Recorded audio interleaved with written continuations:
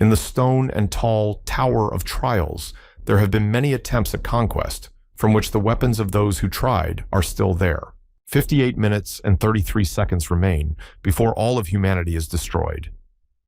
A man stands over a pile of papers on a desk. The countdown to the annihilation of humanity continues as a woman with 2 children stands in the middle of urban devastation. Ordinary people read and write chat messages that in 1 hour the world will be destroyed and no one else will defy the odds. There are dead people in the Tower of Trials on the 48th floor who are also trying to defy the trials. But suddenly, another challenger sets foot on the 48th floor of the Red Dragon Destia. A man with a purple blade steps onto the grounds. On his face is a strange mask created from some particles. The red and white wings of the magical creature begin to spread wide in the air. In front of the man in the strange mask appears the Red Dragon Destia, which is burning with flames. The dragon addresses the man with the fact that humans do not know how to give up. Even after so much sacrifice, they are back here. The man in the black mask tells him what he needs to do to prepare the roasted lizard. He arrives just in time. The dragon extends its paw with flame to the man, saying that even in death you can make the process more agonizing.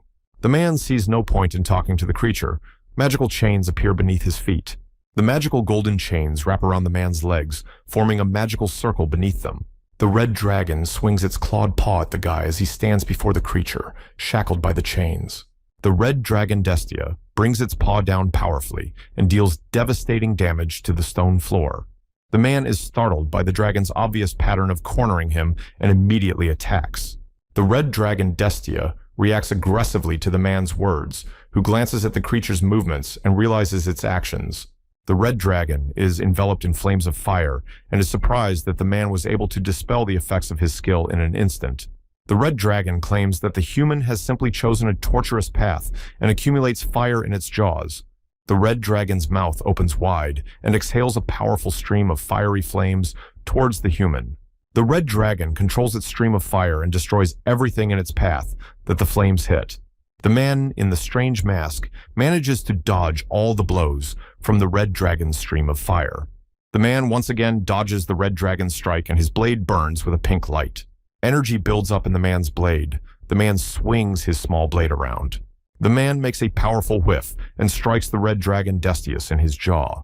The red dragon's head flies off to the side from the blow and he calls the man a cocky man. The red dragon Destia has no intention of letting the man live. He takes advantage of the peculiarities of the Brest neighborhood. The man realizes that the entire dungeon takes place under the Brest lands, but he has no reason to dodge. Energy builds up in the guy's palms. At that moment, the memories of the world begin to be read. It's as if the space around the man begins to change. A limitless storehouse of recorded skills is formed. After all this, a fiery flame is formed in the man's hands, which he calls Hellfire. The man presents his blade in front of him and orders it to burst into flames with black tears.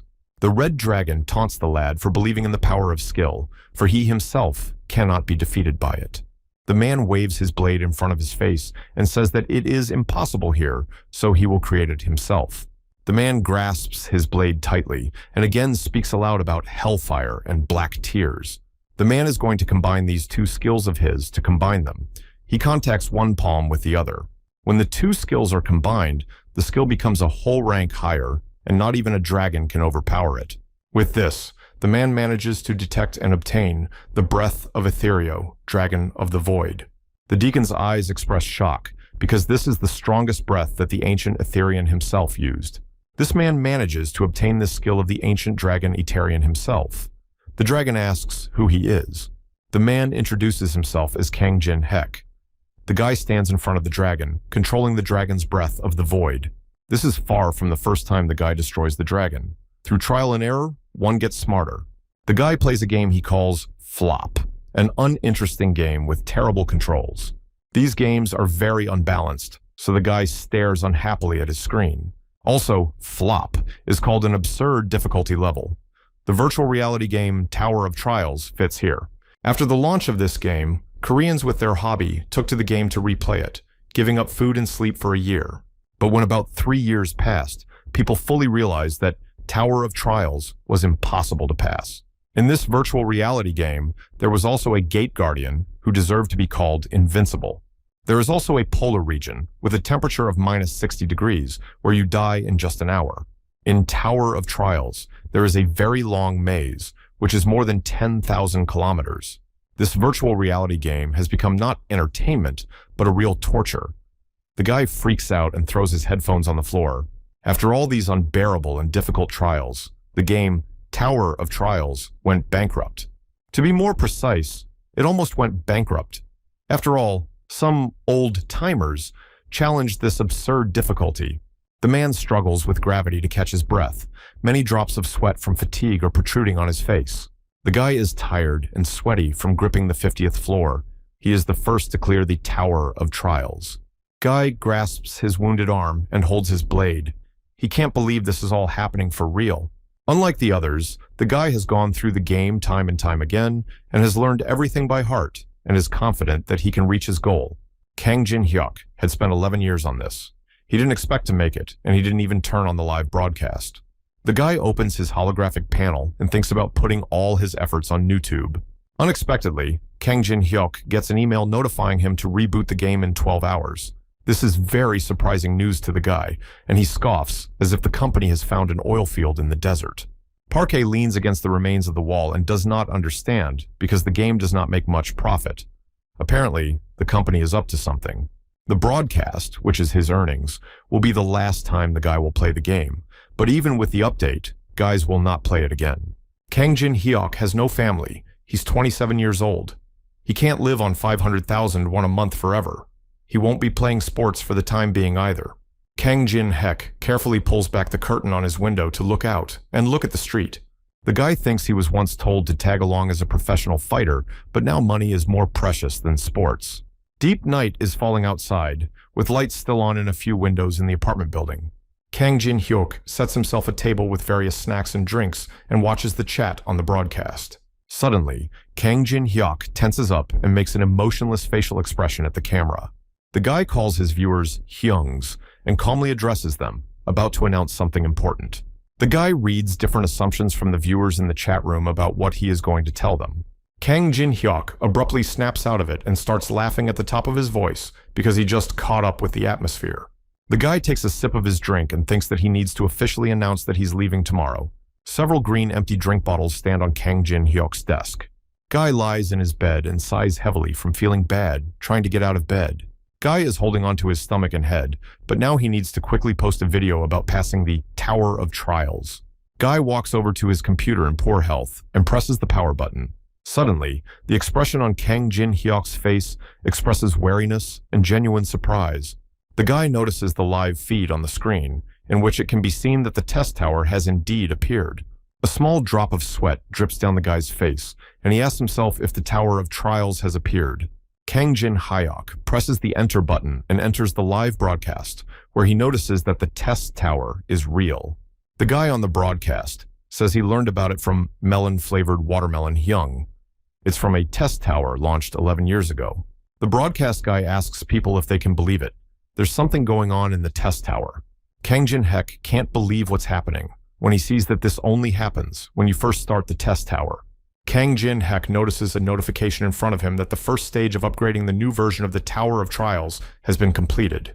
A notification appears in front of the players that they must advance to the next floor in 90 days. All players there receive such a notification in front of them on their dashboard.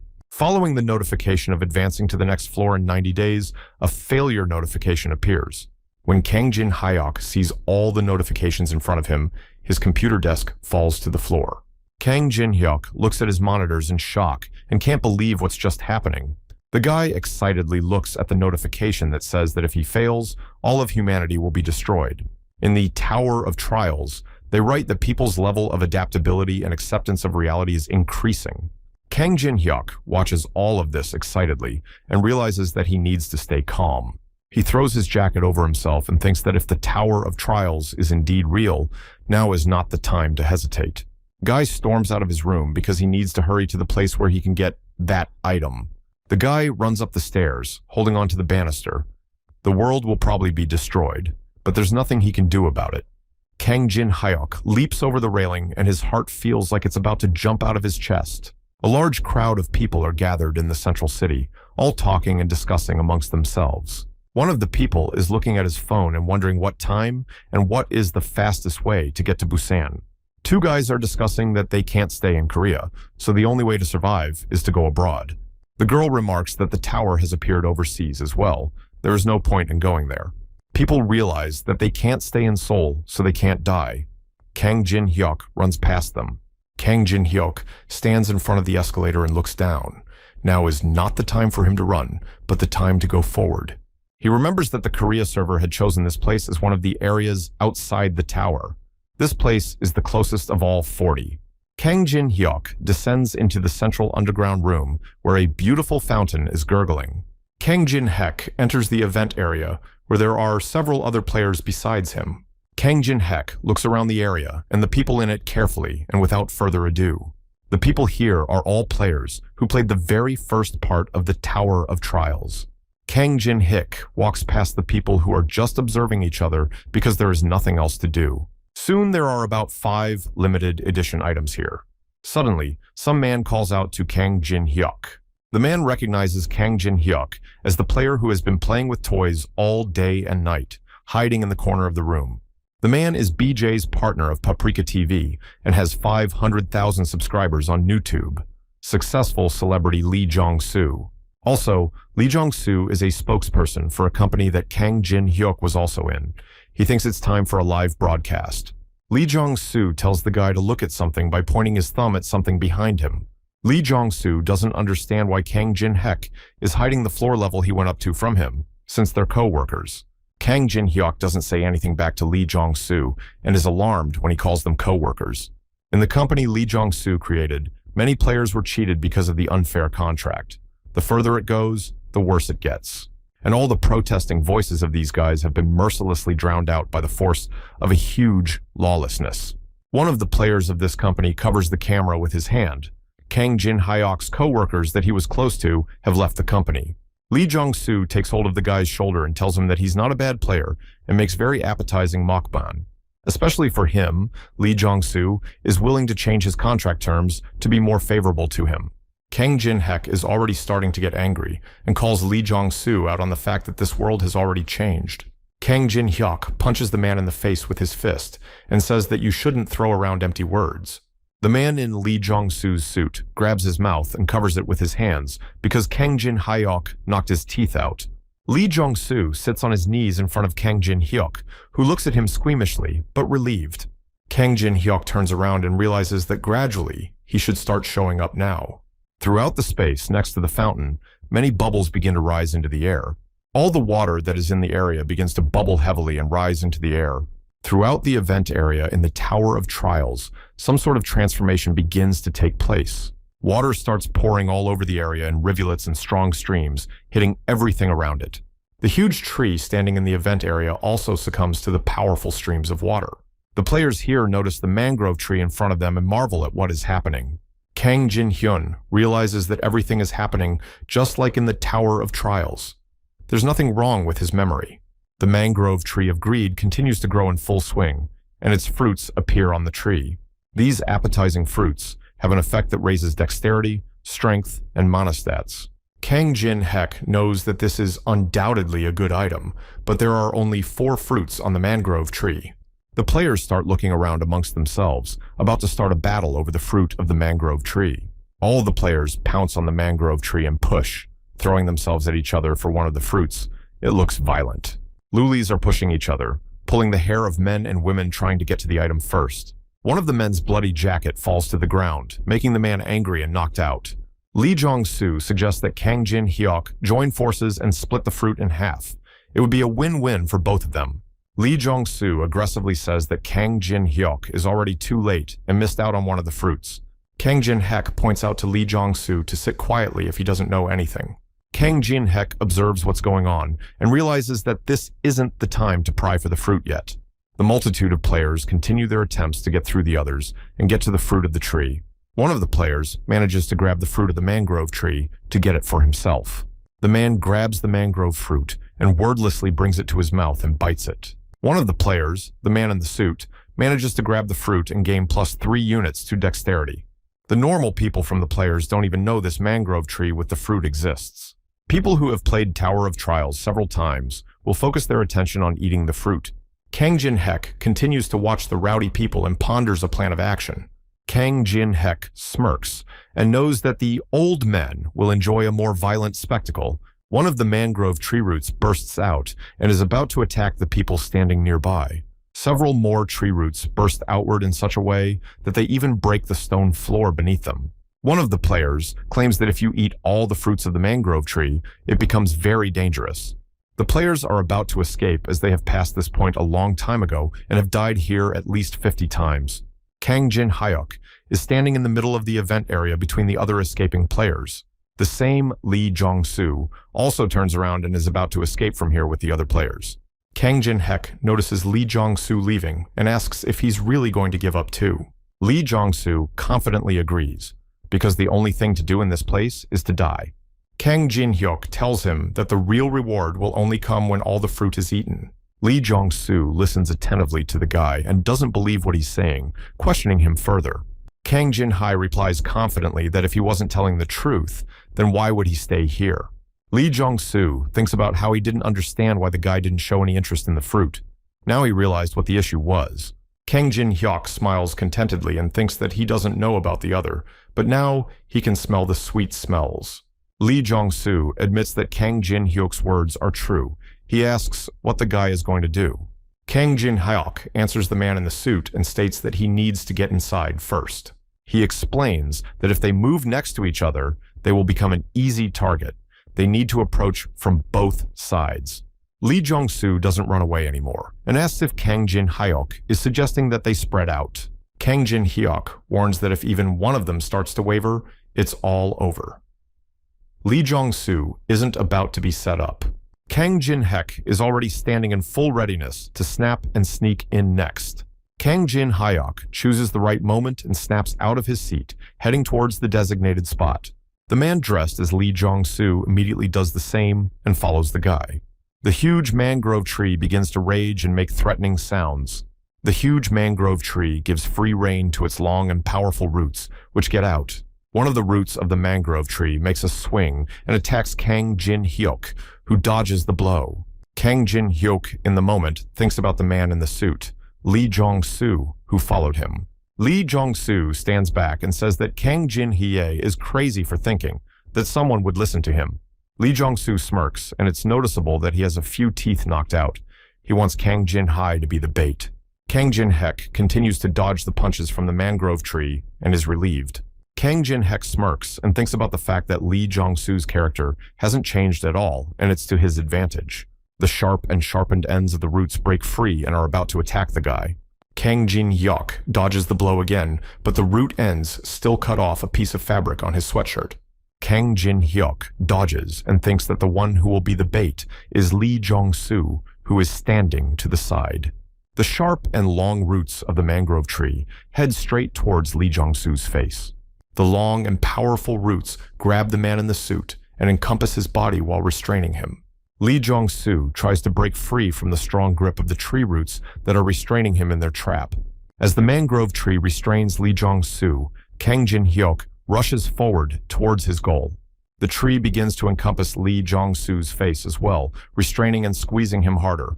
The man begs to be saved. Kang Jin-hek smirks in response to Lee Jong-soo's plea for help and asks why he would want to save him. Kang Jin-hyuk says that Lee Jong-soo can claim him through that great lawyer.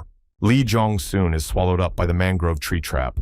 The man starts crying, as he doesn't want to die like that. The long and powerful roots of the mangrove tree swallow Lee Jong-soo into itself, trapping him. Kang Jin-hyuk confidently continues moving towards his goal, mentally saying goodbye to trash Lee Jong-soo. Kang Jin-hek continues to move towards the mango tree and knows his next course of action. The powerful and sharp roots of the mangrove tree are advancing again and are about to attack Kang Jin-hek. The guy looks around and knows that the roots are now advancing 22 degrees to the left. Then the roots of the mangrove tree advances again, and the guy picks up that it is now on the right 35 degrees. Kang Jin-hek continues his dodging of the mangrove tree's blows, knowing that it's not that hard. The huge and long roots of the mangrove tree collide with each other in flight. After colliding with each other, the roots of the mangrove tree fly straight to its trunk and stick into it. The huge mangrove tree strikes again, but no longer at Kang Jin-hyuk, but at its own trunk. A hole appears inside the thick trunk of the mangrove tree, through which you can see its heart.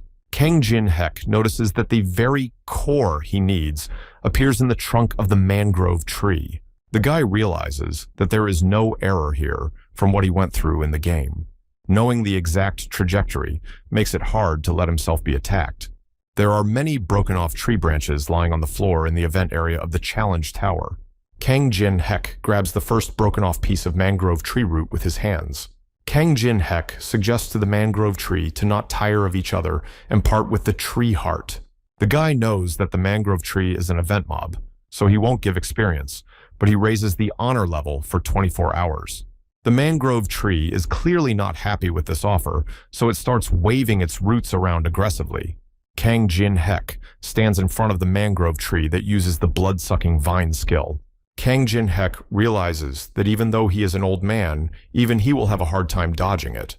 Kang Jin-hyuk continues to confidently move towards his goal and assess the situation. Kang Jin-hyuk twists the broken-off piece of wood in his hands and is about to use it. When the mangrove tree attacks the guy with its skill, the guy defends himself with the broken-off piece of wood. When one of the tree's long roots attacks the guy, he takes the broken-off piece of branch and sticks it into the tree root. When the broken-off piece and the mangrove tree root collide, there is a blinding explosion. Kang Jin-hyuk continues to stay between the roots of the mangrove tree and defends himself with the broken-off piece of branch. The guy realizes that it is in his power to tweak the trajectory and change it as much as his soul desires. The long and sharp roots of the mangrove tree combine into one solid and powerful piece of wood.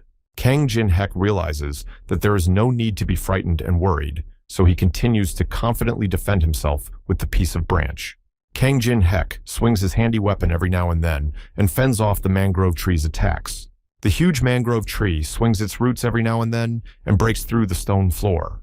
Kang Jin-hyuk gracefully glides across the surface every now and then, dodging the mangrove tree's attacks. Of all the wounds inflicted, the guy only has a scratch on his cheek. He's been through this many times before.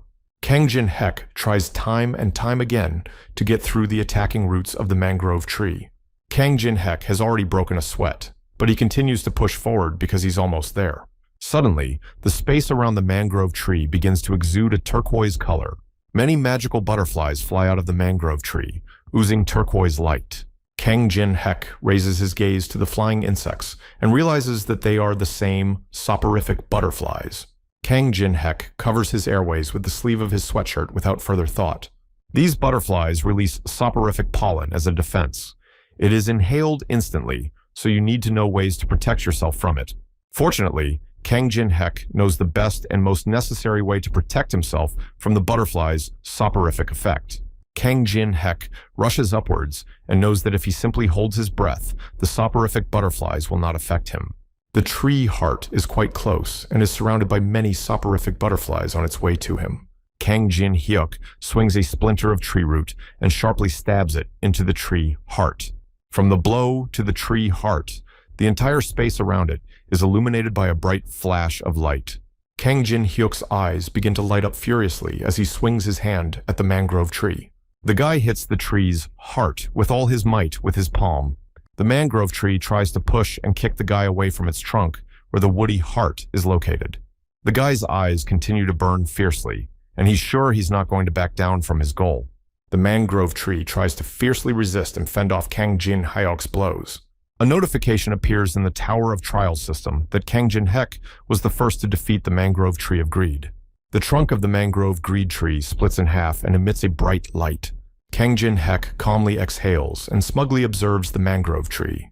The guy didn't expect that all his knowledge from the repetitions of passing would be useful to him here. He's grateful for what he's done before. The system requires the guy to give his name in order to record his achievement for a day. Kang Jin-hyuk watches the panel carefully and has no intention of putting his name in to remain anonymous. He is against the dissemination of his personal information. He will cause undue interest if it is revealed that he was an old man. His face will be obscured by a mosaic and his voice reconstructed. The system doesn't give complete anonymity, but what matters to him now is heart. Kang Jin-hyuk slips his hand into a crevice in the trunk of the mangrove tree of greed. When Kang Jin-hek manages to fumble for something, he smiles contentedly and tries to get it out. The guy player ends up with a small green ball in his hand, which he pulls out of the trunk of the mangrove tree. Kang Jin-hek gets the core of the tree heart tree, which finally appears in his hands. Each mangrove tree fruit raises strength, dexterity, and mana, stats by 3 units or points. In comparison, the tree heart core gives at least 12 bonus stats. With the core, the guy will go up 4 levels. He can't believe his eyes that such an item exists. It's even further, and he can't find anything better. Kang Jin-hek, without further thought, he pops the green ball into his mouth to devour. When the guy manages to swallow and absorb the green ball, he feels a change in himself. Bright and light energy begins to ooze out of Kang Jin-hyuk's chest, forming a dense ball that replenishes his stats. After absorbing the tree heart core, the guy thinks about something and looks in front of him. Kang Jin-hek opens his panel and is about to check how well that core was absorbed. Kang Jin-hek examines his characterization and sees that he has the strongest first level and 12 stats available. 10 minutes later, the video of the first victory over Mangrove Tree was posted. There is an explosion in the comments. All people were convinced that this video was a complete absurdity. It was all about luck, or a simple method of destruction was used. But after uploading the video, all doubts disappeared at once. Someone was delighted, and someone was not. Everyone reacted in the same way. Moreover, among the people there were some who offered the guy very lucrative contracts, just so long as he contacted them. To defeat the Mangrove Tree of Greed, being on the first level, is not easy at all, although it is not so surprising. The guy realizes that you can't judge by experience because people haven't even reached the second part of the tower before. Kang Jin-hyuk reads the comments of people offering him 1 billion and thinks about it. The guy was late on rent all the time because he lived a hard life, barely scraping by with his broadcasts. There were even times when saving money for food for the mukbang would leave him starving for days at a time. If the guy had been offered that kind of money a day ago when he was broadcasting, he would have accepted the offer without a second thought. But now, Kang Jin-hek is not going to share any information even for the offered 1 billion. The most important thing right now for Kang Jin-hek is to monopolize the information he has. Kang Jin-hek takes out his phone and writes something in it. He is pondering the next place he will go to. While the front was busy playing the Tower of Trials game, the mana flowing out from there filled all areas of Seoul. If anything could undergo changes, it was the relics outside the tower, which then became sacred. Not for real, of course. The sacred relics are in the tower, and these are just replicas or duplicates. Kang Jin-hyuk looks at his phone and finds the place where he can get the most replicas. The guy goes to the People's Central Museum, which houses many relics, a treasure trove of sorts. Guy realizes that he's not the only one targeting the museum, which is so unique here. There are a lot of people who will come here. Among the players who come here, it's likely that the same old guys like Kang Jin-hyuk himself will definitely be among the players. The guy grabs the door handle of the People's Central Museum, after which he enters the event area. Kang Jin-hek carefully opens the doors to the museum, examining the surroundings. He thinks that no one has come in yet. After a brief moment of thought, Kang Jin-hek guy abruptly and unexpectedly notices something in front of him that stresses him out. Kang Jin-hek notices a lifeless person in front of him, which means someone managed to come here first. Kang Jin-hyuk sees a picture of a charred guy sitting in front of him who was destroyed a short time ago. The guy realizes that the world has changed, and with it, the people. But the difference between expectation and reality is the fearlessness of the people. People have set their sights on sacred relics stored in the halls of the Middle Ages and New Ages. The relic that every person who invades here wants to get their hands on is the map of Tedoenjido. The map details where to find the labyrinth with the ruins, what items and monsters are there. Everyone makes to possess something like this. True, this map doesn't have information above the 10th floor, but it's enough to light a fire in people's eyes. Kang Jin-hek knows that people don't realize that the real valuable sacred treasures are hidden in the clay. All the people who invaded here for the map are fighting amongst themselves and trying to achieve their goal. Some man also appears among the players and shouts loudly for everyone to be quiet immediately. The players who are here turn around at this unknown guy's shout and don't understand his message. A tall and pumped up guy with a tattoo on his neck says that whoever moves will refuse to die here. One of the players here is holding a metal pipe in his hands and thinks the man is talking nonsense. Another man with a hammer in his hands smirks and says that no one here will be afraid of such words. The guy with the hammer threatens the guy with the tattoo that if he moves a finger himself, he will hit him. A man with a tattoo on his neck becomes aggressive and sees that people don't understand words at all. The man with tattoos tears his clothes off with his stone fists, which appeared from rage. The other players notice that this tattooed guy already has his own personal ability.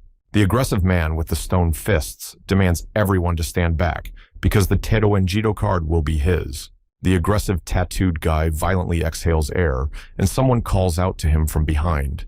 An old man appears on the horizon, who is not about to agree with the tattooed guy's words. The aggressive tattooed guy turns his attention to the old man and thinks he's lost his mind. The old man says he is Min Jong-woo, and his meaning is, let's live in love and friendship. The tattooed guy threatens the old man that he might snap his neck, since no one here wants his notions. The calm old man looks at the furious guy and tells him that he is rough on his word and his tongue is like a blade. The old man deftly makes a circular motion with one finger, making the air around him sparkle. The old man asks the tattooed guy if he would really be quicker to wring his neck than to turn into a coal.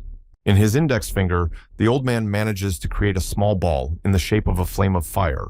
The tattooed guy looks at the old man warily and realizes that he is using magic. The old man calmly and deftly directs his fireball of flame at the tattooed guy. The last thing the tattooed guy sees in front of him are tongues of bright flame from that old man. The fiery flames engulf the tattooed guy in an instant, setting his body on fire. All that is left of the man is a charred body that continues to stand from his last breaths on his feet. All that remains of the tattooed man is charcoal and ash from his burned body. The old man turns around and is about to leave, saying, "This is a disaster and fire brought on by his tongue." This old man is cooperated with by a girl, Lady Lee Yuri, who is pleased about it. He asks if she has obtained the objects. The girl affirms and assures the old man not to worry about it and to rely on her. The girl takes up a statue of some Egyptian deity because it will be enough to help. From controlling the statue, a purple aura appears around the girl. It will deal with anyone who decides to interfere with them. Shadows and images of Egyptian dogs begin to fly out of the Egyptian statuette, exuding dark energy. The Egyptian statuette has a thick and golden necklace around her neck that shines brightly in the light. In place of the Egyptian statuette, the real incarnation of the Egyptian statuette appears, standing firmly on its feet. The reanimated statuette is holding her long weapon, and the girl says that whoever moves from his seat will become the enemy of this deity. The girl begins to smile sweetly as she turns to the other players, offering them her cooperation. The other players are not happy about this outcome, noticing that there are a lot of old men and awakened ones lately. All the players drop their weapons and say that they are giving up everything to let the girl and the old man take whatever they want. Lady Lee Yuri folds her hands contentedly and smiles, thanking the players for their cooperation. After all this, Lady Lee Yuri notices someone in front of her making a wary look. Someone's shoes crush the shards of glass under their feet loudly and confidently. Kang Jin-hek walks forward and walks past the other players gathered here. Kang Jin-hek walks with his head down, looking around. He says that the place is a mess. Kang Jin-hek is outraged that these people don't even have the basic etiquette of handling antiques. Kang Jin-hyuk picks up the card he wants and tries to shake it off. Thankfully, nothing is torn. Suddenly, Kang Jin-hyuk is called out by someone saying that he's the person who broke the atmosphere of fear. The girl Lee Yuri starts to grudgingly scowl and says that she's not messing around here at all. A huge and animated statue of an Egyptian deity takes a step and breaks the stone floor beneath it. Lady Lee Yuri orders the animated deity to get rid of a guy named Kang Jin-hek. The huge and animated statue of the Egyptian deity swings its long spear with a blade on the end. The long spear blade, with all its might, is heading towards Kang Jin-hek, who is standing motionless. Kang Jin-hyuk stands confidently and doesn't show any emotion. He simply raises his hand up to ward off the blow. With one light swing of his hand, Kang Jin-hek manages to deftly fend off the tip of the long spear. Kang Jin-hyuk effortlessly wrestles the animated statue away from her long weapon, which flies off to the side. Lady Lee Yuri watches their confrontation and marvels at the way the guy fends off the spear blade. Kang Jin-hek knocks back the statuette's spear blade, leaving a furrow in the stone floor afterward. The other players are shocked. Other people are shocked that the guy didn't even dodge and his hands are perfectly fine. This defies common sense. Kang Jin-hek watches the enthusiastic discussions and thinks that people don't know about his stat count yet. Kang Jin-hek looks at the girl and her animated statue, asking about how she's going to act. The girl starts anxiously rummaging through her backpack and stutters as she answers the guy's question. Lady Lee Yuri pulls out some more of the same statuettes from her backpack and tells Kang Jin-hyuk about it. The girl does the same manipulation, causing the figurines to become enveloped in purple energy. Kang Jin-hyuk watches as the girl manages to awaken the sacred relic, incarnation, replica, of Anubis. Lady Lee Yuri brings her figurines to life and brags about it to the guy, asking for his opinion. Several rebellious Anubis surround the girl, who won't tolerate Kang Jin-hyuk laughing again. Kang Jin-hyuk begrudgingly admires the girl's ability to support 5 Anubis at once, meaning she's not of an ordinary level. Kang Jin-hyuk continues to watch and also remembers about the same grandfather who used magic recently. The old man used his fire magic. There are so many old men who got out of the nub images. The girl Lee Yuri is not happy with this assessment of her skills from boyfriend Kang Jin-hyuk. Kang Jin-hyuk continues to mockingly reply that her skill is somewhere between not bad and it'll do. Lee Yuri's girlfriend notices Kang Jin-hyuk's behavior and realizes that the guy is cocky for allowing himself to bluff. Kang Jin-hyuk pulls something out of his inside pocket and is about to show it to the girl. The guy pulls out the very same card. It's impossible to feel something if the difference in skills is great. The guy flips the card, just enough for the girl to show everything so she can see with her own eyes this overwhelming difference. Kang Jin-hyuk directs his energy into the card on which silhouettes of tigers are drawn. Kang Jin-hyuk begins to input mana with the Pine Tiger replica sacred relic. Right from the sacred relic, a ruler of the mountain, a huge tiger, appears thanks to Kang Jin-hyuk's mana. The girl Lee Yuri observes Kang Jin-hyuk's actions and thinks his skills and abilities are absurd. The huge golden tiger steps on the stone floor of the sacred relic and crushes it with its weight. This huge tiger with burning eyes is from the Joseon era. His identity, nameless. He lashes out. One of the Anubis that came to life from the statuette starts chowing down on the aggressive and fierce tiger. Kang Jin-hyuk strokes behind the tiger's ear and says that some jackal dares to show its teeth to the ruler of the mountain. Kang Jin-hyuk shows the sacred tiger to act with one slight downward motion of his hand. Kang Jin-hyuk points to the targets ahead and orders the tiger to attack them. The huge, golden ruler of the mountain furiously rocks its teeth and opens its maw, about to attack. The Anubis statues that have come to life are also about to attack the sacred tiger in response. The sacred golden tiger releases its claws on its paws and takes a powerful swing at its opponents. With one light and powerful paw movement, the golden relic tiger manages to strip Anubis of his head. 3 more reanimated Anubis react aggressively to the tiger's behavior and are about to attack him as well. The huge and golden tiger starts chewing its prey, making drool fly from its mouth in all directions. The fierce ruler of the mountain attacks another Anubis and sinks his fangs into its body. The golden tiger tears the reanimated Anubis to shreds, attacking them with its fangs and claws. The eyes of the golden tiger from the sacred relic burn so brightly that they dazzle with their light. The girl Lee Yuri watches the confrontation between the relics and can't believe it all. The girl has heard of different ways to use sacred relics, but she has never heard of anything like this. The girl looks up at the tiger from below and realizes that this mana makes her feel like her skin is being ripped off. The silhouette of the golden tiger's muzzle hovers in the air. Lee Yuri looks at it in fear and realizes that she can't win. A drop of sweat drips down on the girl's face. Lee Yuri anxiously and exhaustedly falls to her knees on the stone floor. Tears begin to appear in the girl's eyes. She thought she had chosen the strongest card. The Lee Yuri girl is disappointed that she made the wrong choice. She is alarmed at who the guy is. Kang Jin-hyuk walks over to the girl who is sitting on the floor on her knees and looks at him anxiously. Kang Jin-hyuk approaches her with a confident face and a smirk, demanding her to give him something. The girl grabs the collar of her jacket and anxiously asks what he means. Kang Jin-hyuk gets down on one knee to the girl and demands Tutankhamun's mask from her. The girl gets aggressive and says that it's useless in Korea and where he's going to use it. Kang Jin-hyuk doesn't respond to the girl's words in any way, but simply makes a finger gesture that signifies for her to give him the mask. The golden tiger from the sacred relic, with its burning eyes, appears next to the girl, scaring her, so she gives it all away. Lady Lee Yuri's empty backpack remains lying on the stone floor among the glass shards. The girl pulls out the very sacred relic, Tutankhamun's mask, replica, from there. Kang Jin-hyuk quite grasps the item he received and lifts it up. He finally receives the second sacred relic already. Lee Yuri's girlfriend looks at the satisfied guy and asks if he's aiming for the Tido and Jido card. Kang Jin-hek had already forgotten about that map, but the girl reminds him, even though the guy says it's none of her business. Kang Jin-hek gently and carefully places his palm on the golden tiger's fur and asks him to oversee everything here. Kang Jin-hek orders the golden tiger to make sure that no one follows the guy. A black and red energy emanates from the golden tiger from the sacred relic, causing all the players to be on edge.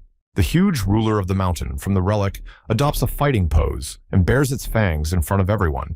Kang Jin-hek looks back contentedly and realizes that all preparations have been completed. Kang Jin-hek directs his gaze forward and towards the stairs, thinking that it's about time for him to go. Kang Jin-hek is about to obtain the strongest skill in the entire Tower of Trials. Many different relics are under glass in the event area of the People's Central Museum. This is where the same old man with magic appears, who doesn't understand how things got this way because of Lady Lee Yuri. The old man appears next to Kang Jin-hyuk, who looks at him and sighs thoughtfully. Kang Jin-hek wonders how the old man snuck in here and if he defeated Lady Lee Yuri. Kang Jin-hek, along with the old man, stand in front of some sort of magical barrier that blocks the way. Kang Jin-hek expresses his thoughts out loud that it's a level 1 barrier. The old man realizes that the guy knows about it too. The old man cautiously holds out his palm and says that this is the first time he's ever seen such a barrier. The old man half slides his palm into the barrier and says that whether it's a physical or magical attack, it's all useless. Kang Jin-hyuk follows the old man and also puts his hand halfway into the magic barrier. The guy is enveloped by dark energy and covers his eyes. This is the place where the flow of magic diverges. While penetrating the barrier, Kang Jin-hek notices the word Karpo in front of his eyes. Kang Jin-hek turns to the old man and says that he knows how to break this barrier, but he has a condition. The old man stares back at the guy emotionlessly and doesn't understand what condition he's talking about now. Kang Jin-hyuk says that if the old man uses the flames to affect the barrier non-stop, they'll have a chance to weaken the shield. The old man asks how long it would take to do that. Kang Jin-hyuk says until he returns with the relics. The old man thoughtfully clarifies that while the guy will be inside, he should stand outside and affect the shield with his magic. Kang Jin-hyuk says that he himself doesn't have the ability to hold magic. There's only one way here. He'll share the map since he needs something else. The old man listens to the guy and realizes that there's no benefit to him here. So much effort, and the outcome is worse than imaginable. The old man pretends he's fine with it, but asks Kang Jin-hyuk if he's sure he'll give him the card. Kang Jin-hyuk smiles and agrees, because he doesn't want to become the enemy of a user with high-level magic. The old man thinks it over, but realizes that there is only one way out, and he has to trust Kang Jin-hyuk. The old man listens to the young guy carefully and states that he trusts him. Kang Jin-hyuk points at the barrier with his hand and asks the old man to take care of it. The old man is about to exert all his strength and starts to accumulate magical fire flames in his hands. The old man's eyes light up furiously, and he makes a powerful swing with his hand with the fire flame. The old man accumulates a great deal of magic in his hands and directs the fire flame straight into the barrier. As the old man starts to hold his flame on the barrier, the defense mechanism weakens and the wall starts to crack. Kang Jin-hek waits for the right moment and is about to act as soon as the shield cracks. Kang Jin-hek breaks through the cracked barrier of the first level and finds himself outside the barrier. Kang Jin-hek has accelerated and is now trying to slow down. Several tongues of flame encompass his jacket.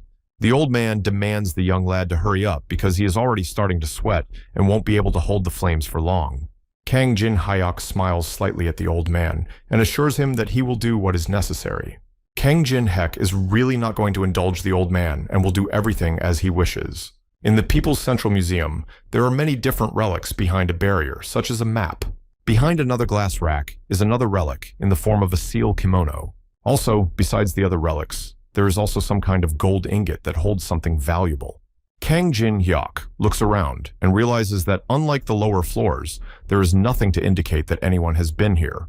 In front of the guy's face is a glass rack with an iron sword engraved by Chen Lun, which has already been broken and the relic is missing.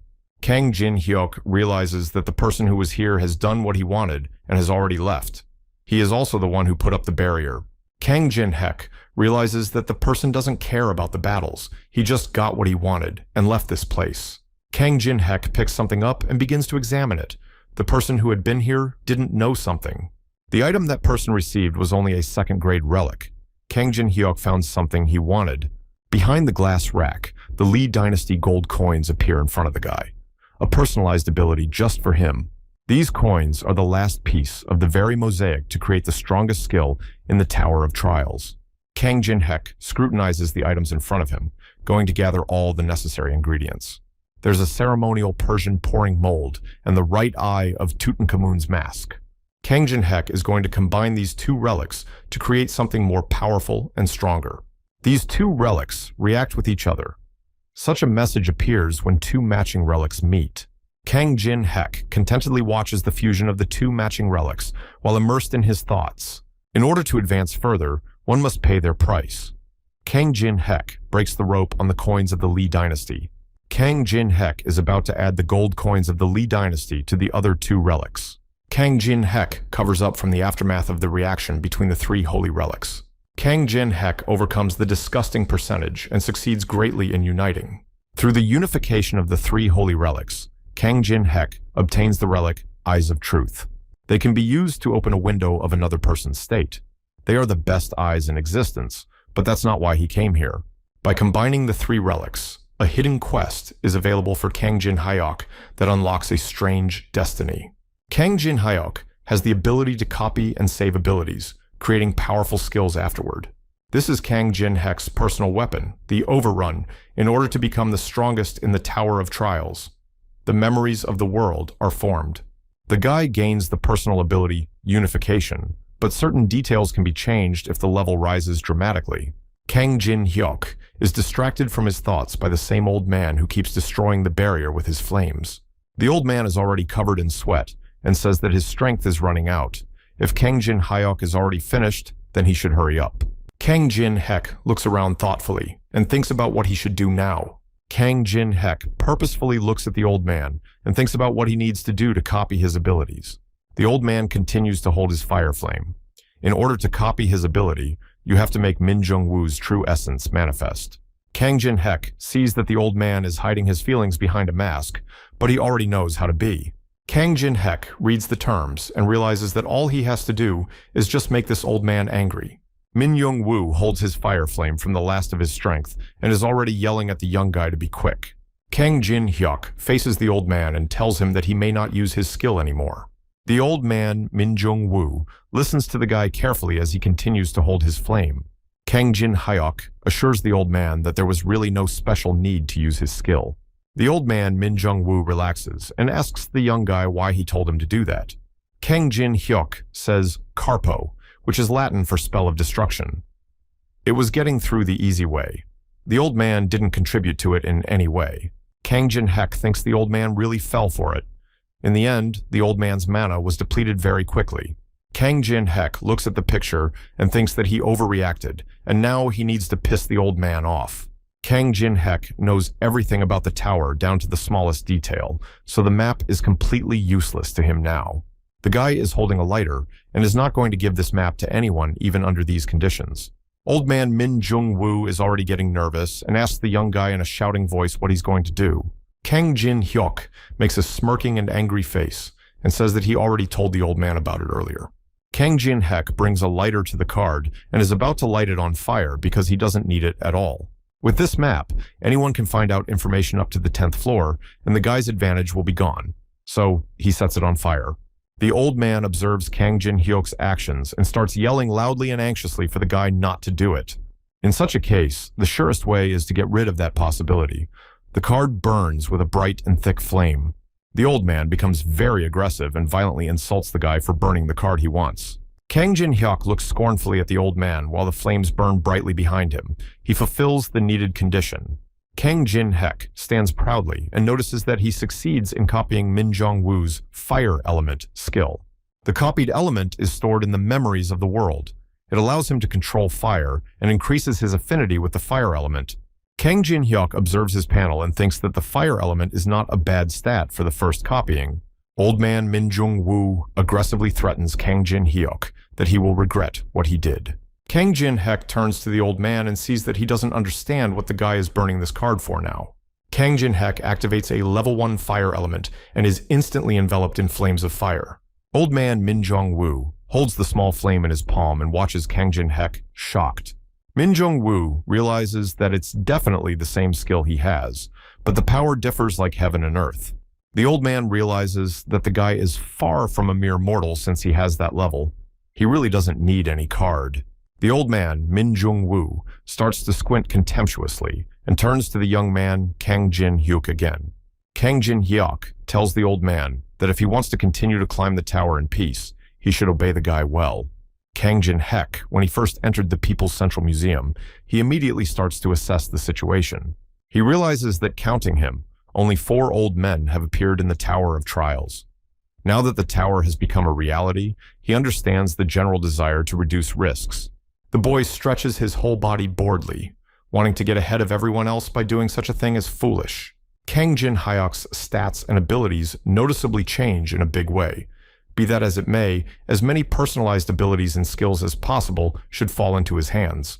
Kang Jin-hek gives the old man all the instructions he needs and ends the conversation by saying that he will contact him in due time. Kang Jin-hek tells the old man that he will need to raise his level with that girl on the bottom floor. Kang Jin-hek remembers the old man and Lady Lee Yuri, realizing that he got that horse that he can do whatever he wants to do with for a long time. The guy's road turns out to be a very long one. The first thing he does is to collect the abilities he needs most in a book called Memories of the World. Kang Jin-hek leaves the event district, and on the way, he reflects on the fact that he only has one body, so he won't be able to monopolize absolutely every ironic fate. Kang Jin-hek sinks back into his thoughts and realizes that he has the ability to get absolutely everything. Kang Jin-hek looks very cocky. He can get his hands on all the coolest and most important things. Kang Jin-hek walks his way and grabs his stomach. This is his limit, and now it's time for rice and soup. When Kang Jin-hek walks into an establishment, he notices men sitting in front of him discussing something. The news broadcasts to the entire establishment that there has been an incident at the National Central Museum in which at least 23 people have been killed and 50 injured. The news is reporting that there are some seriously injured among the casualties, so the casualty count is rising. The instigators are likely targeting relics. News reports also say that such incidents have occurred not only in Korea, but also in the US, Europe, China, and Japan. Such incidents are happening all over the world, and the number of victims is impressive and growing. Kang Jin-hyuk watches the news and thinks about the fact that all of this is expected. Players all over the world have not been sitting idly by, making preparations to conquer the tower. The news anchor on TV offers all the viewers to watch the CCTV video shot inside the building. The video repeats all the events that took place. It is hard for everyone to believe it, but it is indeed reality. People don't believe that an ordinary person did it. They recognize this guy who appeared in the Tower of Trials community. People realize that the person who destroyed the mangrove tree and this guy on the video are the same person. Kang Jin-hyuk is stressed that many people recognize him and wants to hide his identity. News reports say that the government is already investigating the cause of the building of unknown origin, the Spanish Tower. A special department called Awakened Association has already been established. Kang Jin-hyuk realizes that the Awakening Association reacted faster than he thought. Kang Jin-hek thought it would take the department a few weeks to accept the incident at the museum as something inevitable and gather people with personal abilities, but they handled it faster. Kang Jin-hek continues to sit quietly in the establishment and watch the news, which offers to meet the participants and listen to the details. A man with a scar on his face appears on the TV screen. His name is Han Sang-jin. He is the head of the Awakened Association. Kang Jin-hyuk watches the man on the TV carefully and is about to listen to him further.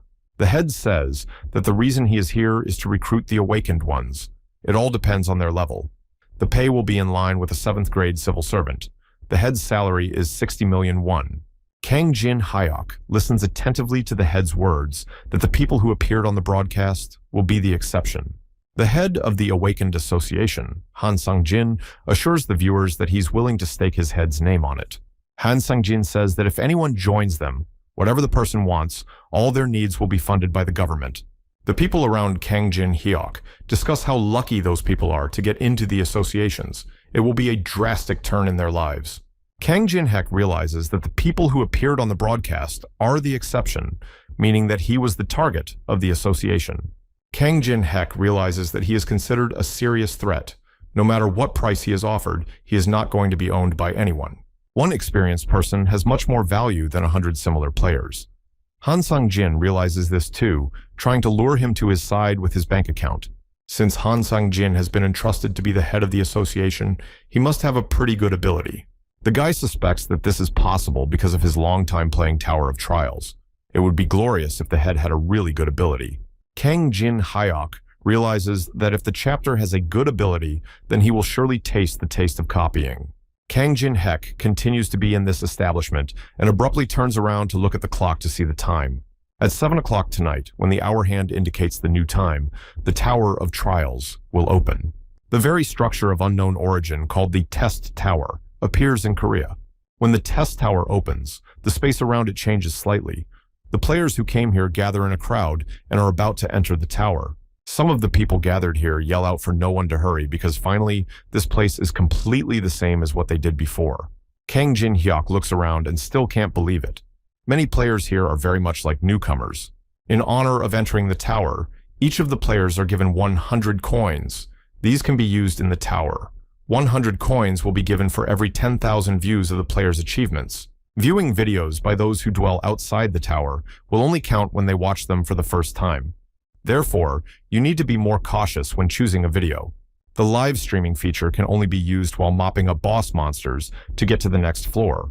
If tampering with views and other illegal activities are found, appropriate action will be taken.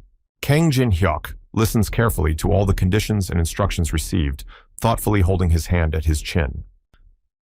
There is a bridge here that is the link between the people ascending in the tower and the ordinary people living outside the tower.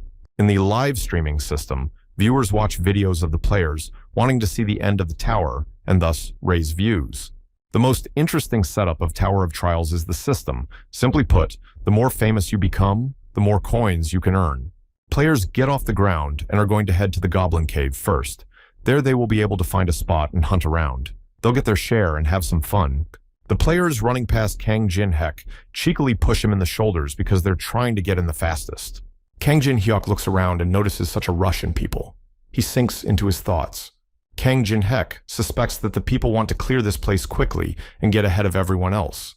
It won't be hard to get the copes, but he won't pour the video first. The guy realizes that if he gets some coins for views, but also shares some information, he'll be doing himself a huge damage. Kang Jin-hek behaves calmly and measuredly because he knows what he has to do first.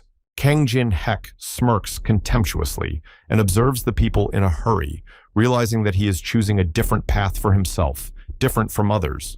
There was a time when during the sweep of the beginning of the 13th floor, there was no way to advance further. The guy collects all the hidden parts, searching the lower floors to climb up to the next floors. Kang Jin-hyuk continued on his way, analyzing every little thing, every step and action he took. At one point, Kang Jin-hek manages to find the right solution in some of the ruins there. At that moment, Kang Jin-hek gets some kind of realization that puts him in a stupor and horrified by his own anxiety. The guy even has his torch fall out of his hands because at some point he realized that his character was worthless from the beginning. The guy starts shaking from such a bad result while searching the lower floors. The character he had been rocking in misery for years turned out to be a complete non-entity. The guy sees a notification in front of him that he can delete the character, but he doesn't do it yet. This is utterly absurd, for he has devoted himself to it. Even wasting time on doubts is now an unacceptable luxury for the guy. He's going to delete his character and repeat his journey from the beginning. The irrevocable deletion of Kang Jin-hyuk's character begins, and it's as if space is shattering into thousands of pieces. Before finally doubling his character, Kang Jin-hek makes a promise to himself to make sure to reach the end next time. The current Kang Jin-hyuk remembers himself back then. It was a whole 6 years ago when he removed his character. A confident Kang Jin-hek stands in front of the entrance to the maze named Liverintos. Its degree of difficulty reaches level B. It's an incredibly intricate Daedalus maze with many different traps. Kang Jin-hek thinks that the foundation for breaking through above the 13th level would be to accumulate a base, and the key to that is in this maze. Kang Jin-hek is not at all happy about having to clear this maze again, as if he had joined the army again. Kang Jin-hek puts his finger on some kind of stone medallion. The guy compares the maze to an affectionate dog. Kang Jin-hek gathers his thoughts and strength and opens the stone gate at the entrance to the maze. Kang Jin-hek enters the Liverintos maze and looks around his surroundings. There are various weapons, figurines, and ruins scattered everywhere. On the stone and thick walls of this labyrinth are various engraved paintings. Kang Jin-hek recognizes the familiar smell and look of this labyrinth as soon as he walks into it and looks around. Kang Jin-hek walks deep inside and keeps his hands in his pockets. He thoughtfully and smilingly raises his head, realizing that he is experiencing the same feeling as last time. Inside the space within the Liverintos maze, flying and brightly glowing butterflies appear. Kang Jin-hyuk raises his hand up and exposes his finger, on which a glowing moth lands. The guy greets it. Suddenly, something catches Kang Jin-hyuk's attention. Another butt appears again. Kang Jin-hyuk turns back around and notices many more players behind him. He asks who they are. The girl with the tidy hair replies that they were looking for a place to hunt and saw an open maze. They decided to enter here before it closed. 10 minutes before invading the maze, these players had been following Kang Jin-hyuk. They felt like the guy knew something, so they followed him. They were surprised that he opened the maze without a key and basically entered here in the first place. The girl observes what's going on, and after talking to another player, suggests that everyone enter this maze following the guy. The other player disagrees with her idea and says that they don't even know what kind of maze it is or how big it is. The girl yells at the guy and suggests he try thinking. She says that they know what the most important thing is at the beginning of the Tower of Trials too. The girl claims that Kang Jin-hyuk hasn't found the key and the maze has already opened. It's on the first level, so it's possible to go in there, and the difficulty level isn't that high. The other players continue to watch Kang Jin-hek enter the maze that is on the first floor. Another girl is chewing gum and blowing bubbles. She asks if the guy will obediently share items with them. The girl with the tidy hair starts to smirk and says that the guy won't share anything with them. The girl's eyes light up with rage, and she suggests forcing Kang Jin-hyuk to stay in this maze forever. The girl turns to Kang Jin-hyuk and suggests to him that they go with him, because the more people who share the dangers with him, the better. Kang Jin-hek thinks they've assured themselves of their numerical superiority and thinks they can outsmart him. Kang Jin-hek activates his eyes of truth and scrutinizes the girl. Her name is Park Hana. She's 22 years old and previously reached the second floor of the tower. In this girl, the guy notices an interesting ability called contact, through which the rapprochement will go better and naturally. Later, Kang Jin-hyuk uses this ability to control that person. Following the girl, another guy is introduced. His name is Jang Chul-sik, and he curls up in the process of passing the first floor. Another girl in their company is named Lee Hai-min, who only reached the first floor of the tower. The second girl is Jang Min's girlfriend, who reached the third floor. The other two guys, Jung Min Gook and Do Kan Woo, have the experience of passing the challenge tower as their first and only experience. Kang Jin-hek pretends to be very excited to meet the other players and introduces himself to them and says his name. Kang Jin-hek knows that all these players can obviously slap him in the back of the head at any moment, so there's no need to memorize their names. Park Han's girlfriend, ostensibly in a friendly manner, grabs Kang Jin-hyuk's hand and stands next to him as close as possible. The girl clings tightly to the guy and starts asking him what floor he reached in the Tower of Trials. The girl purposely takes Kang Jin-hyuk's hand and gets as close to him as possible. Park Hana activates her level 1 contact ability to get close to Kang Jin-hyuk as quickly as possible. Kang Jin-hyuk now understands how her ability works, which immediately makes the girl trust him. He pushes her away and replies that he went up in the tower as far as he could. Park Han's girlfriend doesn't understand why the contact effect doesn't show up on Kang Jin-hak in any way. She pretends that everything is normal. The girl just has Kang Jin-hyuk tell them what kinds of monsters there are in the maze and what their features are, because it's not hard for him. Kang Jin-hak looks around and examines the room of the maze, where the shimmering moths are flying around. Kang Jin-hak turns around to the other players and tells them that this maze changes every time at a certain hour. Park Han's girlfriend and the other players look questioningly at Kang Jin-hyuk and think his words are absurd. Suddenly, an earthquake starts under the players' feet, as if the maze is about to really change. All the players anxiously start looking around, noticing the obvious changes in the maze room. Park Han's girlfriend is also very anxious and doesn't understand what's going on since it's only a level 1 maze. Huge slabs of stone begin to appear all over the maze room and slide out from the wall. The other players call out to Park Hana to be careful because the space starts to transform. Park Hana's girlfriend thrusts her palm forward sharply and is about to kick the stone slabs away. Another player calls out to his comrade and tells him not to stand in one place or he'll be crushed. He tells him to look up. Abruptly and unexpectedly, a huge and heavy stone block starts to collapse on top of the players. All the players try to cover their heads and hide from the change so as not to get hurt. They realize that everything has stopped. Park Han's girlfriend anxiously and warily looks around, trying to catch her breath. One of the girls claims that they can't see the worlds here. They're surprised that there's such a maze on the first floor as well. It's kind of absurd. Kang Jin Hyuk shakes off his sleeves and wonders if the others have never been in a changing maze. Park Han's girlfriend says it's too dangerous for the first level and they need to get out now. The girl turns to Hai Min and asks if she can find a way out with her ability. Hai Min starts crying bitterly and says that while changing the maze, her ability was suddenly deactivated. Park Hana reacts very anxiously to such news. It turns out that they can't even find an emergency exit, so they are locked in here. Kang Jin Hyuk didn't realize before that the reason why the players entered the maze. It was all about their navigation. They thought that knowing about the labyrinth would turn their sortie into an easy trek. Kang Jin Hyuk thinks the other players are stupid.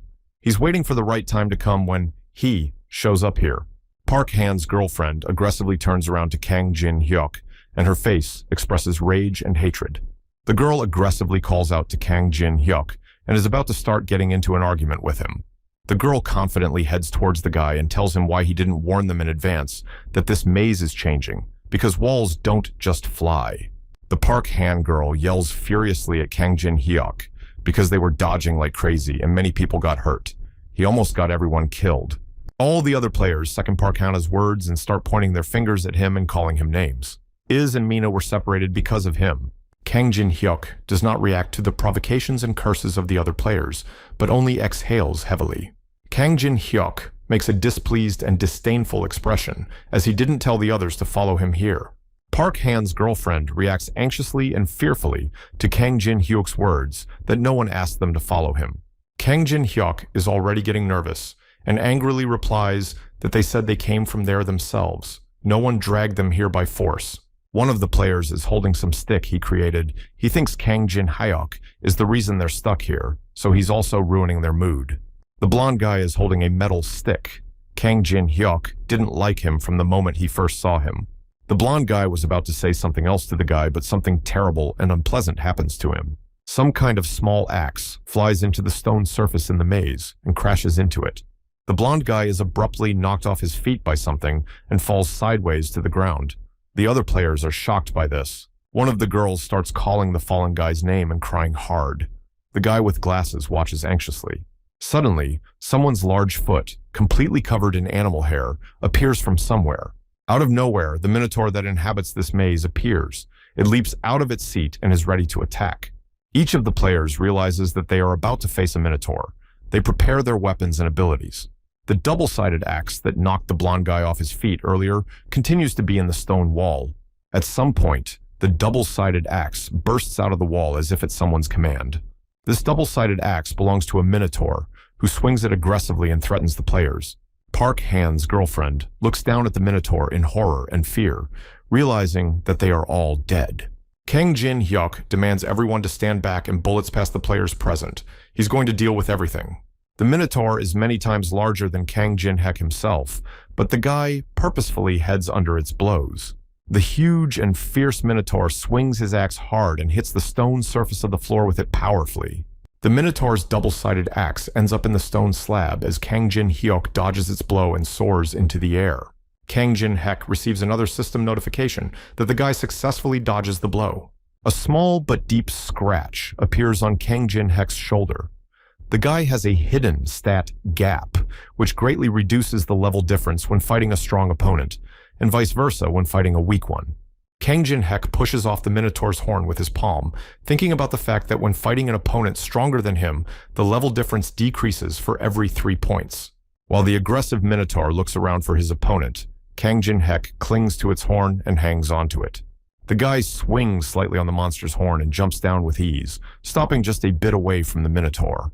All this confrontation is a way to grow while still remaining at level 1. The only way he learned about through countless trial and error. This is exactly what Kang Jin-hyuk is thinking about as he smirkingly looks at the Minotaur. The huge Minotaur is not going to give up and swings his double-sided axe once again to attack the guy. Kang Jin-hyuk deftly and easily dodges the blows because he's been hit by the Minotaur's attacks tens of thousands of times. Kang Jin-hyuk proves that his body remembers all the patterns. His hidden gap stat is constantly increasing every now and then. Kang Jin-hyuk continues to deftly dodge the Minotaur's blows, for which he receives countless notifications to increase his gap stat. The huge and strong Minotaur continues its endless axe droughts and attacks on Kang Jin-hyuk. Kang Jin-hyuk is an experienced old man, which is why he can so easily manage to dodge the blows and raise his stats again. Kang Jin-hyuk knows that no matter how powerful the Minotaur's attacks are, there's no point in them if they don't reach their target. The other players here are watching the fight between the Minotaur and Kang Jin-hyuk, marveling at the fact that they dared to harass such a person at all. Park Han's girlfriend is already giving up on her idea to destroy Kang Jin-hyuk and take away his rewards because she sees how strong the guy is. The huge and fierce Minotaur's eyes light up brightly. He puffs aggressively and glares at his opponent. Kang Jin-hyuk criticizes the monster for procrastinating. The monster just swings his axe from side to side like that and thinks he can hit. All these unpleasant words of Kang Jin-hyuk provoke the Minotaur and make him very angry, which makes him furiously open his mouth and growl. The huge Minotaur swings his double-sided axe and throws it towards his opponent. When the Minotaur's double-sided axe almost reaches Kang Jin-hyuk himself, he thinks about the fact that the way to become stronger in a short time is quite simple. The huge Minotaur axe flies past Kang Jin-hyuk's shoulder, who takes a risk by making his bet and putting his life on the line. The axe almost grazes Kang Jin-hyuk's neck. He thinks that the entire reward is given out depending on the life-threatening danger. At the last second, the guy manages to dodge the fatal attack and is rewarded with a 1-unit increase in stat gap.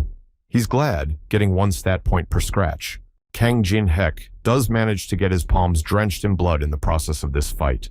The guy realizes that if he makes even the slightest mistake, the situation will become many times more dangerous. He should slowly wrap things up. Kang Jin-hyuk turns his attention to the other players and gloats over the fact that the minor characters have willingly decided to leave. One of the girls calls out to Park Hana and says she wants to get out of here as soon as possible. Park Hana tells her to go lean on the wall, then there will definitely be a way out. In an instant, Kang Jin-hyuk appears behind Park Hana and asks her where they are going now. Park Hana's girlfriend looks very scared, infirm, and anxious. She is shocked when the guy appears behind her. There are many large drops of sweat protruding on the girl's face. She is scared and wary when she sees the guy from behind. Kang Jin-hyuk points his finger at the Minotaur and suggests that the players join in. He explains that it's only worth it to dodge its attack, and they'll be given a hidden stat. It's easier than it looks. When the huge and aggressive Minotaur swings his axe again, Kang Jin-hyuk gives out that they need to share the rewards with others. Kang Jin-hyuk holds Park Hana's girlfriend by the wrist as the huge Minotaur launches its attack and swings its weapon. The other players are very worried about the girl, crying and looking just as terribly frightened as they reach out to the girl. Park Han's girlfriend looks even more scared and shocked. She looks at the monster and tears appear in her eyes. The aggressive Minotaur's double-sided axe flies through the room in the maze and collapses all the stone structures behind it. One of the players, shocked and very scared, falls to the floor and stares at the large pool of blood in front of him. Kang Jin-hyuk states that the players shouldn't stand there. They should at least try to dodge or keep their distance at all. Kang Jin-hyuk, without much emotion, without fear or shock, coldly asks the Minotaur about his rightness. The huge Minotaur continues to make some sounds and stands in front of Kang Jin-hyuk at a distance. Suddenly, the Minotaur's attention is drawn to a shattered stone slab that falls down. The entire space within the area of this labyrinth begins to change and transform again. Kang Jin-hyuk waves goodbye to the Minotaur as several moving stone slabs appear in front of him. Kang Jin-hyuk makes a satisfied and smirking face as the stone slabs almost block him from the Minotaur. The guy says they'll see each other later. The surprised, huge Minotaur stares in utter bewilderment at the stone wall that appeared right in front of him. The Minotaur's eyes continue to burn furiously, but it does nothing but stand there and breathe aggressively. At some point, the thought crosses the Minotaur's mind to break down this wall with his double-sided axe. The space within the labyrinth soon stops bringing its changes, and everything falls into place. Park Han-'s girlfriend is still trying to catch her breath and come to her senses from the horror that she just experienced. The other players are also lying on the floor and trying to catch their breath because they almost died there. They are worried that the Minotaur will run after them. Kang Jin-hyuk talks about how he recently touched the pollen of the glowing moths that attracts the Minotaur, so maybe it will still chase them. Park Han-'s girlfriend is again stunned by Kang Jin-hyuk's words and asks him why he did something so reckless. Kang Jin-hyuk doesn't understand her question and thinks it's stupid because obviously he did it to increase his stats. The guy reaches out for the sword that's lying on the ground. Every time the maze changes, he rests a bit and replenishes his stamina. Kang Jin-hyuk puts his blade forward and continues that he's having fun here once the Minotaur finds him again on his own. It's a beauty. Park Han-'s girlfriend continues to look shocked and scared. She asks how much longer the guy is going to be doing this here. Kang Jin-hyuk confidently puts a thumbs up and states that he'll do it until he gets out of the maze, which is exactly a month. One of the players dubiously thinks about the fact that this hell is going to go on for another 30 days. Park Hana almost faints and claims that they'll go separately. Park Hana assumes that if they go on without Kang Jin-hyuk, the Minotaur won't chase them out. The guy thoughtfully and uncertainly confirms this. Kang Jin-hyuk starts to smirk contemptuously and asks which way the guys are going to go in that case. One of the players holds Park Hana up and sees her from here. Kang Jin-hyuk states that with no landmark, it's many times more dangerous to move around here. Jin-hyuk, in the company of Park Hana's girlfriend, stops abruptly after hearing Kang Jin-hyuk's words. Kang Jin-hyuk checks his blade, then asks Jin-hyuk if he knows where the exit is here. He claims that he knows a lot more about this maze than anyone else. Park Han-'s girlfriend squints suspiciously in Kang Jin-hyuk's direction and realizes that they simply have no other choice. The girl changes her mind again and changes her mind, intending to follow Kang Jin-hyuk further. Kang Jin-hyuk waves his finger negatively and says that you can't get anything in the world for free. Even bus fare has to be paid for. Kang Jin-hyuk puts his blade to the face of Park Hana's girlfriend, who barely shows any emotion anymore. Kang Jin-hyuk points his blade threateningly at the girl and demands she give him all the coins she has. Some guy with a bandage on his head and a nice engraved shield in his hand swings his small blade. A few goblins with different skin colors appear in front of the young lad and watch him in surprise. The lad uses his shield and small blade as an attack and defense on several goblins. The guy deftly tackles multiple goblins now and then, while smiling contentedly and shouting out various sounds. At one point, the whole picture of the guy fighting a goblin freezes because it turns out to be a video. This guy's video has over 1 million views and endless comments from various people. The Pere blonde guy with the headband is pretty much watching the screen and realizes that it's enough, and people have gotten into his video. A company of guys realize that all the headlines on the message board are all about them because their blonde guy fought goblins to a pulp. They'll get 1,000 coins from the views. The blonde guy is glowing with happiness and thanks the guys for their help and overall effort in dealing with the goblins. They discuss among themselves that people in the comments think the guy did it alone. The guys unmount the video and put the blonde guy's buffs on the guy. The blonde guy in the blindfold draws attention to the comments of the balding dude, who writes that he saw better results than in their video. The blonde guy says not to get so upset because life in this world involves monopolizing the outstanding discoverers. The guy with the glasses is anxiously looking at something. In the place of their video comes a new one, uploaded to the Walk of Fame, titled, "World's First to Succeed in Amplifying an Object Tenfold." The blonde guy notices the new video appearing and rushes to the monitor to get a better look and figure out why this is suddenly happening. The blonde guy watches in shock at the comments of people who wonder how a person managed to amplify an object 10 times. The guy thinks that this is completely absurd and such a thing is impossible. 10 minutes before uploading the video online, Kang Jin-hyuk tells the guy and the girl not to stand around and mind their own business. Kang Jin-hyuk directs them to rake moss and prepare a sleeping place, as well as find logs to start a fire. There are a lot of things to do. One of the players obeys Kang Jin-hyuk, who lets them go, but he is greatly annoyed and enraged. Kang Jin-hyuk realizes that now is the time to start doing things himself. He opens the exchange in the Tower of Trials system. The system welcomes the guy to the exchange. The guy sees his number of coins in the amount of 5,000 and times that he has acquired them. The guy begins to scrutinize and examine the coin exchange by moving his finger around the screen. Kang Jin-hek spends 70 coins to buy 1 enchanted tarot cards of rank F. After this purchase, he spends another 80 coins on a shard of an old worn-out F-rank bronze key. Following that, Kang Jin-hek spends 300 coins to buy a piece of a wooden wagon wheel of E-rank. The guy's last purchase turns out to be an F-rank bingo amplifier in the amount of 10 pieces of 10 coins each. Kang Jin-hyuk smiles suspiciously and thinks about how these items are no different from trash that no one would buy. After his musings, Kang Jin-hek clicks on the buy button on his panel and purchases all the items. The system issues a thank you for the purchase. Kang Jin-hek says that the most important thing is knowing how to use these items properly. The guy is going to combine the 3 items immediately, and he succeeds in this matter. Kang Jin-hek receives the Goddess of Fortune's Wheel of Fortune, but it's incomplete. The item has an S level. This item raises luck to its highest value for 10 minutes. The item is still incomplete, so it has limitations in scope, but it's still a success for the guy. The guy forms a blade in his hands.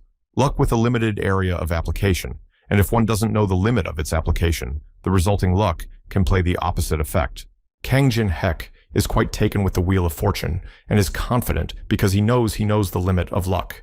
Kang Jin-hek knows that his life remembers everything. He starts spinning the Wheel of Fortune in the air, which makes the highest value of luck increase. Kang Jin-hek raises all 10 lotto enhancers into the air to use in his future plan. Lotto boosters are famous for their worst percentage, but now the guy's luck is at its highest level. The guy is going to use it all on his dagger. He gets a lot of notifications flying in now, and then that the amplification's going well and he's succeeding. The tip of Kang JPN Hyok's small dagger begins to become enveloped in a strong and dark purple energy during the amplification process. Through all the manipulations, Kang Jin-hyuk manages to get an old dagger that has a maximum of 10 units added to it. The guy is the first to succeed in creating a +10 item, causing his achievement to be placed on the Walk of Fame for a full 24 hours from tomorrow. The guy squints contentedly at his dagger he holds in his hands. Finally, he's getting a really worthwhile item. The other player, in the company of Park Hyena's girlfriend, is sitting on the floor, hugging their knees. They are going through their 10th day of living in hell. In front of the players sitting on the ground, a small bonfire made from gathered branches is burning. In addition to this burning fire, the players have a small and uncomfortable single bed made of moss. The players have a complete lack of any food other than mushrooms and the same moss. The girl wonders how another player still has such food in him. Park Hana's unhappy and tired girl turns to the side and observes something sadly. Kang Jin-hyuk exists and survives here under the same conditions as the other players. The guy is sleeping on a moss rookery. In addition to the moss bed and the lack of food, a minotaur regularly appears at the same time and attacks the players. Also, to top it all off, the labyrinth is constantly changing, a constant struggle on the verge of life and death. Kang Jin-hyuk with his dagger is at ease. He accepts all these conditions of survival here. Park Han's girlfriend tells the other guy that if things continue like this, they will definitely die. The guy says that Kang Jin-hyuk will take advantage of them enough and leave them. Park Hana opens the system and scrutinizes all the comments from the people watching them. Park Hana's girlfriend turns to the viewers and asks them if they found any information about Kang Jin-hek. None of the anonymous viewers have found anything on the guy. The girl anxiously lowers her head and is annoyed that such people were recruited for support outside the tower. The girl stares furiously and angrily at the screen and wonders if they've given the information to Appa and what the Ravens Guild has to say. The girl reads comments that nothing is known about the maze and to wait another 3 weeks before reaching her location. The second player pops something in his mouth and asks Park Hana what their Raven Guild will do. The girl claims that there is no information.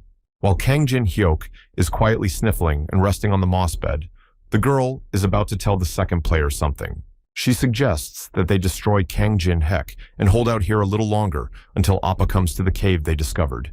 Then they'll survive this hell and get out without the guy. Park Han's girlfriend anxiously asks what is the best way to destroy Kang Jin-hyuk. The guy grabs a nearby boulder and says that the best way to get rid of Kang Jin-hyuk is to destroy him while he sleeps. Guy swings the cobblestone and is going to do it here and now. Not many people can live with their head broken. When another player is about ready to attack Kang Jin-hyuk, Park Han's girlfriend stops him and grabs his arm. The guy grudgingly asks why he has to stop. The girl claims that Kang Jin Hyuk has a reaction speed like a monster. The girl claims that no matter how to attack him, the guy will still get up and attack the guy's back even when he's sleeping. The red-haired guy asks what the girl is suggesting then. It's not like they're going to suffer any further. The girl is looking for something in her bag. She says that her appa from the Black Raven Guild gave her something in case she was in danger. The girl pulls out the poisonous sting of a giant, immature pumpkin wasp. A drop of its venom is capable of destroying hundreds of trolls. The girl's eyes light up furiously, and she proposes to act in a way that the guy probably can't resist. Kang Jin Hyuk wakes up in not the best condition. The guy is staring at something with disgust. In his hands, he's holding a wooden board with sticks made of mouse bones. Of the food, they have fried moss and mushrooms again. It feels like they're making a survival movie. Kang Jin Hyuk asks if there's anything to eat besides fried moss and mushrooms. Park Hana replies that they need to catch a mouse or a moth for that. Kang Jin Hyuk asks Park Hana to pass him some water, which is behind her, and Cholsik asks him to add some more mushrooms and moss. Cholsik uses a makeshift wooden spoon to put some mushrooms and moss on the guy because there's still enough of this disgusting brew to go around. Kang Jin Hyuk wishes the rest of the players a pleasant appetite. Park Hana thinks Cholsik is a gutless bimbo.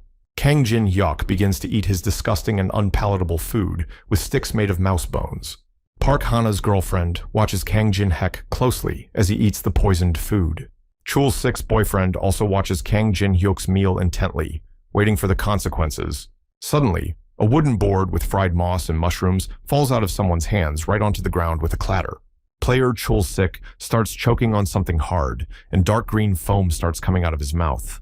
The veins all over Cholsik's body start to swell up a lot, and he grabs his throat and can't breathe because he ate the poisoned food. The guy continues to beat in frantic convulsions and falls with his whole body to the ground while Park Hana watches in horror. Kang Jin Hyuk calls the players' names and says that he would never just accept food from their hands. The girl realizes that he knew about the poison. Cholsik lies poisoned and is no longer showing signs of life. Kang Jin Hyuk switched plates as the guys put on his refills. Kang Jin Hyuk opens the panel of the test tower system and is about to shake a report on the players because they were secretly doing a live broadcast and it's illegal. Park Han's girlfriend pretends like she doesn't know what he's talking about since he has no proof. Discussions about this situation continue in the comments. Kang Jin Hyuk reads that the live stream can only be turned on when confronting the boss when going to the next floor. If illegal actions are found, action will be taken. Kang Jin Hyuk files a complaint report against Park Hana. She should have watched her facial expression during the broadcast. It's too obvious on her face. The guy without much thought presses the yes button to file the right complaint against Park Hana for illegal actions. After filing the complaint, a red circle appears around Park Hana's girlfriend with warning written on it. The girl doesn't realize what's going on. Kang Jin Hyuk's application is filed, and all the anonymous people in Park Hana's chat room are deleted. The girl stands in horror in the center of the red circle. The girl turns back around and looks at her panel. All connected viewers leave her live stream and will not be able to watch any videos for a month. Repeat offenses will result in permanent blocking. The girl is horrified, thrashing around on the spot and turning around. She doesn't understand how this happened and where all her viewers have gone. Park Hana's player penalty is replaced by a ruthless fate. The girl anxiously turns back around as Kang Jin Hyuk fairly observes. The image of the very same minotaur holding a double-sided axe flashes from behind. From around the corner of a stone wall in the maze, a fierce and angry minotaur appears, which the girl certainly notices. The huge and fierce minotaur opens its mouth and begins to growl loudly and viciously. The horned and huge minotaur snaps out of its seat and starts accelerating towards the Park Hana girl. Park Hana's girlfriend quickly moves behind Kang Jin Hyuk's back and asks him if he's going to fight again. Park Hana leans against Kang Jin Hyuk's back in a panic and asks where she can hide because the minotaur is getting closer. Kang Jin Hyuk says that Park Hana is very brazen. She tried to poison him a while ago, and now she thinks the guy is going to tell her something. The girl starts crying in panic and asks the guy why he doesn't say anything, since he always did before. Park Han's girlfriend notices a notice above her head about the conditions for copying her contact technique. Those conditions are met. The guy succeeds in copying the C-rank contact technique. He says that he doesn't need the girl now. Park Hana doesn't know what he means.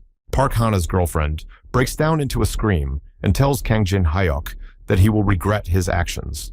The girl angrily grabs her breasts and in a shouting match tells the guy that her older brother is a member of the Crow Guild.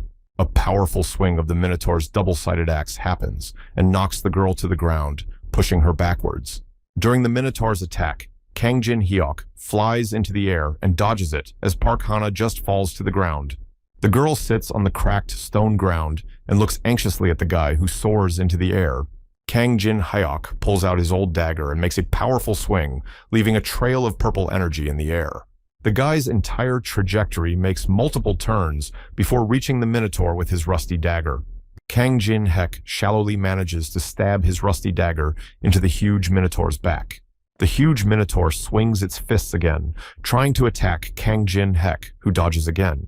The guy stops on the ground and realizes that it does damage, albeit a little. He also has the good sense to pump the gap. All that remains of the confrontation between the fierce Minotaur and Kang Jin-hyuk are the rifts and cracks in the stone surfaces. Kang Jin-hyuk is about to strike again, but realizes that it will definitely not be possible to finally destroy the Minotaur. Kang Jin-hyuk dodges another blow as he contemplates his next move. The guy dodges the Minotaur's attacks quickly and deftly. He's going to create a similar situation now. Kang Jin-hyuk carefully observes the Minotaur's movements and his attacking actions. Kang Jin-hyuk activates the level 1 fire element he copied from the old man in the folk museum. The entire space around the furious Minotaur is engulfed by the bright flames of fire that Kang Jin-hyuk controls. While the huge Minotaur is distracted by the fire flames, Kang Jin-hyuk finds himself behind the monster and makes 2 cuts on its legs. Kang Jin-hyuk brakes sharply and stops with his knees on the stone slab on the floor. The fierce and huge Minotaur sits down on the stone surface on one knee, and Kang Jin-hyuk stands up and asks the Minotaur not to rampage too much. Kang Jin-hyuk smirks and says that building muscle doesn't make the meat tougher. He holds up his rusty dagger in his hands. Kang Jin-hyuk smirks contentedly and observes the fierce Minotaur's further behavior. The fierce and huge horned Minotaur begins to breathe heavily, exhaling dense streams of steam from its mouth. Kang Jin-hyuk notices the Minotaur's burning eyes and realizes that the moment has come for the Minotaur to use its last card. The Minotaur's entire body begins to enlarge and its eyes burn red. The Minotaur Maze Guardian activates a level 10 rabies. The muscles on the Minotaur Maze Guardian's entire body begin to greatly increase in size. In addition to the enlarged muscles on the Minotaur's body, its bilateral axe and horns begin to be covered in bright green energy. Kang Jin-hyuk calmly and coolly watches the Minotaur's transformation and tries to cover himself from the coming wind. Park Han's girlfriend watches the Minotaur's transformations in horror and doesn't understand how such a thing can be defeated at all. The huge guardian of the labyrinth Minotaur changes its appearance drastically, but its eyes continue to burn red and steam comes out of its mouth. The Minotaur's attacks and speed will be increased by 30% for 5 minutes thanks to its 10th level rabies. It can temporarily speak in human language as its intelligence is also increased. The huge and fierce Minotaur starts talking to Kang Jin-hyuk and threatens him. He points his axe at the guy. Kang Jin-hyuk activates the energy of his rusty blade and notices that the Minotaur's mana efficiency improves greatly compared to what it was. Kang Jin-hyuk's eyes also begin to light up with anticipation, and he directs the Minotaur to attack him. The huge and fierce guardian of the labyrinth, Minotaur, threatens Kang Jin-hyuk and says that he will trample him. The furious Minotaur swings his axe and attacks Kang Jin-hyuk, who holds back his blow with his rusty dagger. Kang Jin-hyuk's rusty dagger slides across the blade of the Minotaur's double-sided axe and leaves behind sparks. The Minotaur Labyrinth Guardian's double-sided axe flies away from the impact of the rusty dagger, as does Kang Jin-hyuk's dagger itself. Kang Jin-hyuk continues to defend himself and fend off the Minotaur's strikes with his rusty dagger. Throughout the space of the maze, the energies of the Minotaur and Kang Jin-hyuk's blows and attacks are spreading. Park Han's girlfriend sits off to the side and watches the confrontation between the monster and the guy. She can't believe what's happening.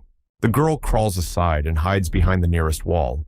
She sees that the guy is not just dodging, but also taking the full force of the blows. The girl sees that this boss monster has activated a level 10 skill. Even if all the members of the Black Raven Guild were here, they still wouldn't be able to win. Park Hana's girlfriend thinks that Kang Jin-hyuk is crazy for being able to deflect his blows like that and even resist such a monster. Kang Jin-hek endlessly reflects and responds to the attacks of the Minotaur Labyrinth Guardian. It's as if Kang Jin-hyuk is enjoying it, and Park Hana is genuinely amazed at how he can smile in such a situation. Kang Jin-hek continues to confront his opponent, the fierce Minotaur, and thinks about how he felt like he was stuck. Kang Jin-hek hated this reality with all his soul, where it looked like he wasn't moving forward but was treading on the ground. He felt helpless. In his life and in the game, the difficulties were like hell. Right now, however, he had 57 units of gap stat, and this world was reacting to Kang Jin-hyuk. The guy continues to repel the Minotaur's attacks and smiles broadly as his gap stat increases continuously. The energies of the Minotaur and Kang Jin-hyuk meet each other now and then and reflect each other. Labyrinth Guardian Minotaur makes a strong swing with his double-sided axe and powerfully stabs it into the stone surface. The furious Minotaur's eyes express some slight worry, and stone shards fly around. Kang Jin-hyuk soars into the air and looks at the Minotaur with his burning eyes. The guy deftly and easily chops the stone cobblestones. A few quick and deft movements with his rusty dagger, and Kang Jin-hek is already inflicting many cuts on the Minotaur. His rusty dagger is still lit up with dark purple energy, ready to engage in a confrontation once again. The furious Minotaur says that Kang Jin-hyuk is only capable of some tricks. He swings his fist at the guy hovering in the air. Minotaur takes a swing with his fist and says that Kang Jin-hek can't leave a single scratch on him in the end. The fierce and huge Minotaur seems to be stomping in one place while holding his double-sided axe. The ground beneath Kang Jin-hyuk's feet seems to float as he manages to dodge the blows quickly and skillfully. Furious Minotaur's shaking fist stops in front of Kang Jin-hyuk's face when he notices it. The furious Minotaur remains standing in one place motionless as the level 10 rabies time is up. Kang Jin-hek tells the Minotaur that his 5 minutes are up. The Minotaur calls this kid a sassy kid. Rabies is able to manifest the limit of power in 5 minutes, but after that comes a penalty that will put the user into a state of anabiosis for 24 hours. The Minotaur behind the guy goes into a state of anabiosis for 24 hours. Kang Jin-hek checks his panel and sees 57 stat points on it. If you think about it that way, a difference of 19 levels could very well be reduced. Kang Jin-hek examines his panel and realizes that the time remaining is 20 days. His goal is to reach 100 points at the same pace. Park Hak's girlfriend peeks out from behind her hiding spot and asks if it's over. Kang Jin-hyuk says that the Minotaur's refugeeism is over, but he's only gotten rid of it temporarily. Kang Jin-hek says that if the maze changes again and they wait for about a day, the Minotaur will reappear. Tears appear in the girl's eyes. The guy proves his words about how he was going to be here for a month. As a result, there are now 20 more days left. 20 days later, the events repeat themselves in the same sequence. Inside the labyrinth, there are again devastating changes, and a battle with a Minotaur is underway. The Maze Guardian Minotaur once again channels its energy into a double-sided axe and attacks Kang Jin-hek. When Kang Jin-hek dodges another sharp slashing blow from the right, he receives another stat boost of gap. Kang Jin-hek watches the Minotaur Labyrinth Guardian's every action and strike and dodges a low blow. His gap stat increases again. As the Minotaur builds up his hatred and rage again, he begins to attack. The guy notices in due time that he manages to gather the required 100 stats of gap. Kang Jin-hek swings his fist and hits the huge and furious Minotaur right in the chin, causing it to start flying off. The guy thinks that the further he goes, the weaker the Minotaur gets. He smirks and jokes that it's all about mood. Kang Jin-hyuk fends off the Minotaur with his punch. At one point, the guy deftly moves onto one of the Minotaur's horns to use it to push himself further away. Kang Jin-hek sort of clips the horns of the defeated Minotaur with his foot and tells him that now it's time for them to say goodbye. Kang Jin-hek finally deals with the Labyrinth Guardian Minotaur and turns towards the girl with a satisfied smirk. Kang Jin-hek looks at Park Hana and says that he should think about it and figure out how he should deal with the girl. The girl is extremely disturbed by those words. Kang Jin-hek abruptly gives the girl the news that he's gathering the interns into his old man company from now on. Kang Jin-hek makes a disgruntled expression and doesn't see the desire in Park Hana's eyes at all. Apparently she's not interested in such an offer at all. The girl blurts out that she is very interested in such an offer and has wanted to join something like this for a long time. Kang Jin-hyuk calls her a very confident candidate. Kang Jin-hek asks the girl about what useful things she can do for their company of old men in the future. The girl tells the guy about her intimacy ability, which will definitely play a role in the future.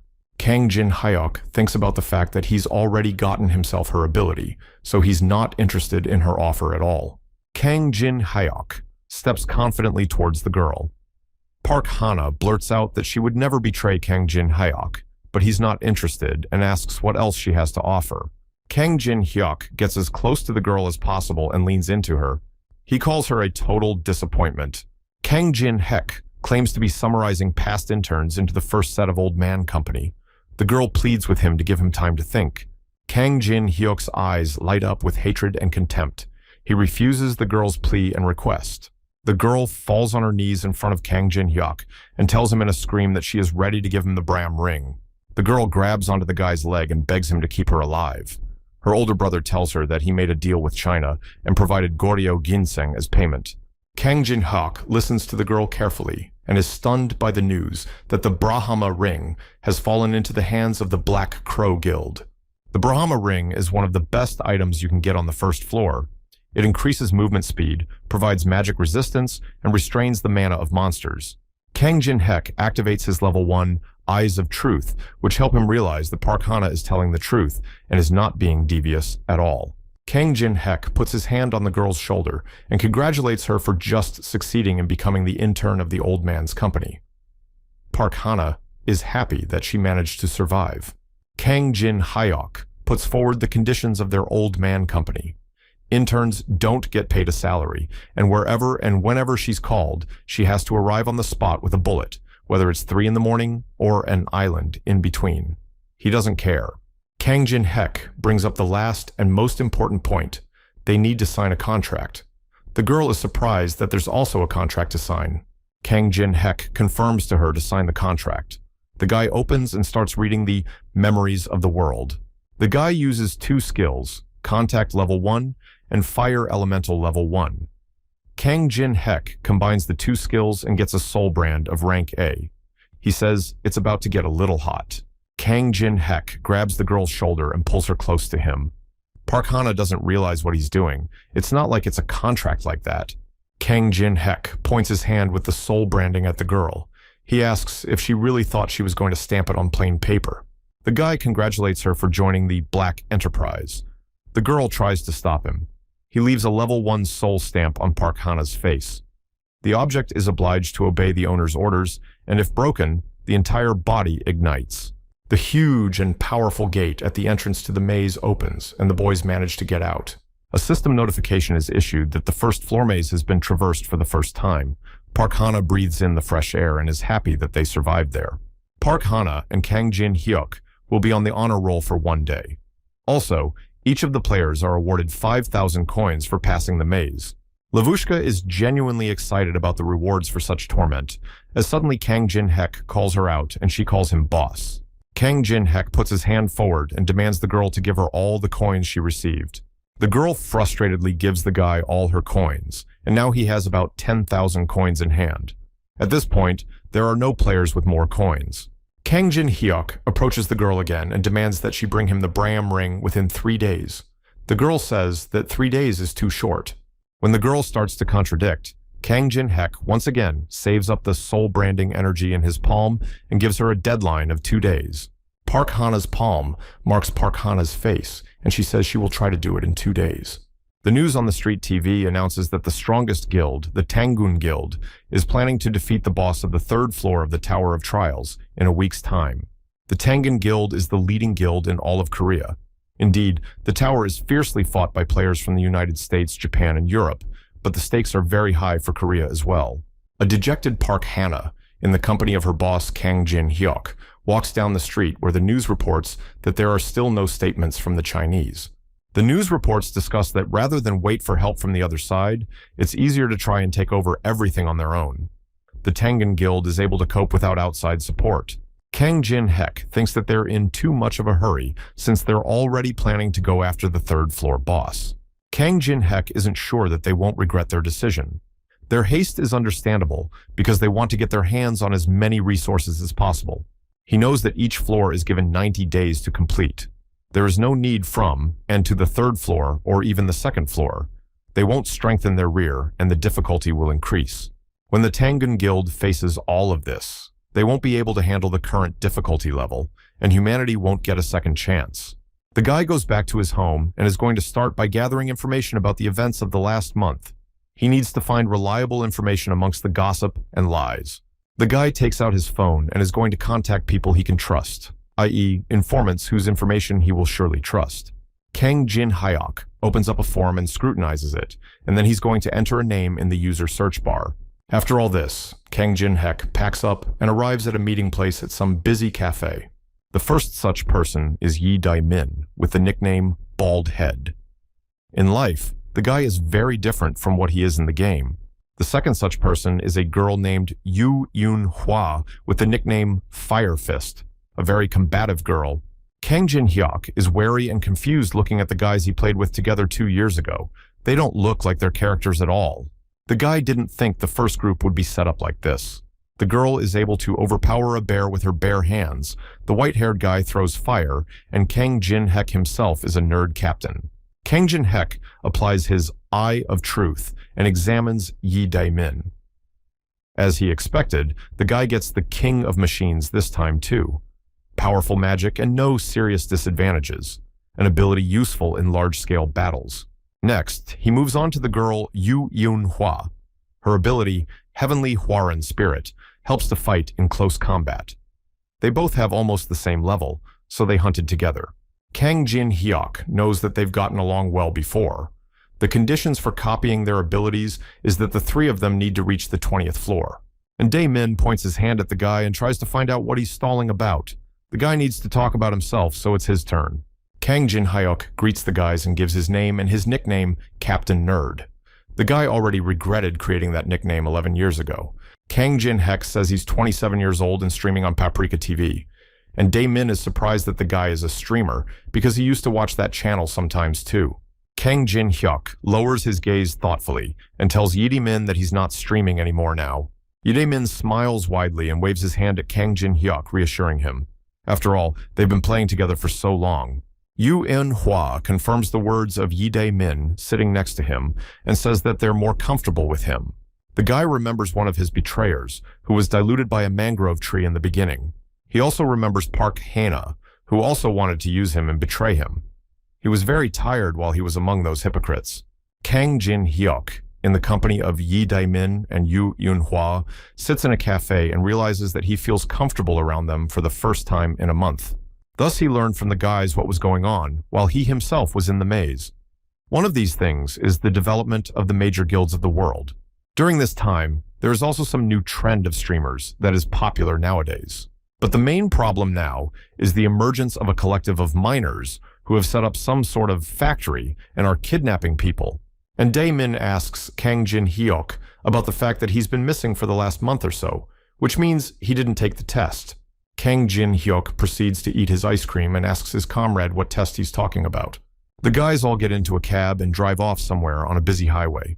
Yi Dae-min says that when the tower first appeared, a flood of players rushed inside it, but from the second floor onward, the death toll skyrocketed. Because of all this, the association put a certain restriction in which only those who passed the test could go up to the second floor. Yu Yun Hua points to his barcode on his wrist and adds that after passing the test, the association gives a confirmation code. Kang Jin Hyok realizes that the head of the Awakened Association, Han Sang-jin Paul, is gathering people with powerful abilities under the guise of reducing the number of casualties. Kang Jin Hyok smiles contentedly and thinks that he is using the system created by the association for his own benefit. The guys drive up and come out near a tall and large building that has a huge television screen hanging on it. After the association was created, players with grades below F lost the ability to go to the second floor. However, players with high grades immediately receive offers from the best guilds in the country. Therefore, there are 3 types of people gathered at the testing site. The first type of people are those who insanely want the right to enter the tower. They pray and are very nervous. The second type of people are those who meet those who have gotten high ranks to the tower. They take special reports and ask which guild will take who. All the previous types of people look at those of the third type with admiration and surprise. The last type of people are those who want to show their right of entry to the world. They include Park Hana and her brother Park Ha-jin, the rising stars of the Black Raven Guild. All the camera lenses and people's attention is drawn to a guy with short black hair. This tall and statuesque man is Kim Gi-dae from the Father of Wrestling Guild. All the reporters don't want to miss a single shot. Kim Gi-dae irritably takes off his glasses and looks around. He asks what the crowd is about and why anyone can come here now. Park Ha-jin answers him that many people want to get rich and famous quickly. Kim Gi-dae demands to clear the way for him since he doesn't have time for that. Kim Gi-dae glares furiously at his companion and says that he only came here for him. He asks if he's up to the task. Park Ha-jin and her sister Park Hana warily reply to the man not to worry, and they'll make sure to do everything. All of this guy's bodyguards shoo away from his men and demand to stand back, move faster, and don't tread on the ground. In the midst of all this commotion, behind everyone in the crowd, there's Yi Dae-min standing with Kang Jin-hyuk. One of the bodyguards points his finger at Kang Jin-hyuk and asks who he is. Kang Jin-hyuk also points his finger at himself and says that he got his number and is waiting in line, so why should he move over? Park Ha-jin shushes the bodyguards and asks why he can't get rid of some crazy person. Park Ha-jin pokes his finger into Kang Jin-hyuk's shoulder and says he's making a mistake. He should give in before it's too late. All the people here start discussing that the guy is opposing Park Ha-jin and he's out of his mind. Kang Jin-hyuk realizes that Park Ha-jin is the brother of the very same Park Hana.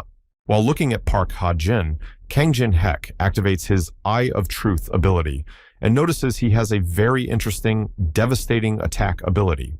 Park Ha-jin doesn't understand why the guy is staring at him like that. Kang Jin-hyuk reads the conditions of copying his ability. Kang Jin-hyuk realizes that the conditions for copying his ability are simply to provoke Park Ha-jin.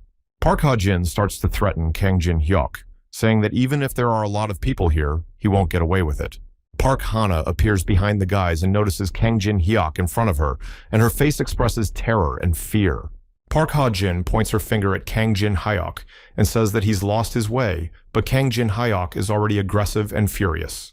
Kang Jin-hyuk abruptly grabs Park Ha-jin by the index finger of his hand, which he tries to poke the guy with.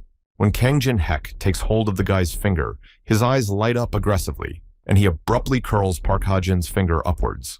Park Ha-jin abruptly pulls his finger out of Kang Jin-hyuk's hand and grasps his hand painfully. Kang Jin-hyuk doesn't react to his provocation and calmly takes a sip of water from the bottle. Park Ha-jin starts to get angry. Park Ha-jin starts to get aggressive and abruptly leaps out of his seat to punch Kang Jin-hyuk. All the people here begin to crowd in one place and react very sharply to what is happening.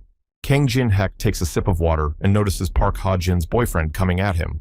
Kang Jin-hyuk uses his water bottle as a weapon and splashes it right at his opponent. The water from Kang Jin-hyuk's bottle flies out and hits Park Ha-jin's face, who is perplexed by what is happening. At the very last moment, Park Ha-jin sharply and forcefully kicks the water bottle flying at him. Park Ha-jin rushes forward sharply, but he doesn't realize what's happening. Kang Jin-hyuk is behind him. It's as if Kang Jin-hyuk didn't make a single movement, and Park Ha-jin falls to the floor, and no one understands why it happened, if he just stumbled. Among the crowd, there is Park Han's girlfriend, who is watching the situation from the side and wondering what Kang Jin-hyuk is doing here. Suddenly, a man named Kim Gi-dae appears in front of the guys and demands the guys to stop immediately. Kang Jin-hyuk recognizes the man as Kim Gi-dae from the guild Father of Wrestling. The guy activates his Eye of Truth ability. Looking at Kim Gi-dae with his Eye of Truth ability, Kang Jin-hyuk experiences a failure. Applying the skill is impossible because of the big difference in levels. He heard that his level is above the 20th level. Kang Jin-hyuk looks down at the man and says that he didn't know Park Ha-jin had a babysitter. Kim Gi-dae replies that he's not a bad kid. Kang Jin-hyuk interjects Kim Gi-dae to ask if Park Ha-jin is really useful and if it has to do with bringing core dynasty ginseng to China. Kim Gi-dae's face abruptly starts to show surprise and tension. He wonders how the guy found out about this. The crowd of people starts discussing which ginseng is even in question. Park Hana, in the middle of the crowd, tenses up alarmingly. Kang Jin-hyuk confidently waves his hands and says that no matter how he found out, you have to ask the right questions. Kang Jin-hyuk starts to smirk and says that an example of such a question is how to get rid of side effects. Kim Gi-dae irritably demands the guy stop and activates his level 3 dungeon skill. The entire space around the guy starts to be consumed by a black aura with some yellow symbols. Min calls out to the guy but doesn't have time to do anything. Kim Gi-dae's eyes begin to light up furiously, but he calmly and coolly continues to stand still. A large and black cube appears in the entire space of this room, which looks like a cage that has locked Kang Jin-hyuk in. Kang Jin-hyuk touches the wall and realizes that it is a protective barrier. Kim Gi-dae asks the guy about the 10 dungeons and asks him to prove to him that he's not lying. The guys talk about the necessary edible item, Kor's ginseng, to restore stamina and mana. But if someone has to just eat it, there will be a side effect like magic poisoning. Kang Jin-hyuk says that he understands how Kim Gi-dae is suffering from this right now and knows what 3 items can help him. The first ingredient is green Carasian juice in a glass flask with a gold lid. The second such ingredient is the moonstone, which has a beautiful pink sky hue. The most important ingredient is mandrake root, that same screaming and deafening plant. Kang Jin-hyuk suspects that Kim Gi-dae is on the lookout for the mandrake root right now. He's ready to tell where it is and asks if the man believes him now. Kim Gi-dae tensely looks at Kang Jin-hyuk and realizes that everything he said matches what the scouts and explorers said. Kim Gi-dae continues to look at Kang Jin-hyuk and tries to figure out who he is, and Kang Jin-hyuk smirks and waits for the man to answer. Kim Gi-dae pulls out his large blade from somewhere, which is bathed in golden light, and points it towards the guy. He's not happy about all of this, of course, but he's willing to believe Kang Jin-hyuk. The man warns Kang Jin-hyuk not to do any tricks, because then he'll be in trouble. Kim Gi-dae thinks about the high price Kang Jin-hyuk will pay for his help, which is the 10 most valuable dungeons.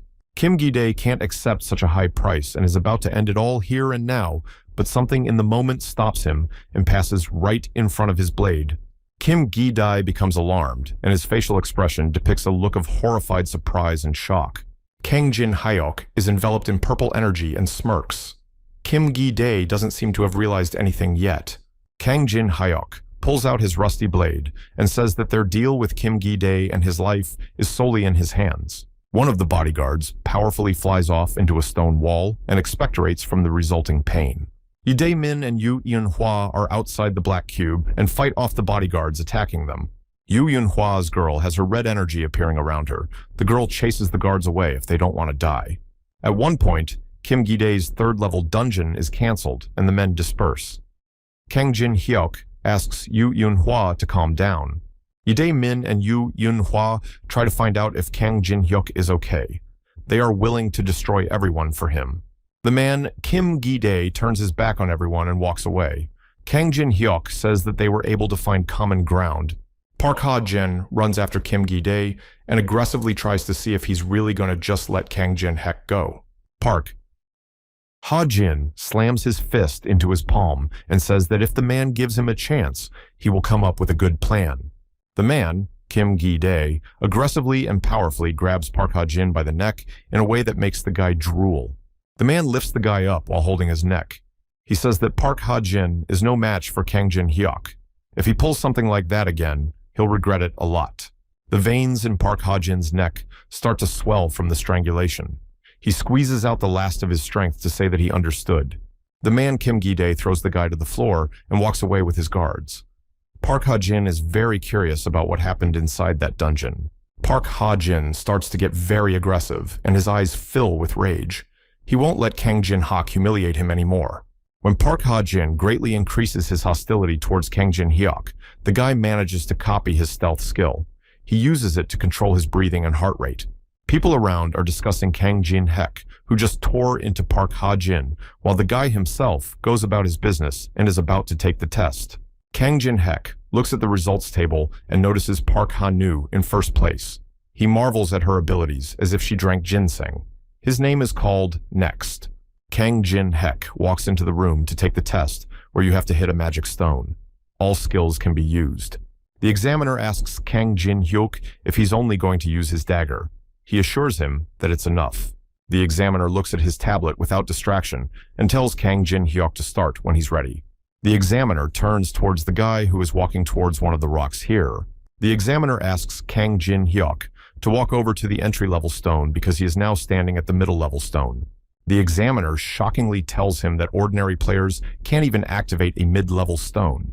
Kang Jin-hyuk doesn't reply anything to the examiner, but silently swings his blade. He activates the power surge, stat.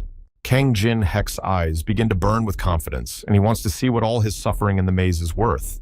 Kang Jin-hyuk simply chops the medium-level magic stone in half with one deft and powerful strike. The examiner opens his mouth in shock because it's impossible. Most of the players don't qualify because they don't have enough magic power to attack a small stone. The examiner watches in shock as Kang Jin-hyuk chops a medium-level magic stone in half. He has never seen or known such a thing. The examiner congratulates Kang Jin-hyuk for obtaining an S rank. He must report this to his superiors immediately. Kang Jin-hyuk grabs the examiner's clipboard and tells him to report it only in a week. The examiner doesn't understand why something like this would be delayed. Kang Jin-hyuk says that for personal reasons, the examiner can only report where he wants to go in a week. Kang Jin-hyuk touches the sharp tip of his dagger and says he knows a couple of worldly wisdoms. The law is far away, but the fist is near. The examiner understands. Kang Jin-hyuk stands leaning against the wall and folds his hands into a lock. He meets Park Ha-nu and asks if she was overtaken quickly. Trainee Girl Park. Hana holds out her palm to the guy, in which is the Brahma ring that Kang Jin-hyuk told her about. The guy examines the ring, which suppresses the monster's magical abilities. The girl screams in panic and says that she fulfilled her promise and asks him to remove the branding. Kang Jin-hyuk cheekily turns around and walks away, waving at the girl. He'll look at her behavior. Yi Dae-min and Yu Yun-hwa ask in surprise and incomprehension if the guy really has an F rank. They thought it would be higher than theirs. Kang Jin-hyuk says that it's a temporary result and will need to retest in a week. The guys understandably agree. Yu Yun-hwa says that the second test will be in the dungeon. She asks how he's going to take it. He needs information and demands they head to the tower, and he'll write it up. The guy gets in the cab and thinks about the fact that the first test determines rank based on magical power, and whoever passes that test goes on to the second test. The task of the second test is simple.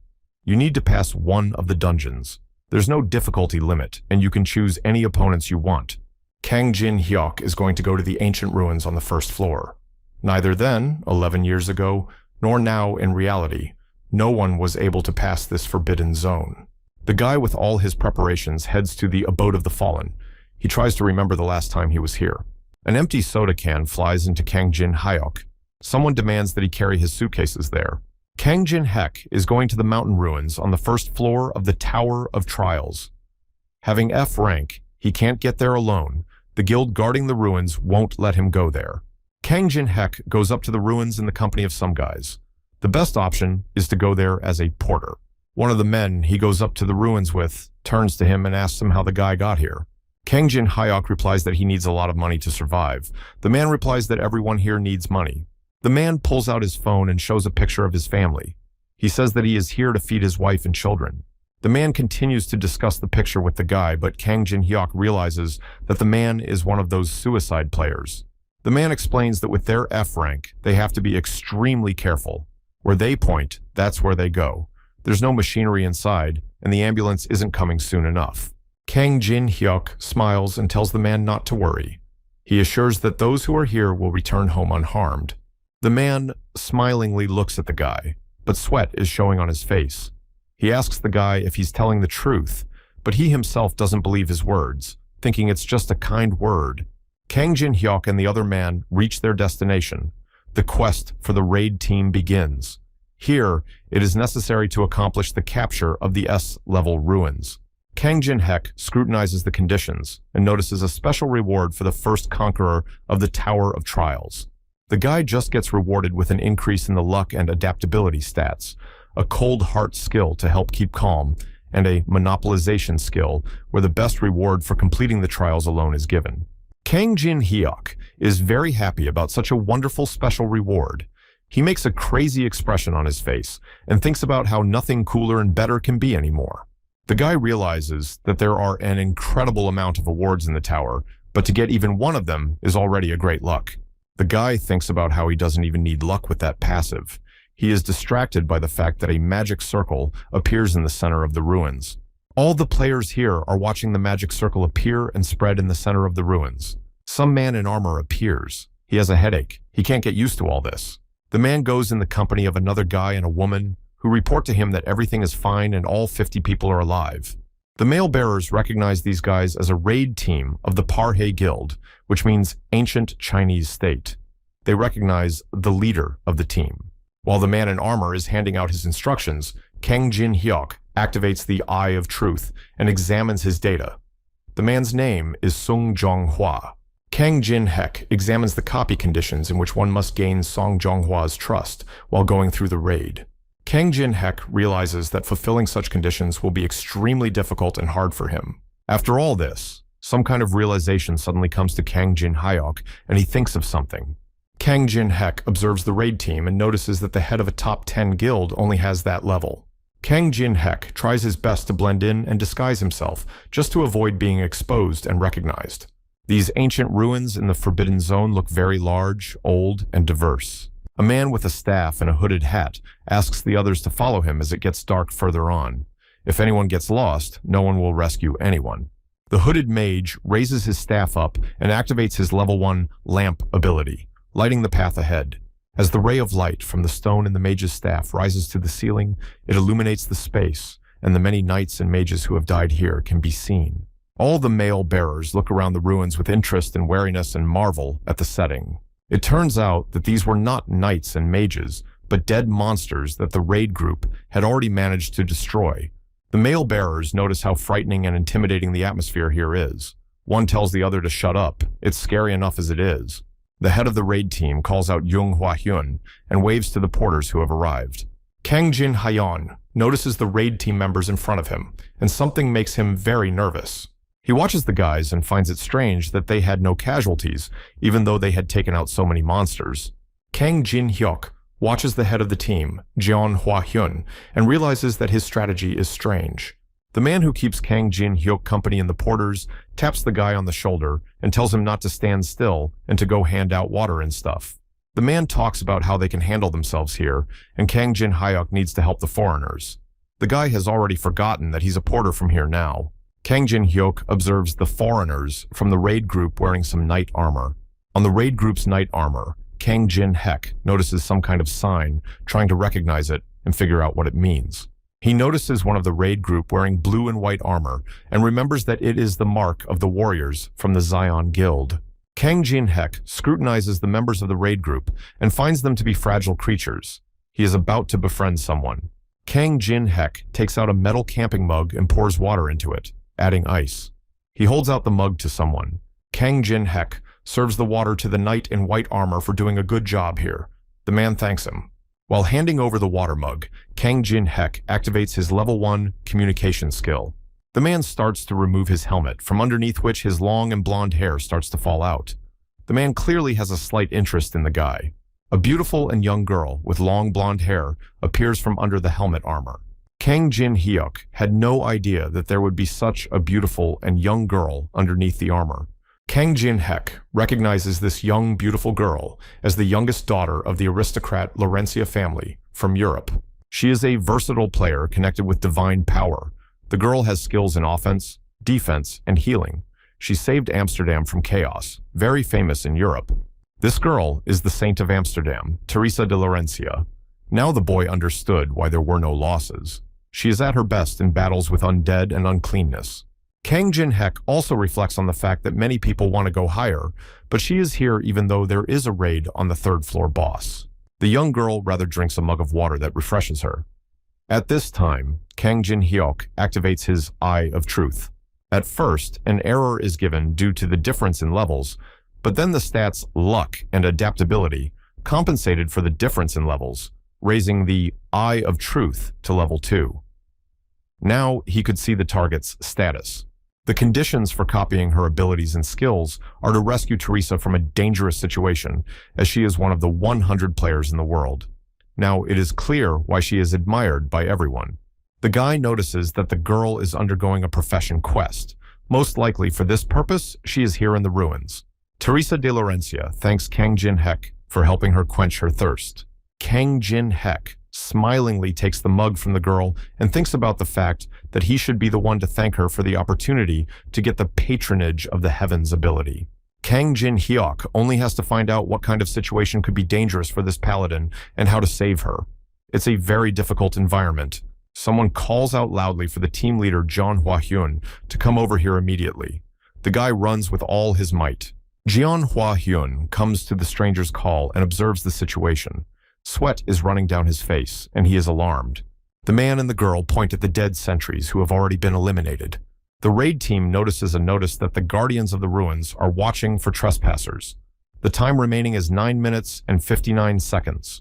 The ruin security system's sleeping bomb activates when trespassers appear. In activation, it summons the guards. If it's not touched, nothing will happen. Jeon Hwa-hyun panics and doesn't realize what kind of fool activated it. It doesn't make any difference anymore since it's already in battle mode. Wreaths protrude on Jeon Hwa-hyun's face from the tension and realizes that it's too late. There's only 10 minutes left. Jeon Hwa-hyun realizes that fighting the guards with her own strength is tantamount to destroying herself. Minimally half, even most of them will die. Jeon Hwa-hyun is about to evacuate the civilians at first, but then changes his mind because he doesn't want to end things before he even starts. He can't stop because he's already done a lot to become the head of the guild. Jeon Hwa-hyun turns his back to everyone and hides his face in the shadows. He states as they continue the raid. The man and woman start to arise that they're not even halfway through, and the guards will be advancing from all sides.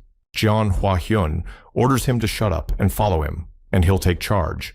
Even without a second team, they have a chance of success. Jeon Hwa-hyun recalls the image of the young and beautiful Teresa de Laurencia because she's here with them now. One of the panicked players shouts out a warning to the other players that the guards here have woken up. Another guy replies to him that he worries about everything all the time. A guild like Parhe won't act without countermeasures. The guy with arrows and yellow hair says that loners like them just need to obey the head. The guild has probably already wiped out all the guards. From behind the arrow guy, whose name is Jin Dae, a huge iron hand appears and grabs a devastating grip. The other players stand in a circle with their backs to each other and personally witness the demise of Jin Dae, who was snatched from the shadows by someone. The curly black-haired guy who panics the most claims that they are now in a very bad situation. From all sides appear the guardians of the ruins, huge reanimated knights in armor with no material bodies. The players need to prepare for battle. Jeon Hwa-hyun orders everyone to prepare for battle. Tanks are sent forward, forming a formation. Carriers to the back and stay out of the way.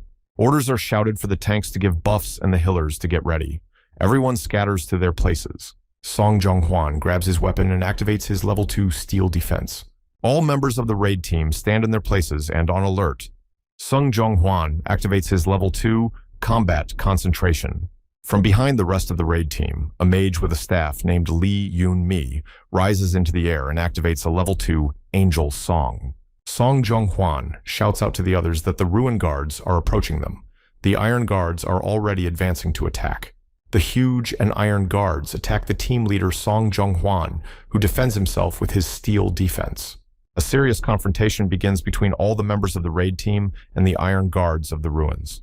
The solo players call out to the leader and ask him to send them a tank because they can't stand and need reinforcements. They need healers immediately. The raid girl tries to get the leader's attention on the solo players. Sung Jong-hwan tells everyone to focus on the battle. There will be casualties either way, and it's inevitable. Sung Jong-hwa is very tense and irritated. He has no business or time at all to think about the solo players right now. Unlike guild players who act cohesively, solo players are immediately lost in battles like this. The solo player with black wavy hair realizes that the leader heard his words and requests, but did nothing. The guy raises his eyes to the iron guards and starts crying because he realizes that the guild has abandoned them. Someone in knight armor rushes to help through the corridors of the ruins at the call of the solo players. Teresa de Laurencia appears among the solo players to save their lives. The girl reacts instantly and disposes of the iron guards. Teresa de Laurencia activates her level 4 cross skill and disarms, and then destroys all the iron guards of the ruins. The black-haired solo player with wavy hair stops crying and can't believe his good fortune to be saved. A brave, courageous, and very strong girl named Teresa de Laurencia appears in front of the solo players. The girl quickly runs her eyes and assesses the situation. 2 guards have gone through the raid teams. The non-combat units are now in danger. The girl grips her sword and dismounts because she needs to hurry up and cover the rear of the others. In the rear guard of the Forbidden Zone ruins, the porter's bags are scattered on the floor and bloodied, and the men themselves are dying. A man, one of the porters who showed a picture of his family at the beginning of the journey, sits wounded against a wall and realizes they are in trouble. The iron guards of the ruins that have appeared here begin to attack anyone who gets in their way. The man realizes they are finished. When the iron guards start swinging their iron fists, someone gives them deep cuts even on their armor. Kang Jin-hyuk pulls out his rusty dagger and tells the man that he said back in the beginning that he would return home alive. The man looks at Kang Jin-hyuk in shock and shouts out a warning to him about the Iron Guardian attacking him from behind. The Iron Guardian extends his huge and metallic arm towards Kang Jin-hyuk, who dodges it. Kang Jin-hyuk activates his level 1 fire element and accumulates his fire flame in his palm, intending to counterattack the Iron Guardian. With his fire element, Kang Jin-hyuk manages to attack the Iron Guardian and just blast him into several iron pieces. Kang Jin-hyuk looks at the Guardian that has fallen apart. He hopes that the raid team will finish him off themselves. He needs to stay on the first level, and he can't be destroyed. Kang Jin-hyuk approaches the man, who wonders how he got that level. The guy wonders who could have awakened the high-level guards and why, for what purpose. The man is wary and at a loss as he looks at Kang Jin-hyuk, who stands in front of him with his rusty blade. Suddenly and abruptly, Teresa de Laurentia appears and snatches the man out from under Kang Jin-hyuk's nose. Kang Jin-hyuk turns around in surprise and looks at the Teresa de Laurentia who appeared and the man she took. Teresa turns to the guy and says that she thought he was a good man and he threatened the common porter with his knife. The girl begins to suspect the fact that Kang Jin-hyuk might be the one who awakened the guardians of the ruins, so she arrests him here and now. Kang Jin-hyuk points his finger in incomprehension and surprise and doesn't understand why she's saying that at all. Teresa de Laurentia attacks Kang Jin-hyuk sharply, but the guy manages to dodge, causing her sword to crash into the stone floor. The girl angrily tells Kang Jin-hyuk not to fight back because she doesn't want to hurt him. Kang Jin-hyuk wonders if she believes herself. Kang Jin-hyuk says that there was some misunderstanding, but the girl is already angry and has stopped listening to him altogether, continuing to attack him. The girl expresses to the guy that she will definitely listen to his excuses later. She swings her sword again. Kang Jin-hyuk again deftly dodges her strike and makes it look like he pushes the girl and throws her to the ground. Teresa de Laurentia flies into one of the stone slabs on the floor here and shatters it with a clatter. The girl lies on the cracked stone slab, worried and upset, and tries to recover from the impact. The girl opens her eyes when the sharp blade of Kang Jin-hyuk's rusty blade appears at her cheek. The boy says he didn't wake any guards. Kang Jin-hyuk holds his blade up to the girl's face and says that if he needed to, he would have destroyed them with his own hands. The man carrier asks Teresa why she's doing all this now because Mr. Kang Jin-hyuk saved him. The girl, awkwardly and very embarrassed, looks at the carrier man and realizes that she has done something unnecessary now. The male carrier leaves Kang Jin-hyuk and Teresa de Laurentia alone with each other. The girl begins to bow bashfully as a sign of apology. Kang Jin-hyuk assures her that it's okay, because his actions did look very suspicious. Teresa de Laurentia walks beside Kang Jin-hyuk and asks him the reason why he is hiding his identity. Kang Jin-hyuk thoughtfully repeats her words. The girl listens in surprise about how the guy knows what she's here for and is here for the same reason himself. She invited the Zion Guild for cover, and she herself wants to secretly get the St. Peter's Treaty for her choice of profession. Kang Jin-hyuk assures the girl that he knows all the strategies to pass these ruins. The girl will help him with her skills, and the items he needs are in one place. Kang Jin-hyuk smugly suggests to the girl to join their efforts in passing these ruins. The girl opens her eyes wide and in surprise and is amazed at such an unexpected offer. There is some commotion among the members of the raiding party. Someone is yelling at someone, forbidding someone else to do something. Sung Jong-hwan starts yelling that they should go ahead and coordinate their actions, and someone wants to go alone. Teresa de Laurentia replies to him that according to their map, there are only 20 kilometers left and everyone knows the strategy. According to the agreement before the boss battle, everyone has the same rights. Sung Jong-hwa doesn't even have time to reply anything to the girl, so he just sighs anxiously and incomprehensibly. Teresa de Laurentia makes a smug and serious face as she looks at team head Sung Jong-hwa. Sung Jong-hwan grudgingly agrees to the girl's wish, but she has to get back to them before they get to the boss's room. Teresa de Laurentia asks the team leader to let her take one of the porters with her, but he doesn't care anymore. Let her do whatever she wants as long as she gets back in time. Teresa de Laurencia turns around with a twinkle in her eye at the porters here to choose. All the men know this is a one-way ticket for them. They tell each other not to make eye contact with her, or she will definitely pick one of them. Among the crowd of porters here, Kang Jin-hyuk raises his hand, showing his desire to go with the girl. The other porters look at Kang Jin-hyuk's raised hand with doubt and judgment. All the male porters begin to grab Kang Jin-hyuk by the shoulders and talk him out of such a stupid idea. Kang Jin-hyuk asks the men if they've ever had an idea when they were young. Kang Jin-hyuk acts out the play, grabbing his chest and saying that right now, love is sobbing inside him, even if he loses his life because of his weakness. This whole performance is one powerful spark and lightning strike into the minds of the male bearers, who know exactly what Kang Jin-hyuk is talking about. The men look after Teresa de Laurencia and Kang Jin-hyuk, calling him the last romantic of a generation, remembering their youth. Teresa de Laurencia looks back contentedly at Kang Jin-hyuk walking next to her, who is already tired from the day. Teresa de Laurencia and Kang Jin-hyuk stop at one of the balconies, noticing the many different kinds of foul things below them. Kang Jin-hyuk and Teresa de Laurencia look around the room and assess the situation. The girl points her finger at the sarcophagus in the center of the room amongst the undead. She says that the Treaty of St. Peter is located there. Kang Jin-hyuk turns to the girl and asks if she understands the fact that they need to remove the protection. The girl says yes. A notice appears in front of Kang Jin-hyuk and Teresa de Laurencia's faces, warning them that the master of the Abode of the Fallen is watching them.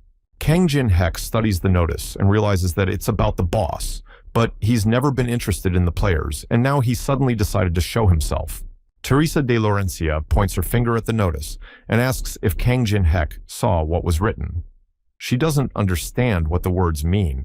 Sweat is showing on Teresa de Laurencia's face, and she suspects that this master of the Abode of the Fallen saw them as enemies, but Kang Jin-hyuk denies it. Kang Jin-hyuk smugly points his finger at himself and says that the host just recognized him. The girl is extremely surprised at where he gets such confidence from. Teresa de Laurencia asks Kang Jin-hyuk about the guy knowing the way to pass. The guy replies that he has known about it for quite some time. The girl is about to say something to Kang Jin-hyuk, who looks back at her questioningly. Teresa de Laurencia asks with concern in her eyes if she really has to do it herself. All sorts of evil things continue to roam around the room of the ruins that Kang Jin-hyuk and Teresa de Laurencia have reached. Teresa de Laurencia abruptly leaps off the balcony and soars into the air, holding her sword. The girl, lightning fast, descends to the center of the circle, in the middle of the space, where various unclean things roam. When the girl appears here, she instantly attracts the attention of these undead and unclean things. Teresa de Laurencia activates the level 5 Battle Song skill that was hidden in her stat. For 10 minutes, all her stats are tripled. Kang Jin-hyuk points to the girl while saying that she needs to attract the undead's attention, so her task is quite simple. When the girl activates her skill and her petch starts to light up with golden energy, the attention of the undead and the unclean is instantly attracted. Kang Jin-hyuk instructs Teresa de Laurencia that she needs to release her divine energy, then all the attention will be on her. The girl's eyes are absorbed by the divine power, and she activates her level 5 Saint power.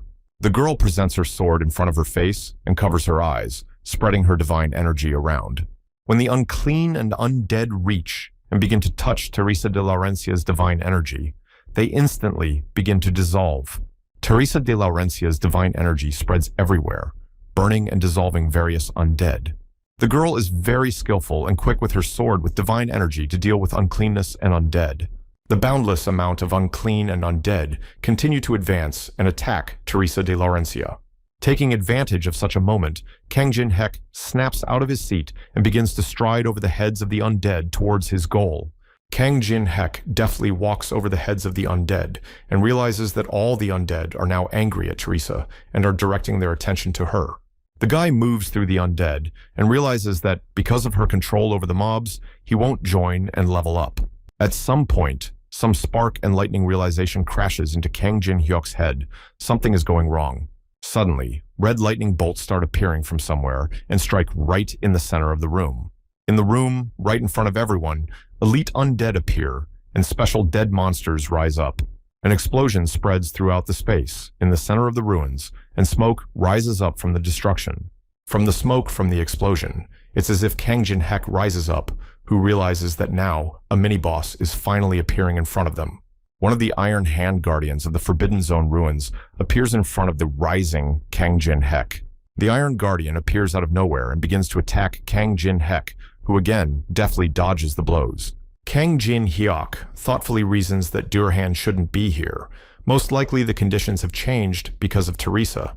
The Iron Guards of the ruins in the restricted area keep attacking the guy who dodges the blows. He thinks about the fact that he needs to consider this next time. Lich is the name of the elite undead that uses black lightning. Durhan can be dealt with easily, but you have to be more careful with flying monsters. The so-called Lich uses his magic staff and spreads black lightning throughout the room. Kang Jin-hek finds himself in the epicenter of the Iron Guard's strikes and the Lich who used the black lightning. Kang Jin-hek, with a satisfied face, dodges the punches thrown at him time and time again and dodges the attacks. Black lightning that Lich uses flies past Kang Jin-hyuk's face and heads straight for the sarcophagus. Black lightning deals heavy damage to the sarcophagus in the center of the room and begins to destroy it, and cracks appear there. The glass on the sarcophagus begins to crack and break. Kang Jin-hyuk thinks that this kind of defense is not difficult to deal with. Black Lich frustratedly watches as the level 5 magic defense is destroyed. Kang Jin-hek once again dashes through the Iron Guards of the ruins in the restricted area with lightning speed and bullets. With a satisfied and even crazy smile, Kang Jin-hek takes out his rusty dagger and concentrates his power in it. Using his rusty dagger with his power, Kang Jin-hek slashes the many Iron Guards. Kang Jin-hek confidently holds his rusty dagger in his hands and is going to further realize his plan of action. Teresa de Laurencia continues to deal with the undead with her divine power, and soon she too will be finished. Kang Jin-hyuk is watching the skeleton closely because he is the last one left. Lich is extremely dissatisfied with what is happening. A thin and powerful beam of energy sweeps through the Lich's head and deals devastating damage. Kang Jin-hyuk observes what is happening and looks questioningly at Lich, not realizing what happened. Someone's foot steps on one of the skulls and reprimands Kang Jin-hyuk for finally finding it. A man in gray pants unknowingly steps on the skull and crushes it into crumbs under his feet. The man says that he was sure Kang Jin-hyuk would come here, the one who reads all the monster's movements like an open book. The dark-haired man in the suit points his sharp sword at the guy and tells him that it's been a long time since they've seen each other. Kang Jin-hyuk's eyes begin to light up with rage and hatred as he stares at the man in front of him. The man stands with his sword pointed at Kang Jin-hyuk, but the guy doesn't recognize him. The man says that he should remember him. The man starts to shake with anger and makes a hateful face, realizing that Kang Jin-hek doesn't remember him. Kang Jin-hek stands near the destroyed sarcophagus while the man stands nearby. Kang Jin-hek activates the Eye of Truth on the man. The effects of his stats compensate for the difference in levels, and his player status is revealed to him. The man's name is John Yu-sung. He is 28 years old and at level 29. The conditions for copying his skills is a sword fight in which he will lose and his self-confidence will crumble. In Chung Yu-sung's hands is the same iron sword of the Qianlong dynasty, a black sword with the dynasty's engraving on the blade. Kang Jin-hyuk realizes that this is the same item that went missing from the People's Museum, and perhaps Chung Yu-sung took it. He may have taken it back in the very days when Tower of Trials was still a virtual game. After Jung Yu-sung lost once to Kang Jin-hyuk, no matter where he was, the man challenged him again and again, every time. Kang Jin-hyuk points his finger at the man and realizes that it's the same battle-hungry player who now looks like a stalker. Jung Yu-sung says that the game has become a reality, so Kang Jin-hek couldn't recognize him. Too bad the guy underestimates him so much. Kang Jin-hek tiredly grabs his head and remembers what he thought of him back at the museum. Jung Yu-sung keeps challenging him to a fight only to lose. Jung Yu-sung confidently holds his iron sword in his hands and claims that this time will be different. John Yu-sung is confident that they are both at the very beginning of their journey now, and he has no advantage. Kang Jin-hek replies to him that if he wants to fight, the guy won't stop him, but isn't sure if the man can handle it. Kang Jin-hek points at Teresa de Laurencia and says that his partner won't just stand back and watch. Teresa de Laurencia notices a new opponent in front of her and purposefully heads towards the guys. John Yu-sung looks at the girl aggressively and recognizes her as a saint.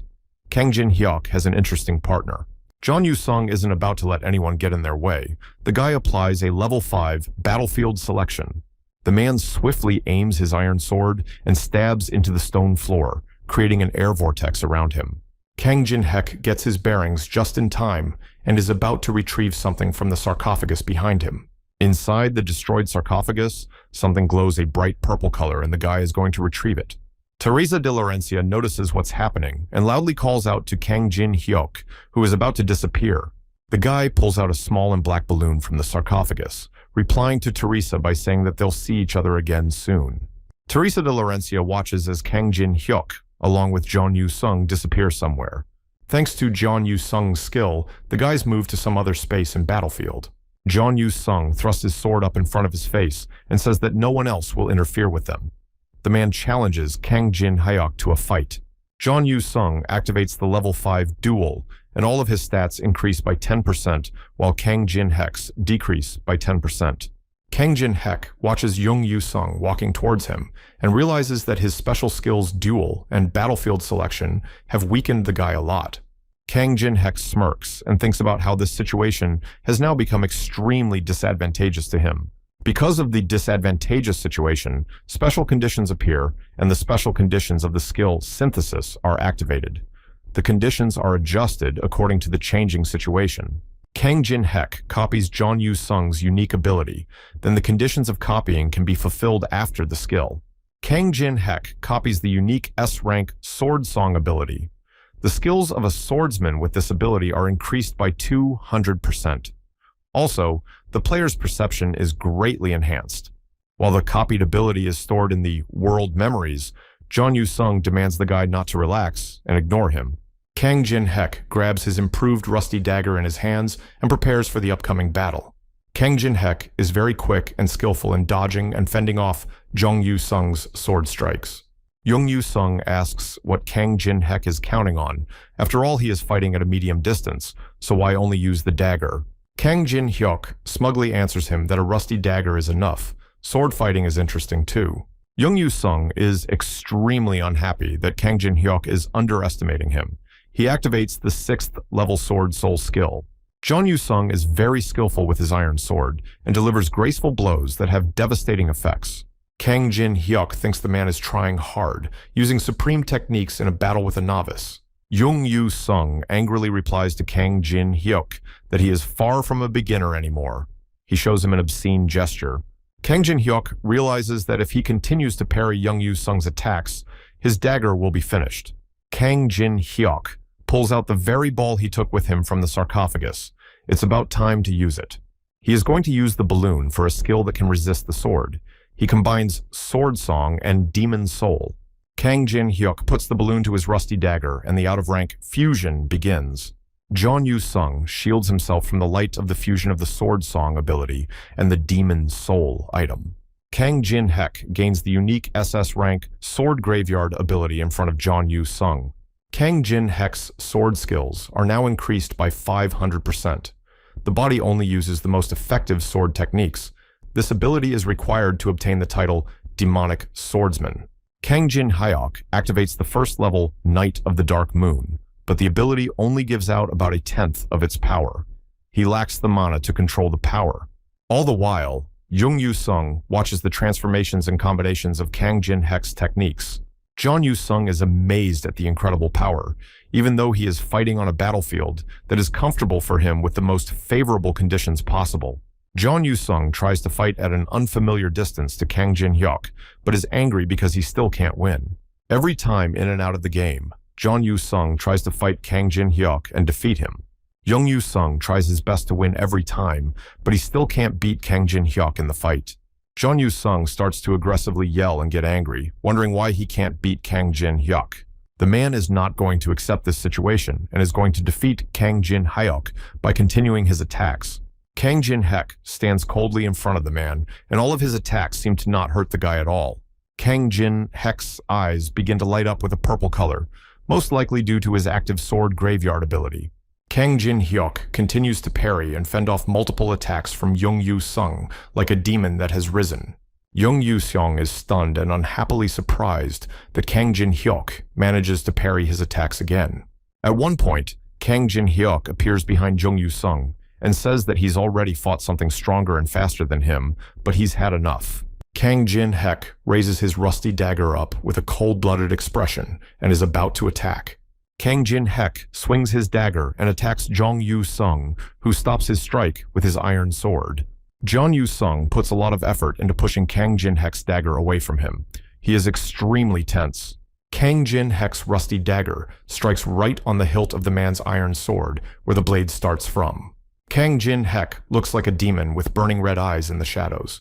He pushes Jung Yu-sung away from him with ease. Jung Yu-sung's iron sword flies aside and slams into the ground. Kang Jin-hyuk says that he won again, and he doesn't even know how many times he won in their fights anymore. Jung Yu-sung replies to him that Kang Jin-hyuk has already defeated him 138 times. The guy asks to take his life. Kang Jin-hyuk looks smugly at Jung Yu-sung, who lost to him again. Kang Jin-hyuk surprises the man with his answer when he tells him that next time it will be the 139th attempt. Kang Jin-hyuk tells him about how the Tower of Trials is no joke at all. Even the strongest players die here due to their carelessness. Kang Jin-hyuk says that they need players who are strong and also as persistent as Jung Yu-sung. He holds out his hand to him. Kang Jin-hyuk extends his hand to the man while he thinks about the fact that he needs to wait another 60 days to copy the player's abilities once again. Kang Jin-hyuk is doing all these actions purely for his own benefit. He sees no point in wasting his time searching. There is an excellent target for copying abilities right next to him. Kang Jin-hyuk activates his level 1 communication ability. Jung Yu-sung turns away and says that he admits his defeat this time too, but next time the outcome will be completely different. Jung Yu-sung reverses the effect of the battlefield selection skill. He asks the guy his name because he still doesn't know it, but Kang Jin-hyuk doesn't want to get acquainted. Jung Yu-sung is about to pick up his iron sword and says he's going to call the guy the same as before. Kang Jin-hyuk knows exactly what Jung Yu-sung called him servilely, so he's extremely unhappy that he's going to do that. Jung Yu-sung turns around to Kang Jin-hyuk one last time and calls him like the old-fashioned way, stinker. Kang Jin-hyuk feels very embarrassed and uncomfortable. Teresa de Laurencia is surprised that a man called him stinker. The raid team members turn to their leader Jeonhwa Hyun, asking him if they've outlasted all the monsters. The man looks at the system and says that the scanning artifact picked up something, but there shouldn't have been anything left there. All of the raid team members notice that this object is moving purposefully in their direction. A huge iron golem appears right in front of all the raid team members. The raid team members also notice that a man with long white hair and pointed ears is sitting on this iron golem. The head of the raid team, Jeonhwa Hyun, notices the man on the golem and recognizes him. The man gracefully descends from the iron golem, and the raid team members realize that they are facing a supreme vampire. The man respectfully bows to the raid team members and greets them as if they were dear guests. The man's name is Belus. The supreme vampire, Belus, says that he accompanies the master of these ruins, the Lord. He is one of the blood relatives. All members of the raid group point their swords at the high vampire and ask him why he has come here. He didn't just come out to meet them here. Belus thinks these people are rude. He realizes that Jung Hwa-hyun is the leader of this group. He came here with his offer for them. The supreme vampire, Belus, is about to touch the sword of the team leader with his finger. He gives them a choice. One of them, all of them, to follow him without interruption. The man pauses languidly before giving them a second choice and touches the tip of the sharp sword with his finger. The supreme vampire, Belus, activates a blood plague of unknown level and spreads it throughout the room. All members of the raid team ask the team leader what's going on and what's wrong with their bodies. A blood plague envelops everything around them. The head of the raid team, Jeonhwa Hyun, is horrified and wary as he watches the blood plague spread. The supreme vampire, Belus, gives them a second choice. Only half will go with him, and he'll just eat the rest. Jung Yu-sung stands silently leaning against the wall while Teresa de Laurencia and Kang Jin-hyuk sit on the stone floor with some kind of artifact. Teresa de Laurencia uses her level 5 Power of the Saint skill and illuminates some object with her energy. In front of her is an icy tear, which when absorbed enhances magic, but if purification is not applied, can severely harm the player. Mana increases by 12. Kang Jin-hyuk looks at his hands and thinks about the glaciated tear he received, along with the demon soul. It can't be used immediately after receiving it, but thanks to Teresa de Laurencia's holy power, he has already obtained 12 stats. The guy is happy with the result. Teresa de Laurencia notices an invitation from the master of the abode in front of her. Upon accepting the invitation, all traps and monsters are deactivated. Teresa is completely shocked. They need to go to the farthest room to rescue the squad members who have been taken hostage. Teresa de Laurencia bows her head and says they need to act. If she can save even one, she can't hesitate. Teresa de Laurencia clenches her fist tightly and is about to say something, but pauses for a long moment. The girl wonders the main question is whether they can defeat this Lord Master of the abode. The girl suspects that they may fall into a trap prepared in advance for them. She realizes that without a raid team, there is no point in her thinking that there is a possibility and probability of defeating the Lord. The girl thinks about whether the outcome would have been different had she been around.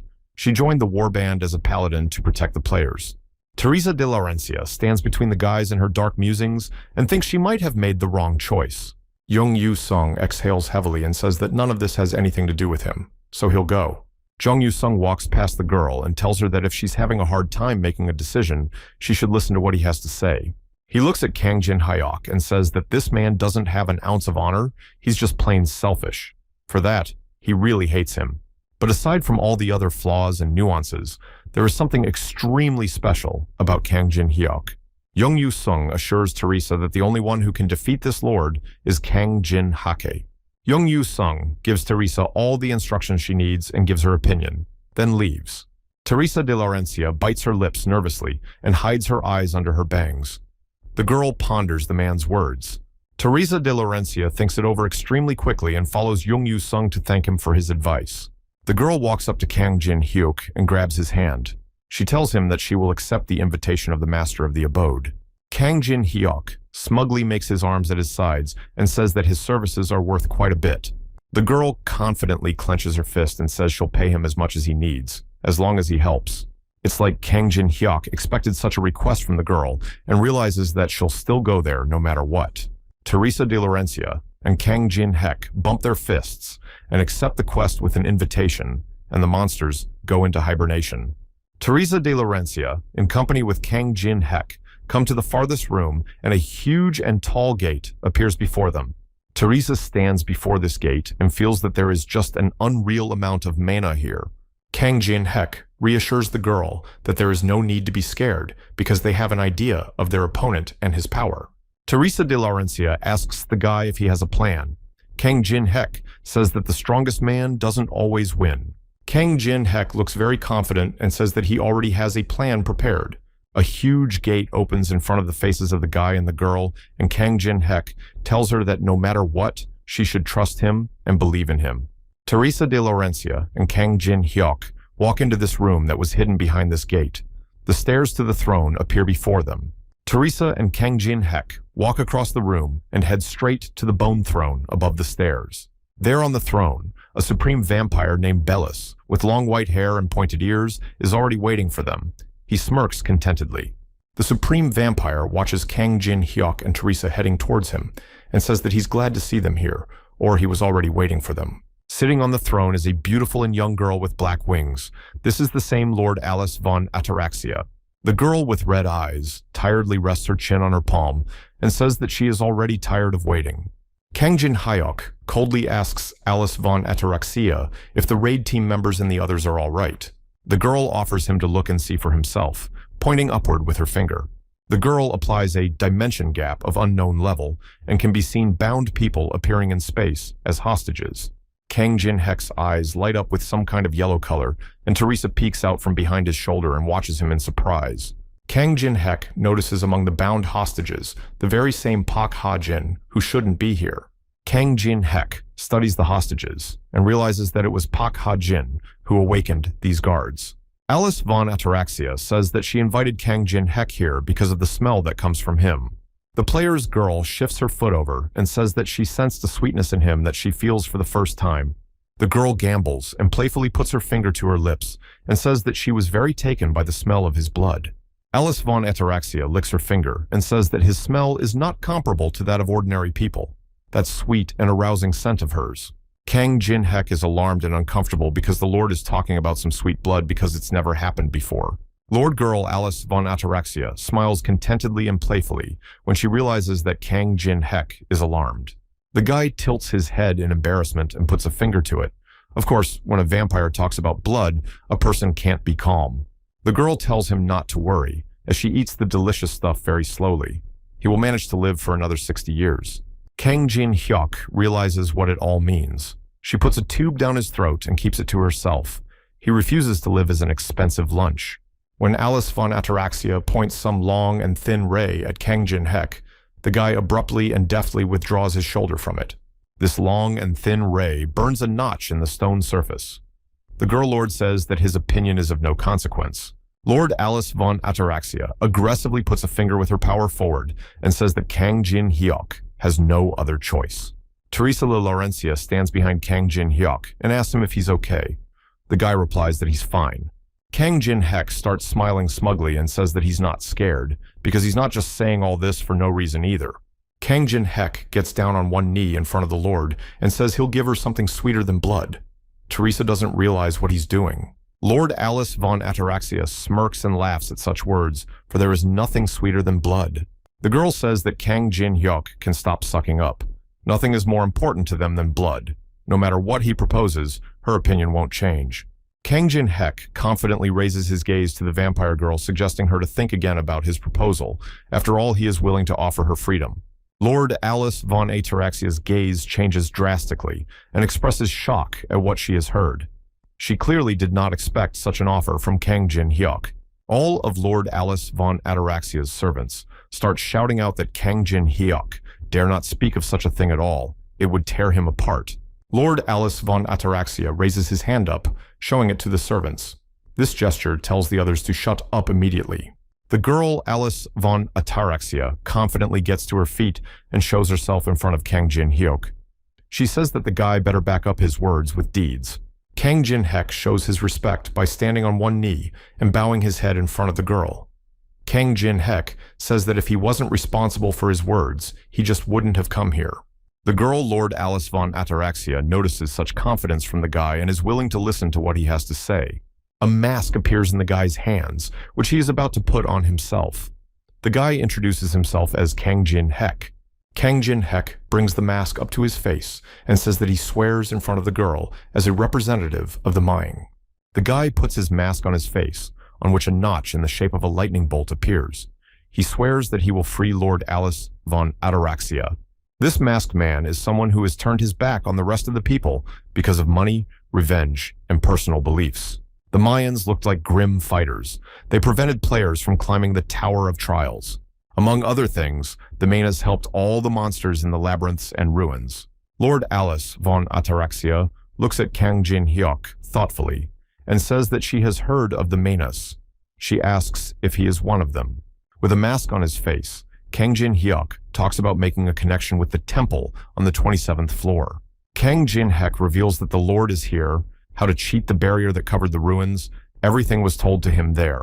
Teresa de Laurencia watches Kang Jin-hek and doesn't understand what it all means and why Kang Jin-hek said he is a Mang. All of the servants and minions of the Lord, for some reason, become abruptly agitated upon hearing about the temple. The girl lord says that since he knows about the temple, the guy is definitely not bluffing. Kang Jin-hyuk asks if the girl will believe him. Around the girl, blood rises into the air. She's not going to believe him because there's no difference if he's a Mang or not. For centuries, they've stayed locked up here, so it's all idle chatter. The girl makes it known that she doesn't like talkers. Alice von Ataraxia doesn't believe him and activates a blood orb of unknown level. The girl's eyes light up with excitement, and she says that Kang Jin-hyuk's blood smelled so sweet. She's really sorry for the way things turned out. With her created blood spears, the girl is going to attack Kang Jin-hyuk to destroy. Kang Jin-hyuk continues to act cold-blooded and doesn't move as many bloody spears fly at him. Teresa de Laurencia abruptly appears in front of Kang Jin-hek to protect him from Lord Alice von Ataraxia's attack. Teresa de Laurencia activates her level 5 Saint Power skill and is about to confront the vampiress. Teresa's ability makes a huge protective barrier appear that stops the vampiress' bloody spears. Teresa de Laurencia orders Kang Jin-hyuk to stay within the barrier as she continues to hold the barrier. Teresa de Laurencia is a bit wary, but hopes that her divine power can handle this attack of the vampiress. After these manipulations, the girl strengthens her barrier and activates a level 5 sacred shield. Lord Alice von Ataraxia starts laughing at the way Teresa lays out against the normal attack. The girl then stops laughing and takes her hand away from her mouth. She begins to get angry. Lord Alice von Ataraxia begins to bare his fangs and says he hates everything holy. Lord Alice von Ataraxia activates a blood blast of unknown level. She plans to destroy everyone in one blow. Teresa de Laurencia lifts her head up and watches the vampiress attacks. She wonders how long she will last in a case like this. Some kind of insight comes into Teresa de Laurencia's head, and she believes the best that can be. Kang Jin Hyuk's rusty dagger plunges sharply into Teresa de Laurencia's chest, penetrating through her through and through. Teresa de Laurencia starts crying and squints at Kang Jin Hyuk in horror, not realizing what he's doing. Kang Jin Hyuk, wearing a Manus mask with a lightning bolt on it, stabs Teresa in the chest with his rusty dagger, showing this picture to the vampiress.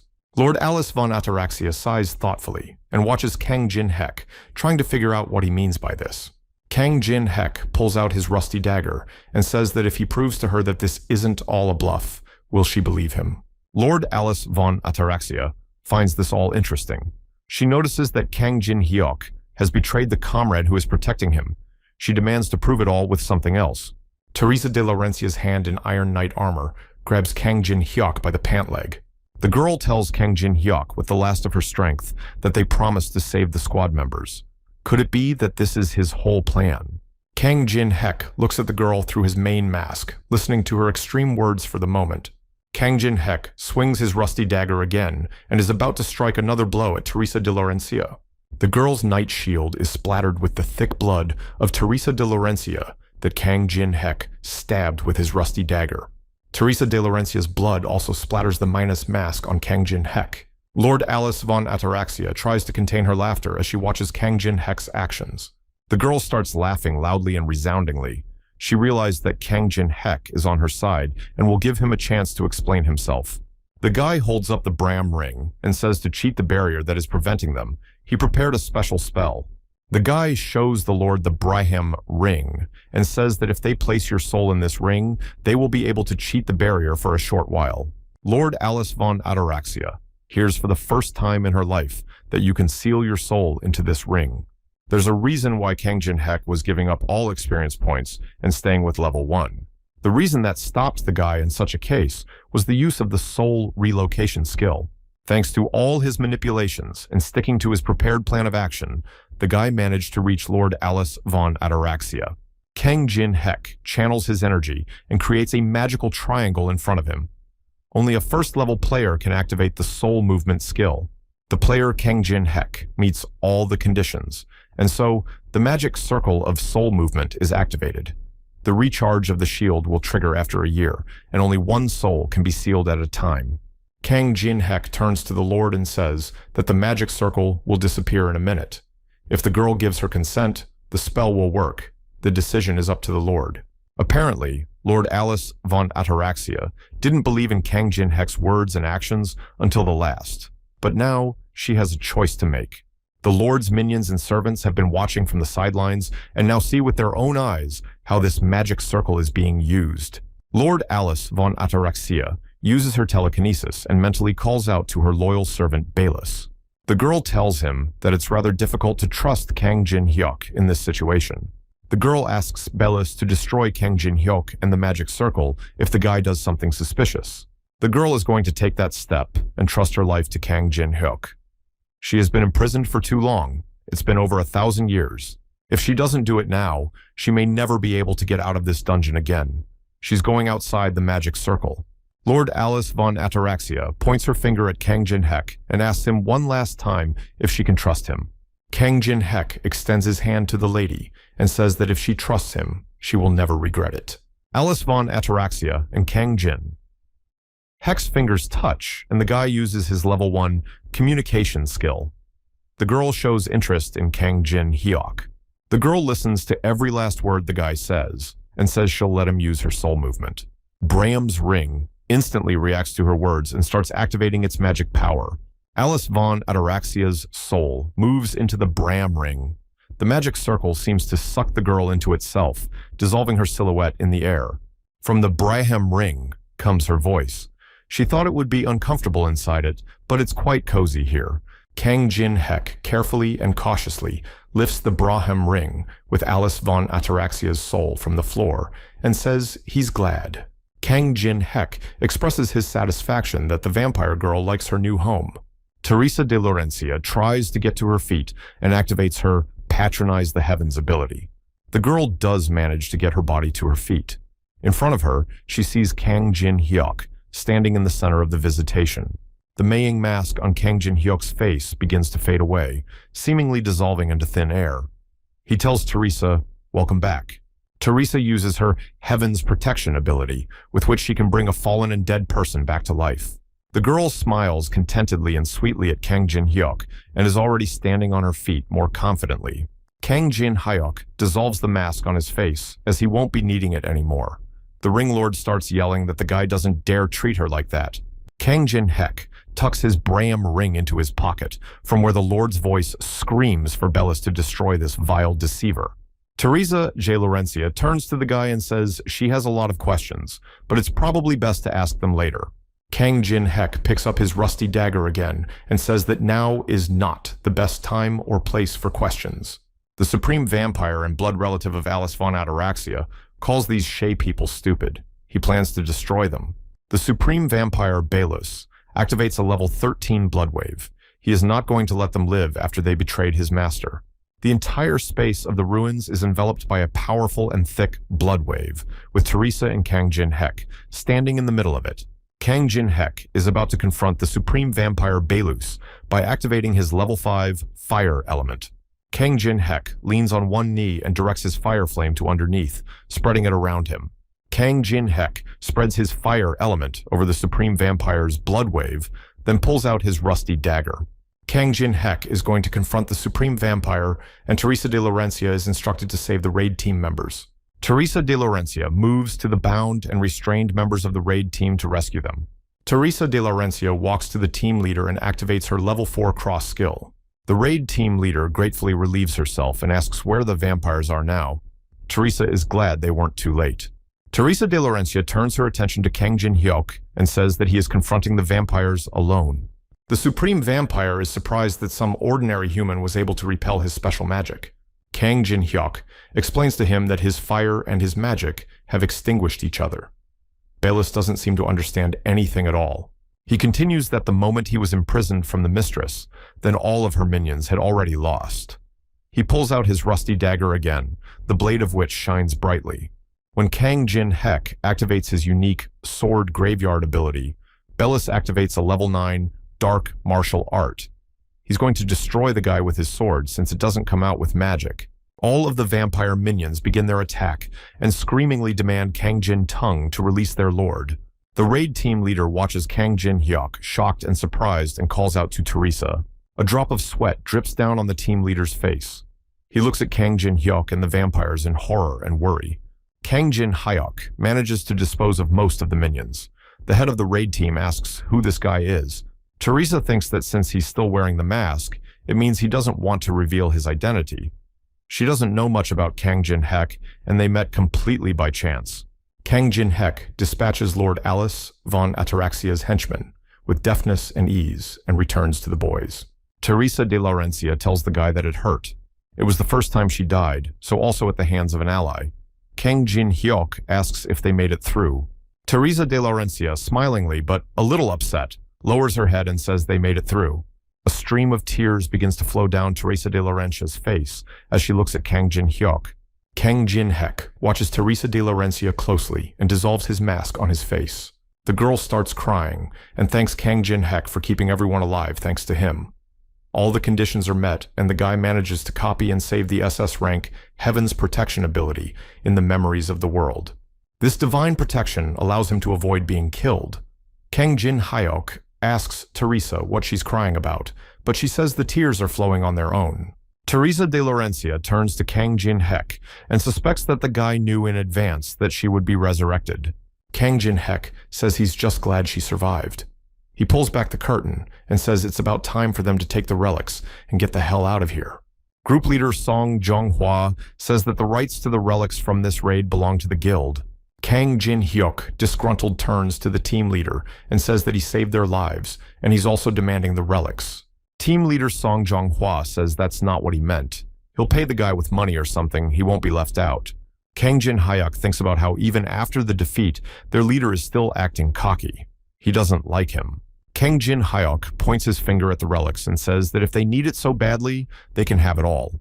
When team leader Sung Jonghwa is already on his way to the relics, Kang Jin-hyuk warns him that they might not be satisfied with the result. The head of the raid team, Song Jonghwa, is perplexed and surprised as he turns around and doesn't realize what regret he's talking about. One of the sacred relics for passing the ruins is a fragment of Merlin's staff, which is a material. Song Jonghwa thinks about the fact that even though most of the members were held hostage, they will be able to regain their credibility by bringing a good loot. Team leader Song Chonghua smugly reaches his hand towards the wreckage of Merlin's staff to touch it. Some sort of red mark appears on team leader Song Jonghua's hand, and the staff fragment itself with black lightning bolts pushes the raid team leader away. Song Jonghua looks closely at the red mark on his palm and asks what it is. Kang Jin-hyuk tells him that it's a curse. Even though Merlin's staff is a precious relic, there is a curse on it. Kang Jin-hyuk continues that if Alice were to disappear completely, he would be safe. However, Alice is now banned from the ring. The head of the raid team, Sung Jonghwa, abruptly grabs the back of his head because something wrong is happening to him. Teresa de Laurencia covers her mouth with her hand and anxiously watches team head Sung Jonghwa. When team head Song Jonghwa doesn't realize what's going on with him, Kang Jin-hyuk takes the girl's hand and is about to lead her away from here. In Seoul, at the entrance to the Test Tower, awakened association manager Young Jae-hyun holds up a coffee and asks the department head if the words of that guy can be trusted. The man opens his pack of cigarettes and is about to take one out of there to smoke. He asks everyone to wait and not to be outraged so immediately. Department head Kim Dae-chun lights his cigarette and says that they got the message, and at least they should get something. Manager Young Jae-hyun tells him that the experts have reported that the raid will last at least 3 weeks. Kim Dae-chun says he's worried that the man isn't from the Parquet Guild, but he's got some kind of gut feeling. Department head Kim Dae-chun pulls out his gas lighter and tries to light it to light a cigarette. A notice appears in front of the department head's face that the ruins of the abode of the fallen have been cleaned up.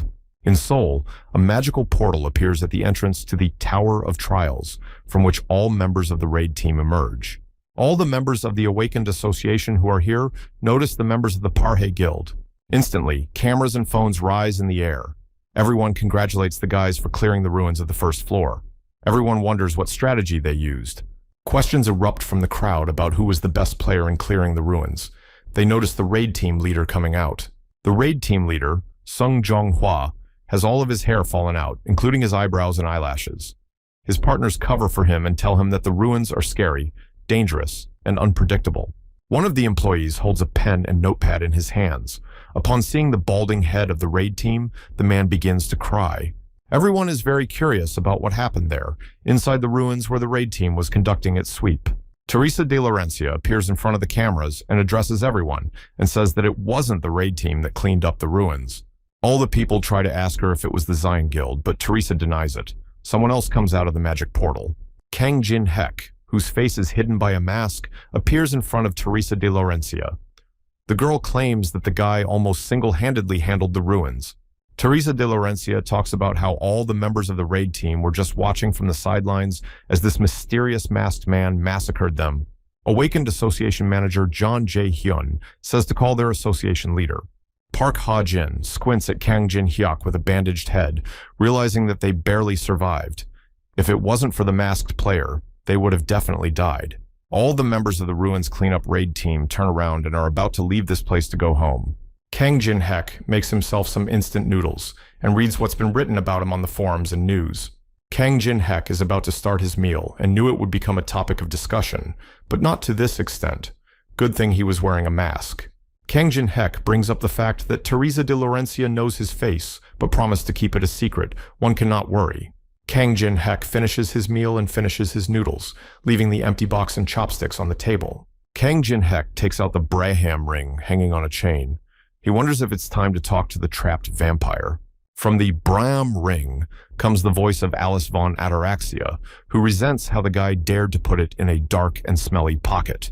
Kang Jin-hek wishes a devilish expression on his face and starts shaking the chain with the ring, giving the girl an earthquake. Kang Jin-hek continues to taunt the vampiress and twists the chain with the ring even harder. The girl says she feels dizzy.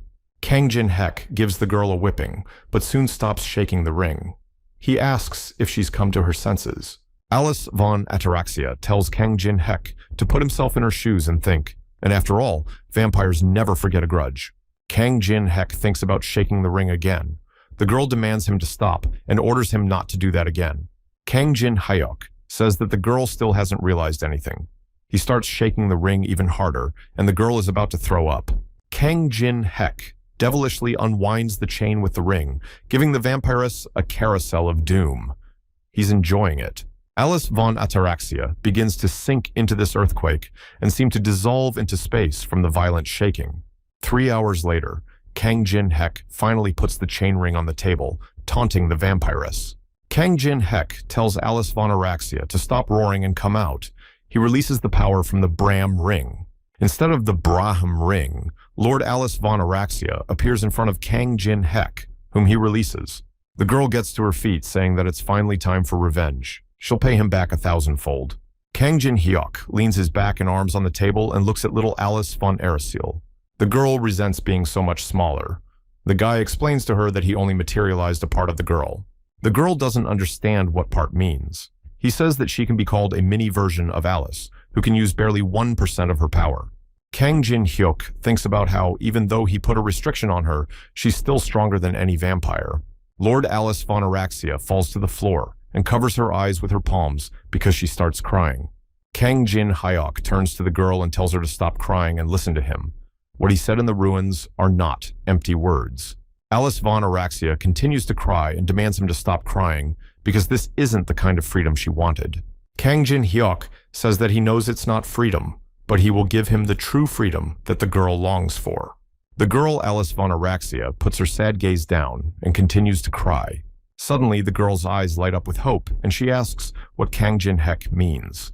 Kang Jin-hek tells her that if she helps him destroy those who betrayed her, he will give her back her place as the head of the Ataraxia clan.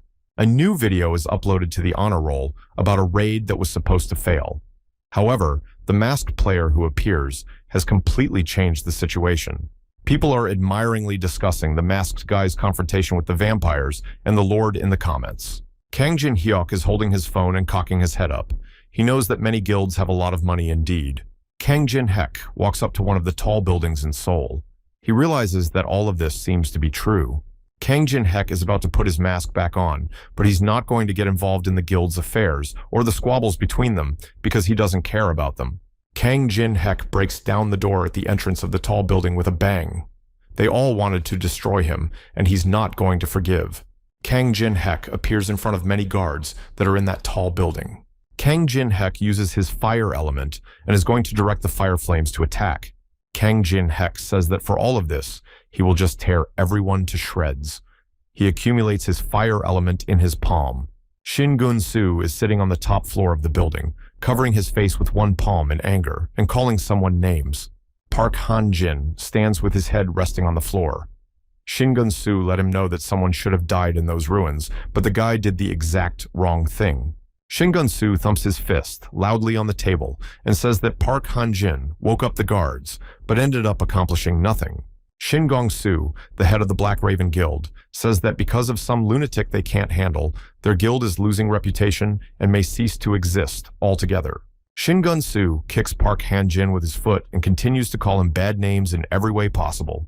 2 bodyguards stand at the door to the guild leader's office, where the sounds of fighting and blows can be heard. Suddenly, the panoramic window in the guild head's office breaks with an explosion that repels the men as well. Some men's boots appear from somewhere. Some man sneaks in with an explosion. Kang Jin-hyuk, wearing a mask to hide his identity, appears here and asks if there is a master of this guild here. Park Han-jin lies upside down, and guild head Shin Gun soon starts yelling for someone to grab this guy already. Park Han-jin rises to his feet abruptly and realizes that now is the opportunity to restore honor in the face of the head. Park Han-jin rises into the air and flies at Kang Jin-hek to restore his name as Park Han-jin's super hands. Kang Jin-hek takes off his mask so Park Han-jin can see his face. The guy smiles contentedly and greets him. Kang Jin-hek punches Park Han-jin in the face. Out of surprise, the guy doesn't even have time to react. Park Han-jin flies into one of the cabinets in the guild leader's office after being hit by Kang Jin-hyuk. Shin Gun-soon points his finger at Kang Jin-hyuk and says that he's the reason they lost their position in the association. He can't just strut around here. Kang Jin-hyuk smugly sits down on the couch. He turns to Shin Gun-soon and says that's not what he has to worry about right now. Guild head Shin. Gun-soon's eyes begin to express his anger, hatred, and aggressiveness. Shin Gong-soon's hands reach for his long sword in its sheath that is in his office. Shin Gong-soon activates his level 5 sword flash ability to attack Kang Jin-hyuk. Shin Gong-sun notices Kang Jin-hyuk's calm, relaxed, and cool demeanor even though he is in danger. Shin Gong-soon brings the tip of his sharp sword towards Kang Jin-hyuk's face, who does not react in any way. Suddenly, some powerful current pierces through Shin Gong-soon's sword and breaks its blade. Guildhead Shin Gong-soo realizes that the guy used an ordinary Korean checker to shatter his sword. On the table in front of Kang Jin-hyuk is an ordinary vase filled with checkers. The guy says that they're very convenient to throw. Kang Jin-hyuk twirls one of the checkers in his fingers and brazenly puts his feet on Guildhead Shin Gun-soon's table. Kang Jin-hyuk smirks and suggests to Shin Gong-sun to finally start their conversation already. Guildhead Shin Gong soon stands up on the table and approaches Kang Jin-hyuk while simultaneously calling out to him. Shin Gong-soon swings his broken sword and asks if Kang Jin-hek came to take revenge on him because he ordered his destruction. All over the building, Kang Jin-hek leaves behind devastation and dead people.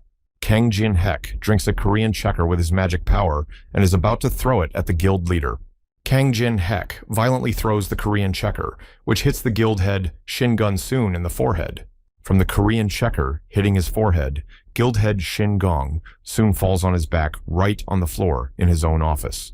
Kang Jin-hyuk picks up another saber and glares furiously at the Guildhead. He says that his words are completely out of place right now.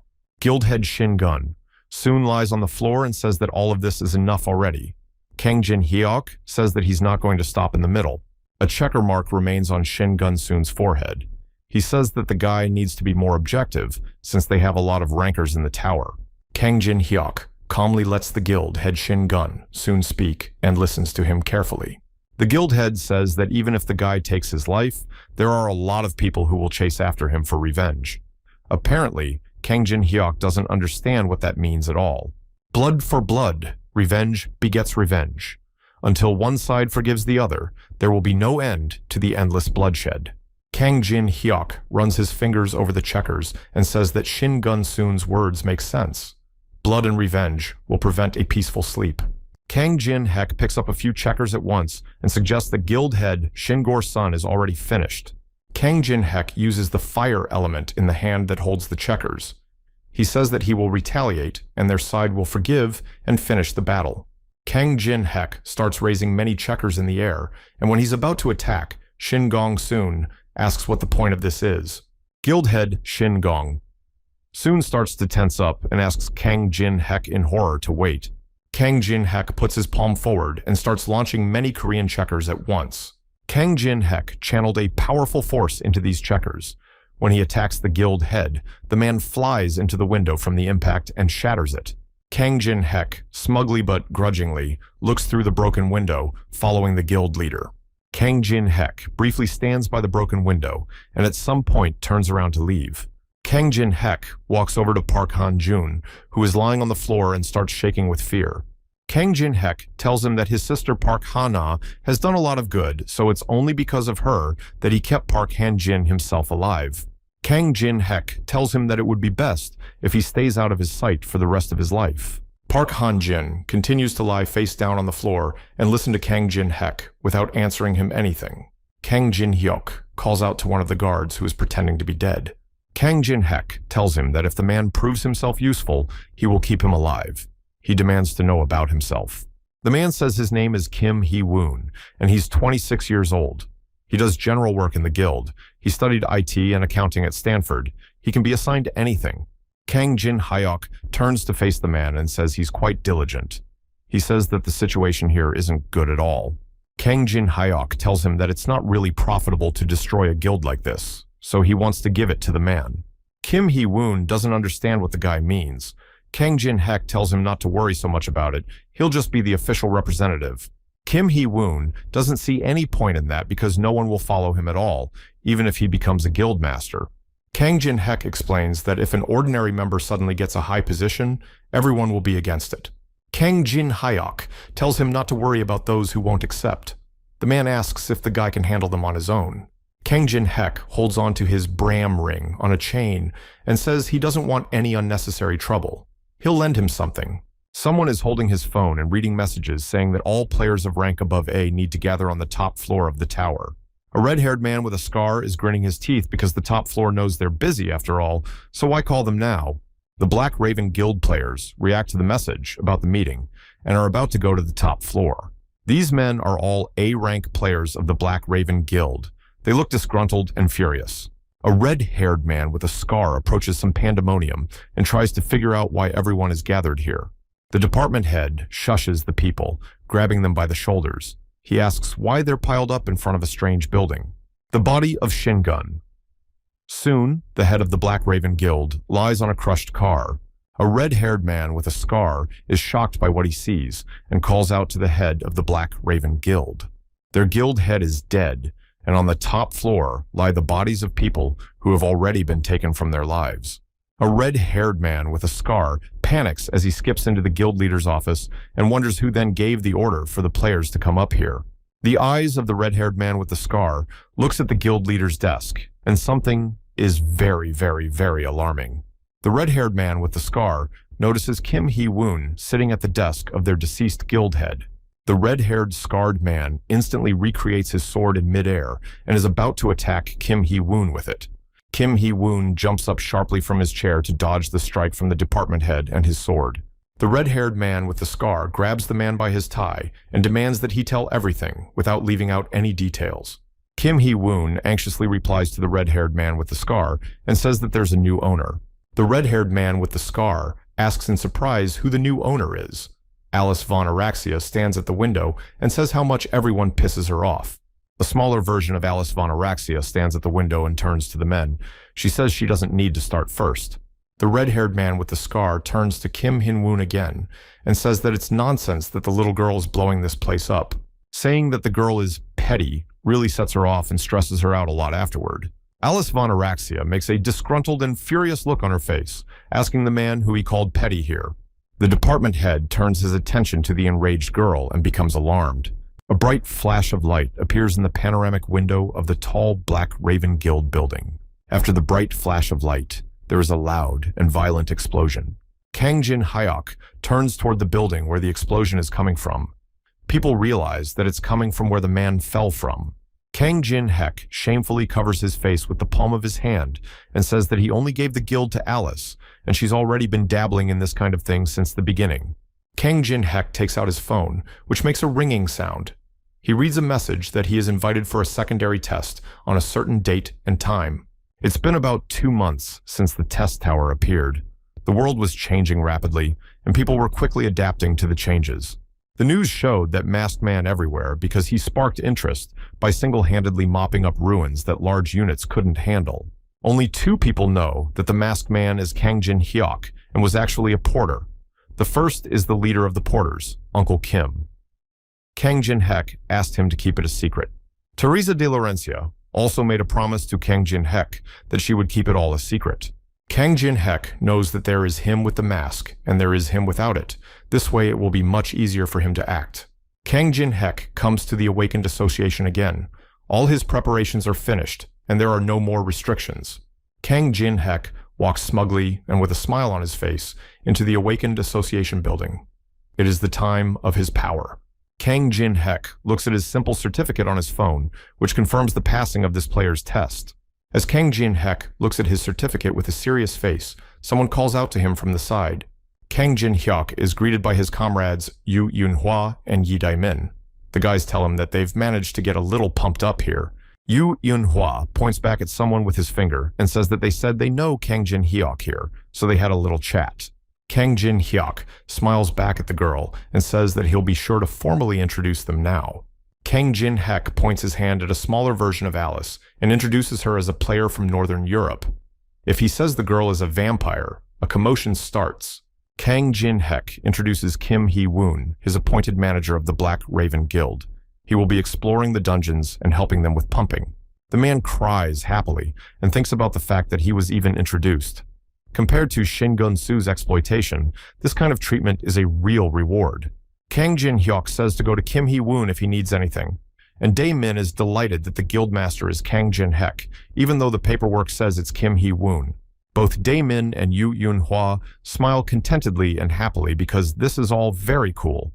It's a good thing that he and Kang Jin Hyuk are friends. Kang Jin Hyuk stands back and watches Dae-min and Yu Yun-hwa chatting with Kim Hee-woon. Kang Jin Hyuk walks up to the little vampire girl and calls out to her. The girl folds her arms resentfully and looks away. The girl starts to explain that they all started at first. She didn't mean for it to come to this. Kang Jin Hyuk is shocked that she blew up a building just because she was called a baby. Kang Jin Hyuk asks if the girl can't keep her cool after living for 1,000 years. The girl says resentfully that no one dares call her that. Kang Jin Hyuk exhales tiredly and wonders how little Alice is acting. Kang Jin Hyuk is going hunting and invites Alice to come with him. She says that he can do it alone as well.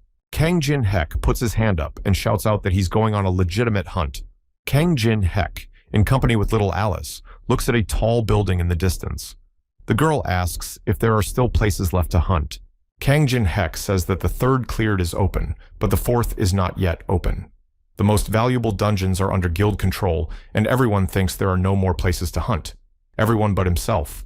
Kang Jin Hyuk comes to the first floor of the tower where Moon Lake is located, the place with the most beautiful scenery in the tower, but for that reason, no one comes here anymore. Kang Jin Hyuk realizes that he hasn't been here for a very long time. After all, the fate of humanity hangs in the balance, so there is no time to enjoy the views. Alice von Araxia starts talking to the guy in the ring and asks how the guy is going to hunt here. The girl panics and asks him if he's really going to go into the lake and if the water will get into the ring. Kang Jin Hyuk goes into the lake and walks past the 12 statues, decorating the tranquil Moon Lake. The guy stops in front of the statue with the fish and says that's the one he wants. This statue isn't just decoration, it has another function. Alice from the ring asks if the statue has a secret button.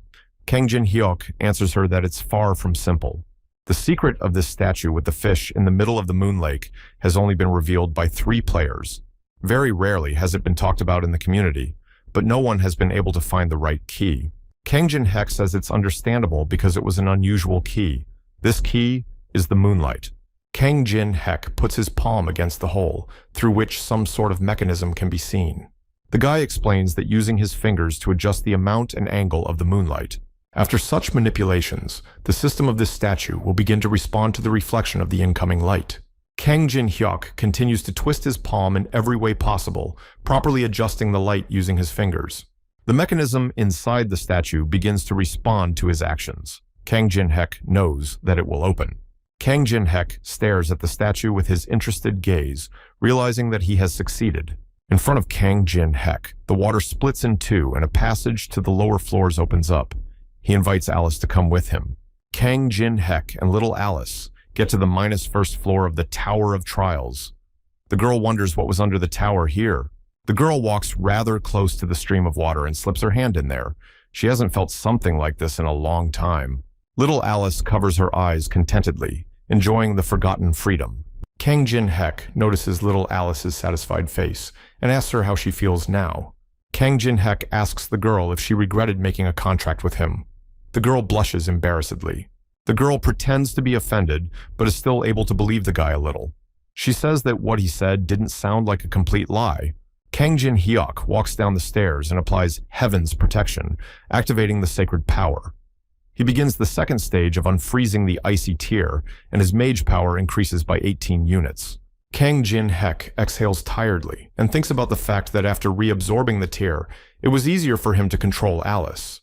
Kang Jin Hyuk activates the fire element and thinks about what little Alice thinks about the players in the tower. He looks at the girl and realizes that even if the game has become reality, Alice, who has lived for thousands of years, does she consider herself part of the game? Kang Jin-hek turns to little Alice and says he wants to ask her one question. As Kang Jin-hek begins to ask his question, his words, voice, and image begin to become severely distorted. Kang Jin-hek notices little Alice's face scared to the point of terror and is surprised himself. The girl asks him what he said and why he scared her so much. Now, the guy understands how it works. The thing about the tower was blocked. Now, Kang Jin-hyuk realized that he couldn't discuss it with those who lived inside this tower of trials. This was already a good thing.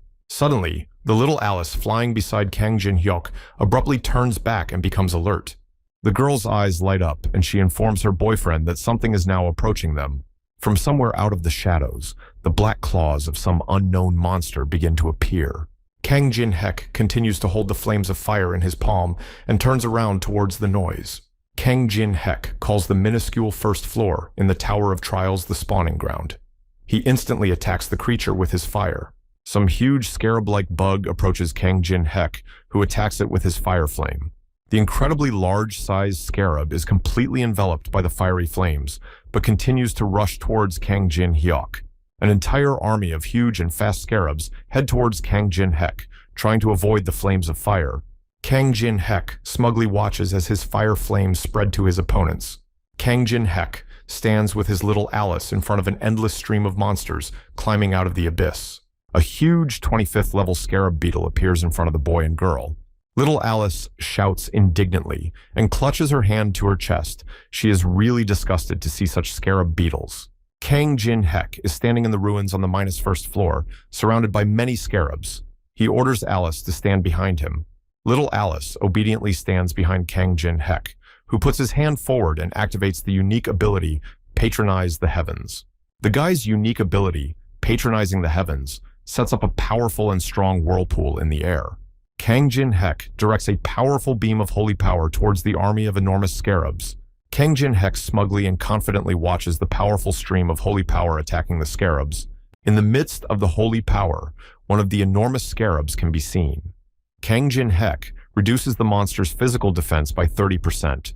Kang Jin-hek asks little Alice to show her power. The girl asks why a noble vampire like her has to fight such nasty monsters. Kang Jin-hek pulls out the chain with the Bram ring and threatens the girl that he will ban her there again if she doesn't obey.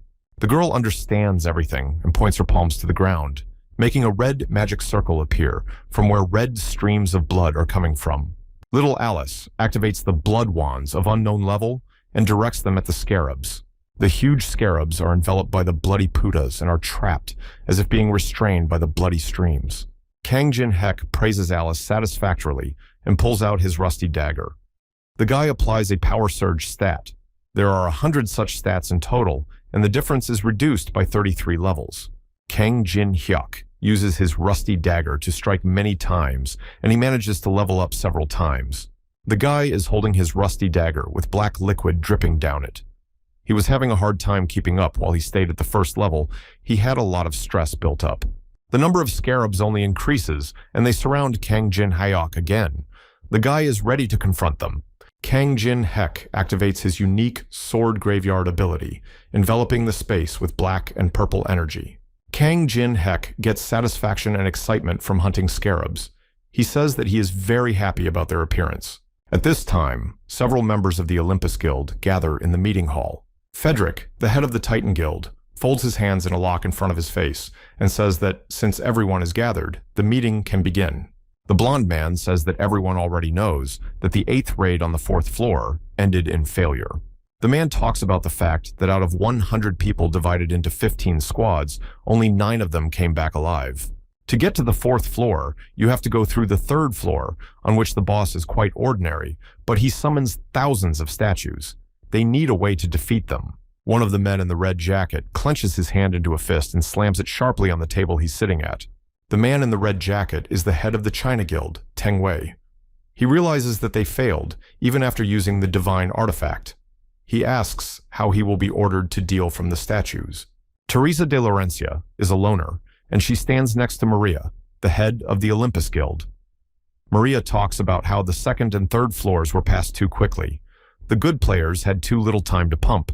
Baek Jin-ho, the head of the third squad of the Tangan Guild, agrees with Maria's words that it would be good if there were more players above level 15.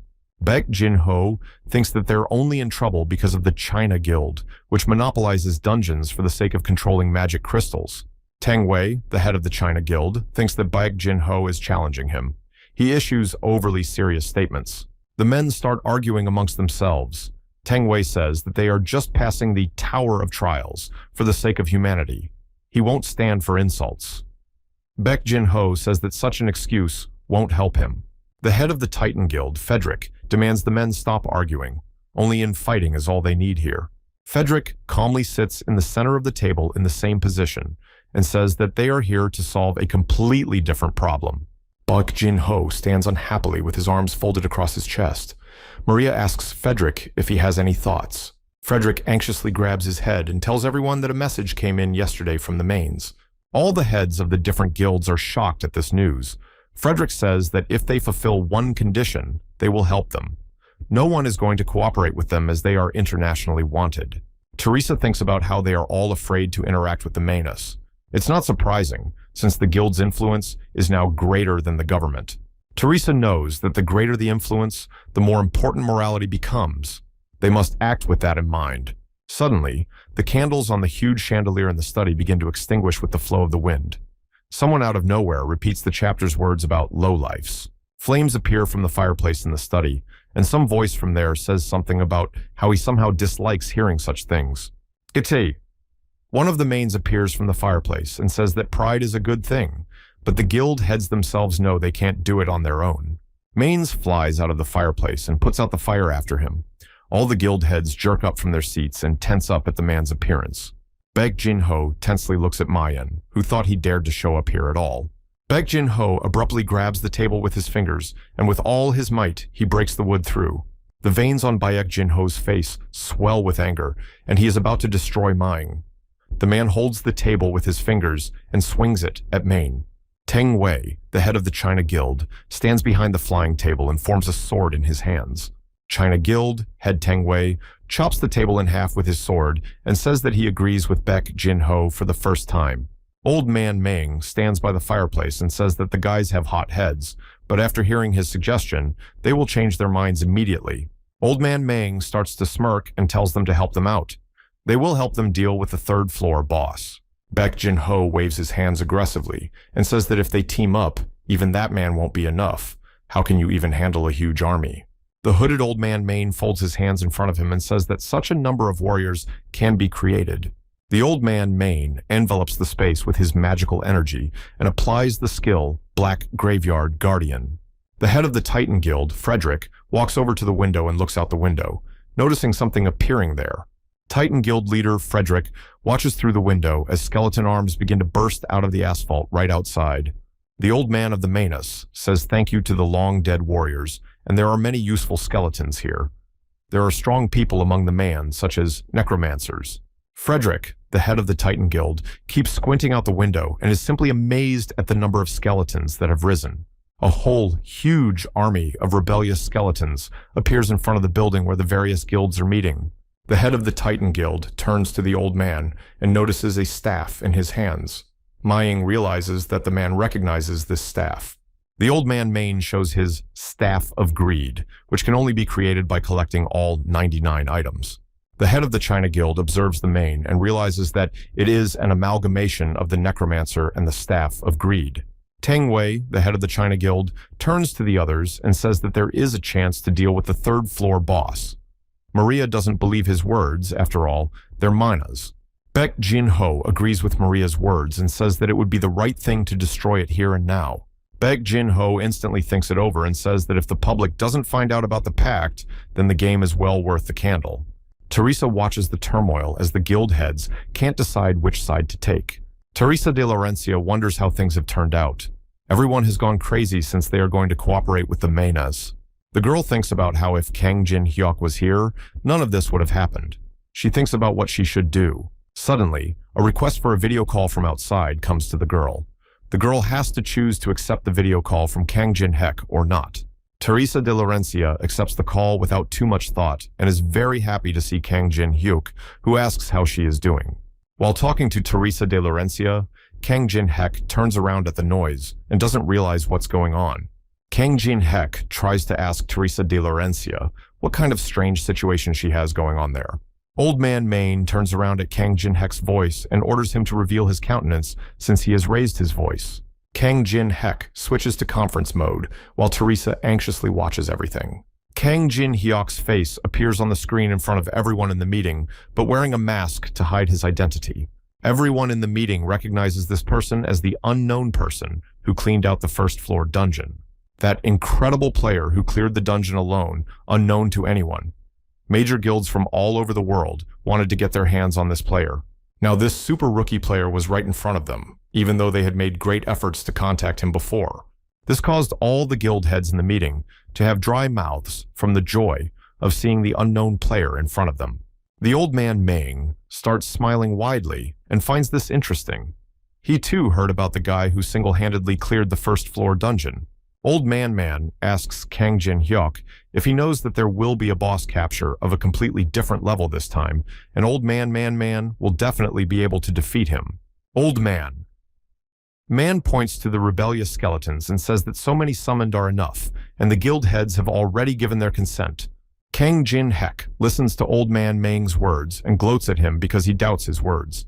Kang Jin-hek asks Old Man Ming how he is going to deal with his fake Staff of Greed.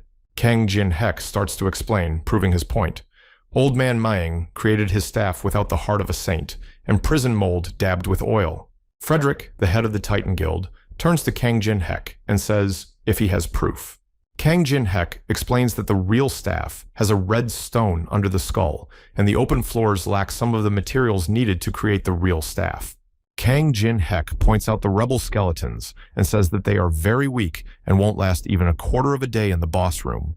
Kang Jin-hek says that Old Man Ming will just abandon them in danger, running off with the loot like a rogue. Old Man Ming listens to everything the unknown player says and grudgingly calls him cheeky. Old Man Ming rallies to the attack, telling the others that they will regret not accepting his offer. Old Man Ming says whether the guild heads will be as calm the next time they meet him, he will keep an eye on everyone.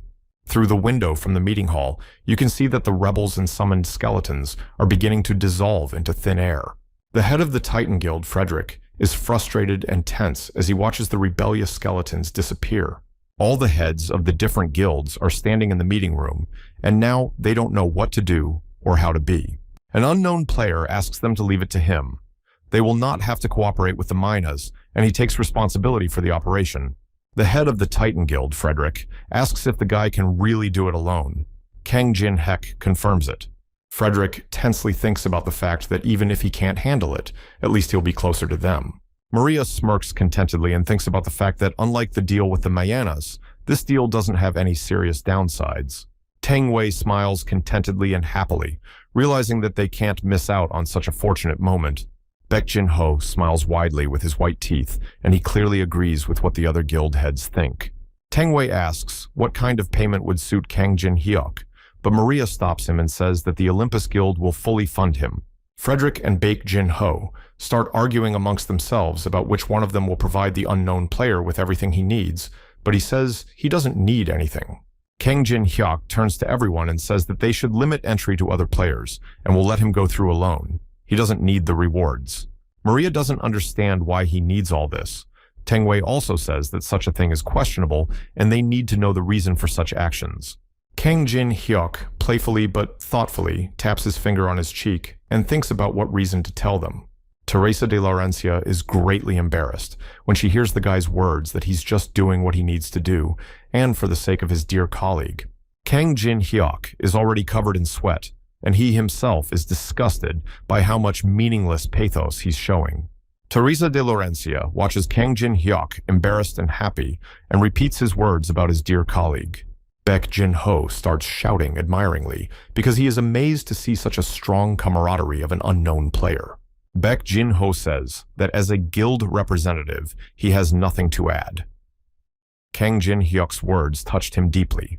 All the while, the video conference is recording the video and their conversation. Ordinary players would ask for a good payment, but in this case, it's worth thinking about the prospects. Kang Jin-hek realizes that a player who sacrifices the reward for his comrades would be able to get much more than what he would have been paid. Kang Jin-hek wraps up the conversation and thinks about the fact that he can't be in conflict with the guilds, so he'll upload the video, editing out the moment with the Manga. Kang Jin-hek opens his characterization and studies it. He's only been in the spawn point for a day, and he's already level 12. Things are going better than he expected. Suddenly, Kang Jin-hyuk is called out by someone from outside, and he turns around unhappily towards the voice. Little Alice resents that you can't leave everything to her. Kang Jin-hyuk says that since she has the strength to bicker, she definitely won't die.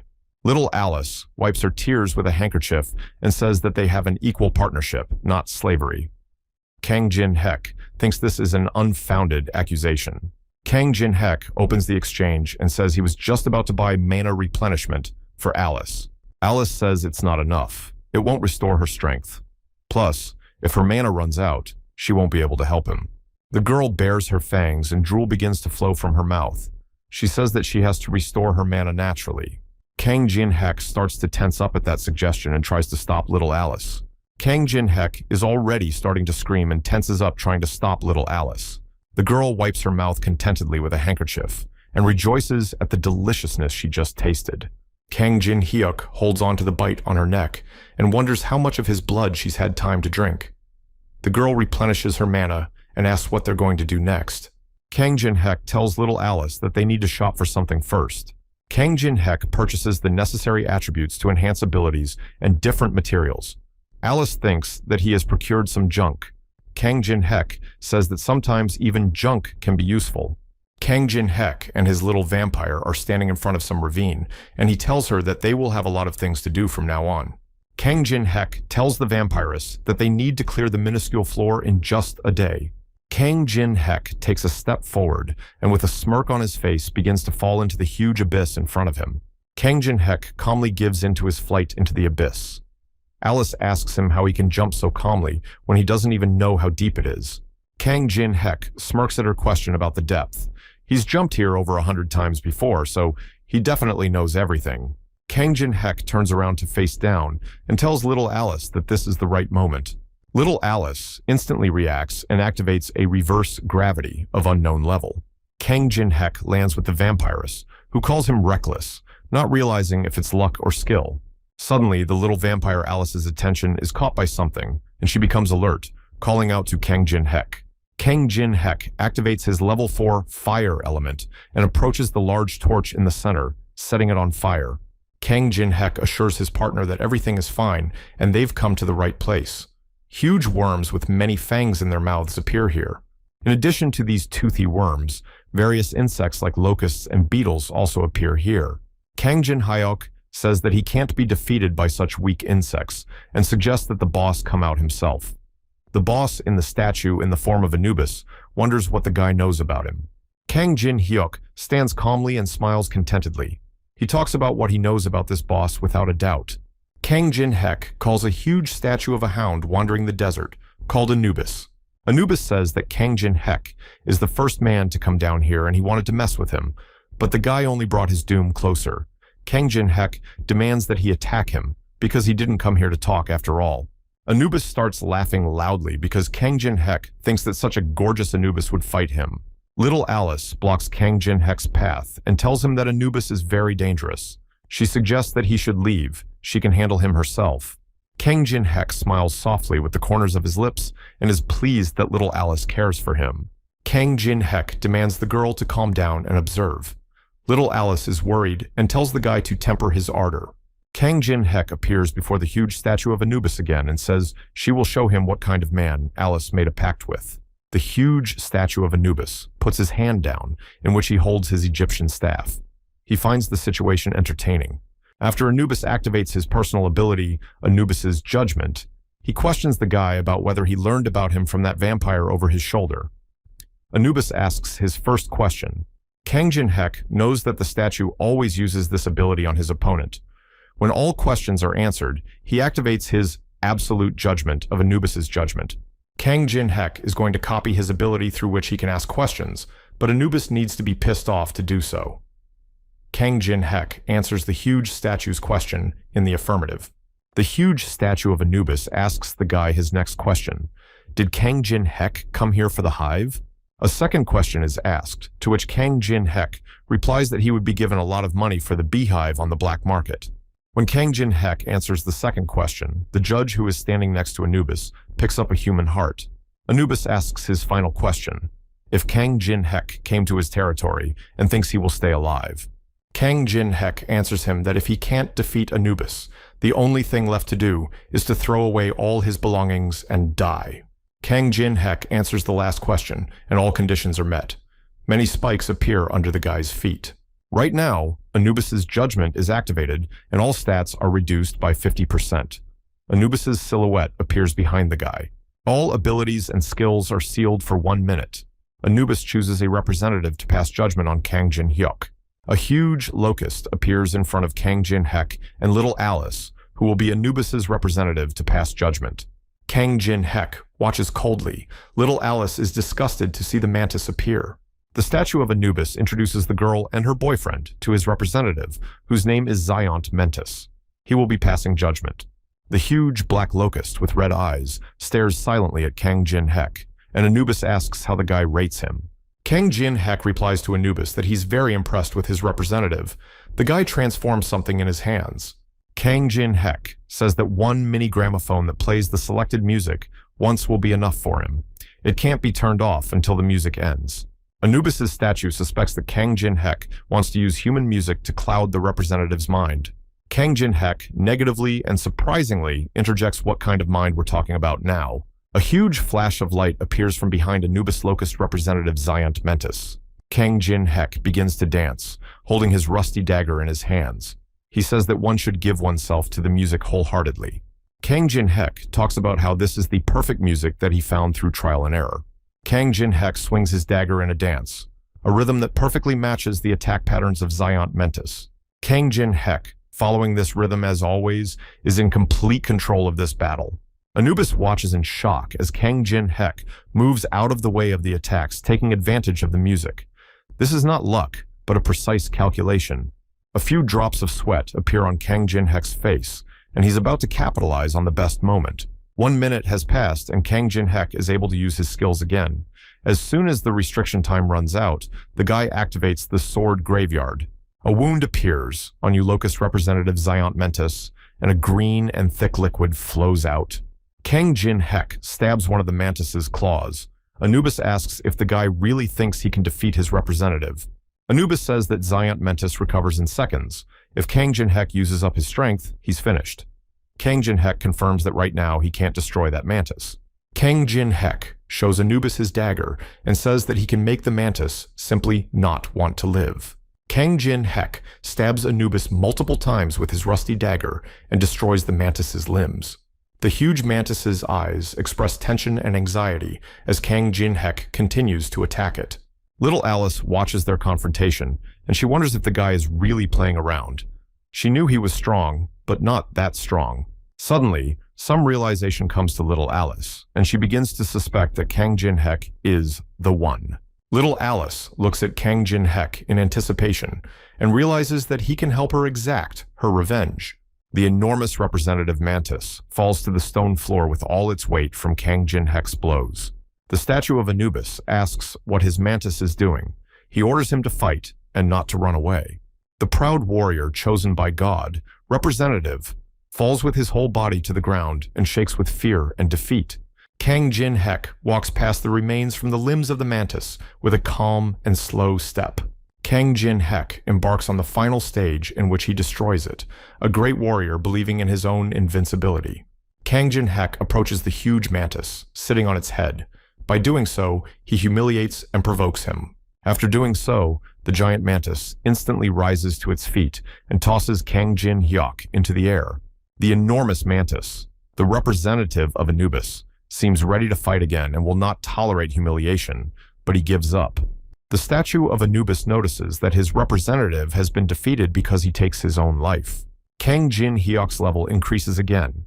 From the mantis, he receives the magic folio of the Duchy of Peltaris. After studying it, he can learn ice magic. Kang Jin Hek touches this magic folio and says that such a thing can only be seen in the middle floors of the tower. Kang Jin Hek gains the level 1 ice creation skill because of his monopolization stat. Kang Jin Hek holds the magic folio in his hands and immediately applies ice creation, happy with his acquisition. Anubis recognizes Kang Jin Hek as a challenging person, but he doubts that he can win by betting his ice on it. Kang Jin Hek asks what he's talking about, since Anubis can't even attack directly. Hold up here on the 42nd floor. The Anubis statue asks the guy why he's challenging him when he knows he's just an incarnation. Kang Jin Hek wraps his palms around his magic power and says he's just having fun challenging him. The statue of Anubis is provoked by such words and says, is he nothing more than some kind of entertainment for the guy? Anubis thinks this is disrespectful to him. He is about to apply the hive, which is home to countless insects. Anubis instantly releases his hive and orders the insects to destroy this impertinent man. Kang Jin Hek uses some small ice magic balls that dissolve the insects by barely hitting them. Kang Jin Hek notices the incredible amount of insects flying out and continues to attack them. Kang Jin Hek is about to use his fire element ability again, forming a fiery flame in the palm of his hand. Kang Jin Hek begins to form an air vortex around himself while holding the fire flame in his hands. Kang Jin Hek brings his palms together and is about to combine the fire element and ice creation skills. A ball of bright and blue light appears in Kang Jin Hek's hands, which he is going to launch at his enemies.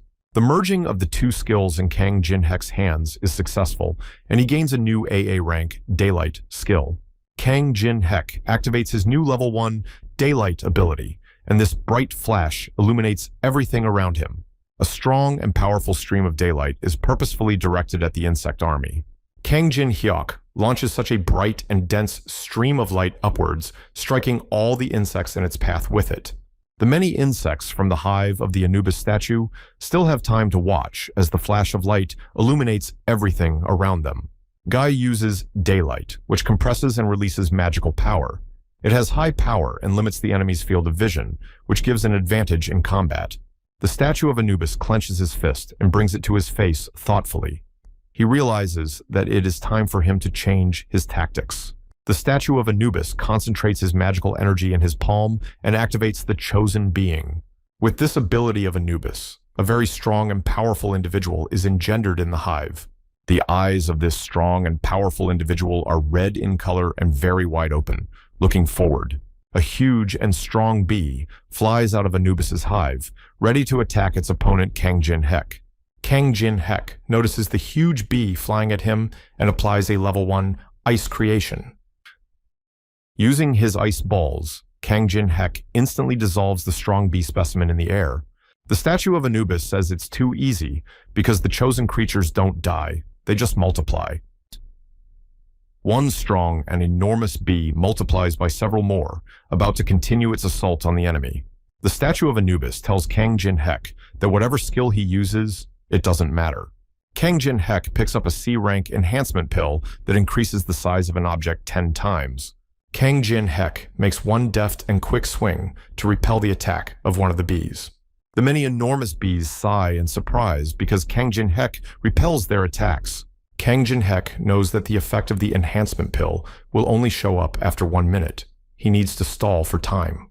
Kang Jin Hek climbs onto the body of one of the huge bees and starts moving on their backs. Kang Jin Hek stops on one of the huge bees to assess the situation and stall for time. Kang Jin Hek is about to take control of the situation and grabs onto the tendrils of the huge bee. Kang Jin Hek deftly saddled one of the huge bees, intending to ride it through the air. The statue of Anubis is already getting nervous because the bees are doing something wrong. He orders them to quickly destroy the guy. Kang Jin Hek remembers Anubis's words when he said that bees don't die, they just multiply. He sits on a huge bee. Kang Jin Hek looks back at the bees chasing him and realizes that this feature would drive any opponent to despair. Under the horrible and absurd conditions, the enemy simply cannot make a sound judgment of the whole situation. One of the bees is attacked. Kang Jin Hek jumps off the huge bee and activates a D-rank obscure cube in midair. Kang Jin Hek combines ability meter, sticky glue, forest web, and two-headed ogre 100 mg snot to strengthen the obscure cube.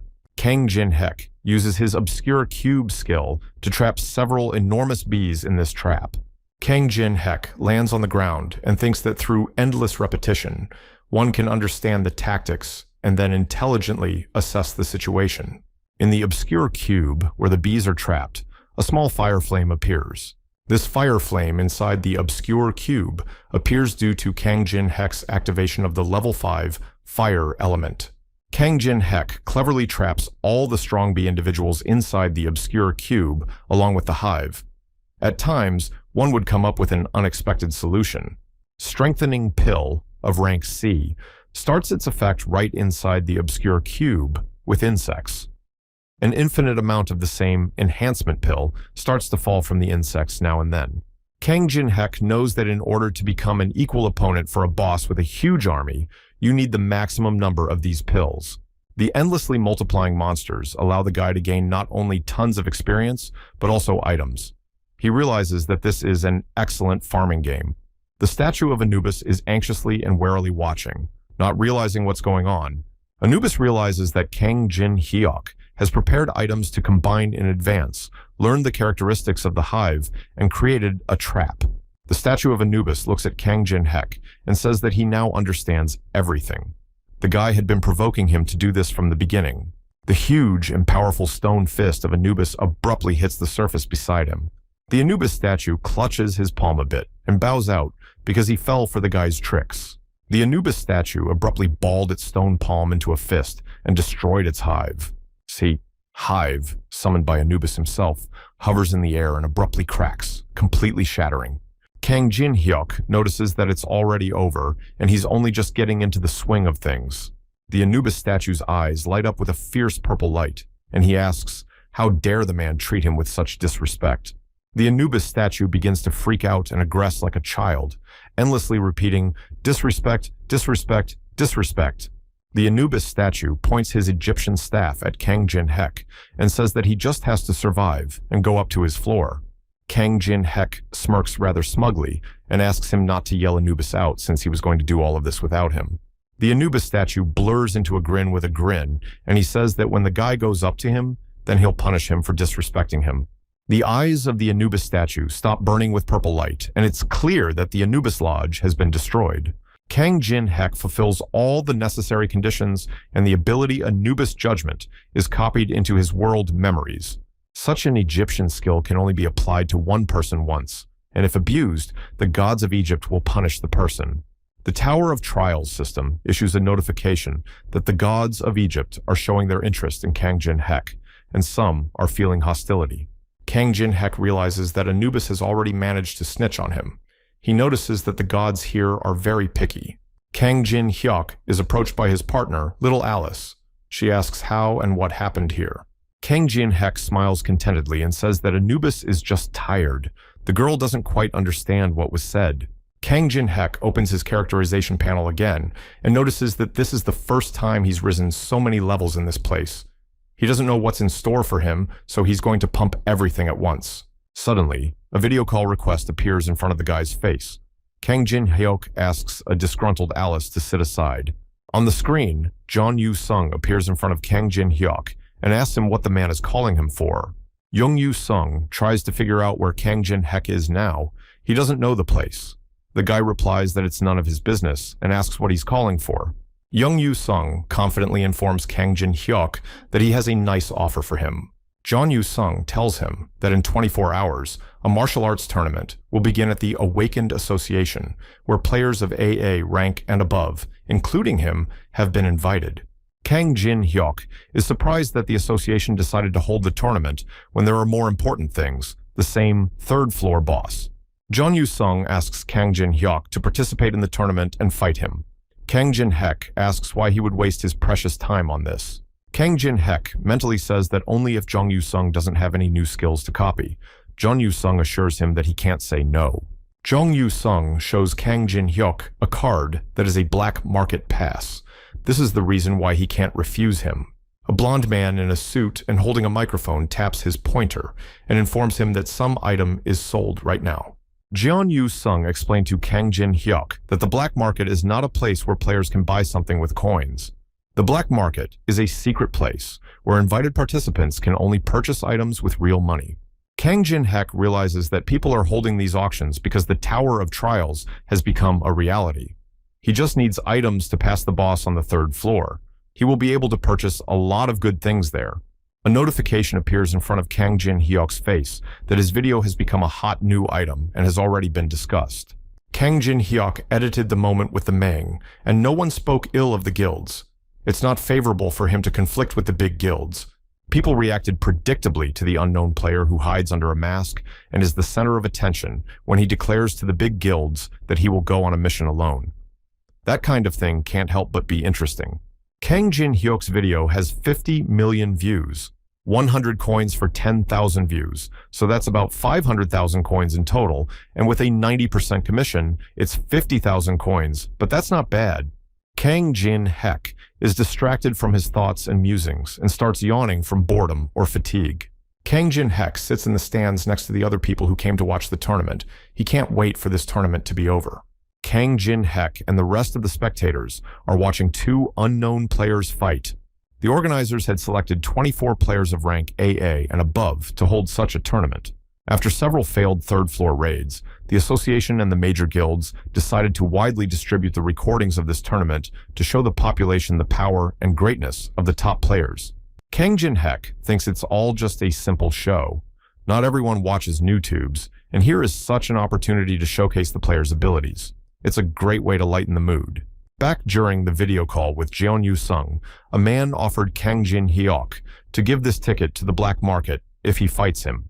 Kang Jin-hyuk stops Jung Yu-sung and says that he hasn't reached that AA rank yet, so he can't even enter the tournament.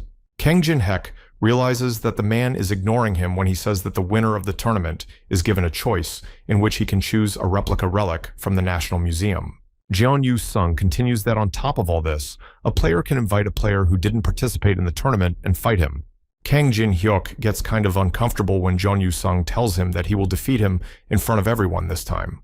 The players in the tournament continue to fight in pairs in the arena. They provoke each other and incite each other to do something just to win. Suddenly, a huge, dark silhouette appears behind the two unknown players. Anubis appears behind the players, summoned by one of the players who has the summoning technique. The huge Anubis with red eyes swings his fists and slams into the ground, sending the players flying into the air. Those same poor two players are abruptly engulfed by a powerful fire flame that strikes them. The same old man and girl from the very beginning of the Tower of Trials participate in the tournament and fight these two unknown players. The judges and the association representatives say that the old man and the girl are strong. There are many participants here that can be recruited. The head of the Black Luck Guild, Hong Dok-pei rank S, tells his guys that he only has his eye on one participant here. The white-haired man watches as one of the contestants, Jeon Yu-sung, fights in the arena. Hong Deok-pei thinks the guy is just great. His battle control, wide view, and most importantly, many types of attacks. Jeon Yu-sung is the only player who refused to join his guild. He's a very ambitious guy, not like girls.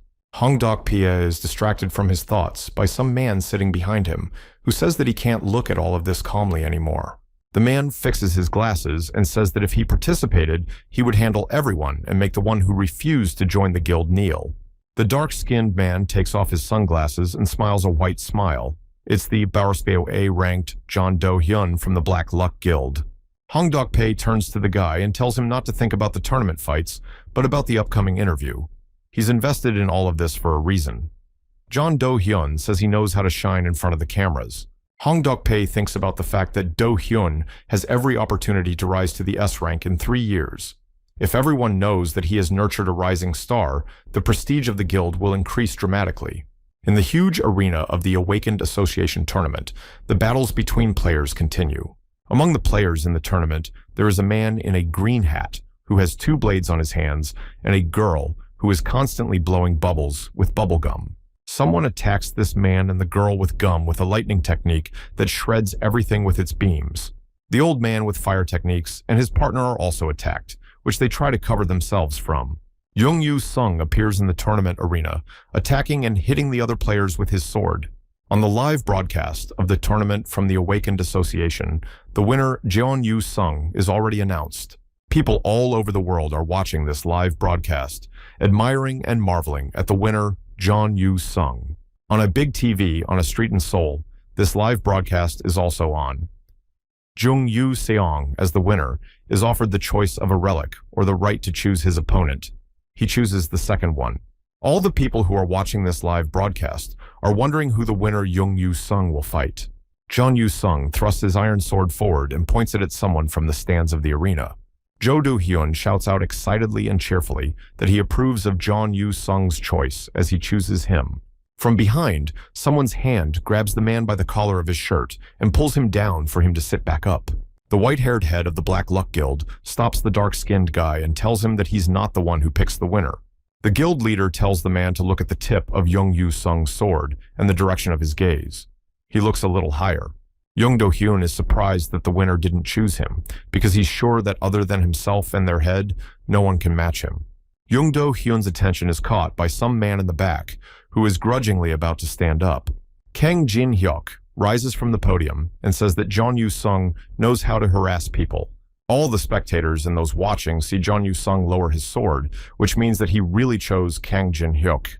The members of the Black Luck Guild are wondering who this person the winner chose is. They are going to run him through all the bases. One of the Black Luck Guild members runs the guy through the bases and says his name is Kang Jin-hyuk, and he has F rank. The head of the Black Luck Guild thinks to himself that if he had picked Jeon Do-hyun, the duel would have been spectacular, but he picked an F-ranked player for some reason. After all, he won't get any benefit from it. The guild leader suspects that Jeon Yu-sung just wants to publicly bully the weak. He's trying to figure out what this fellow winner is up to. Kang Jin-hyuk approaches Jung Yu-sung and tells him to give up if he plays him again this time, because it's about time he learns to admit defeat. Jung Yu-sung is angered by Kang Jin-hyuk's words, as if he's sure he's going to win again, or is he saying that after seeing him win? Kang Jin-hyuk taunts Jung Yu-sung and asks how hard he's been training because he's definitely gotten stronger.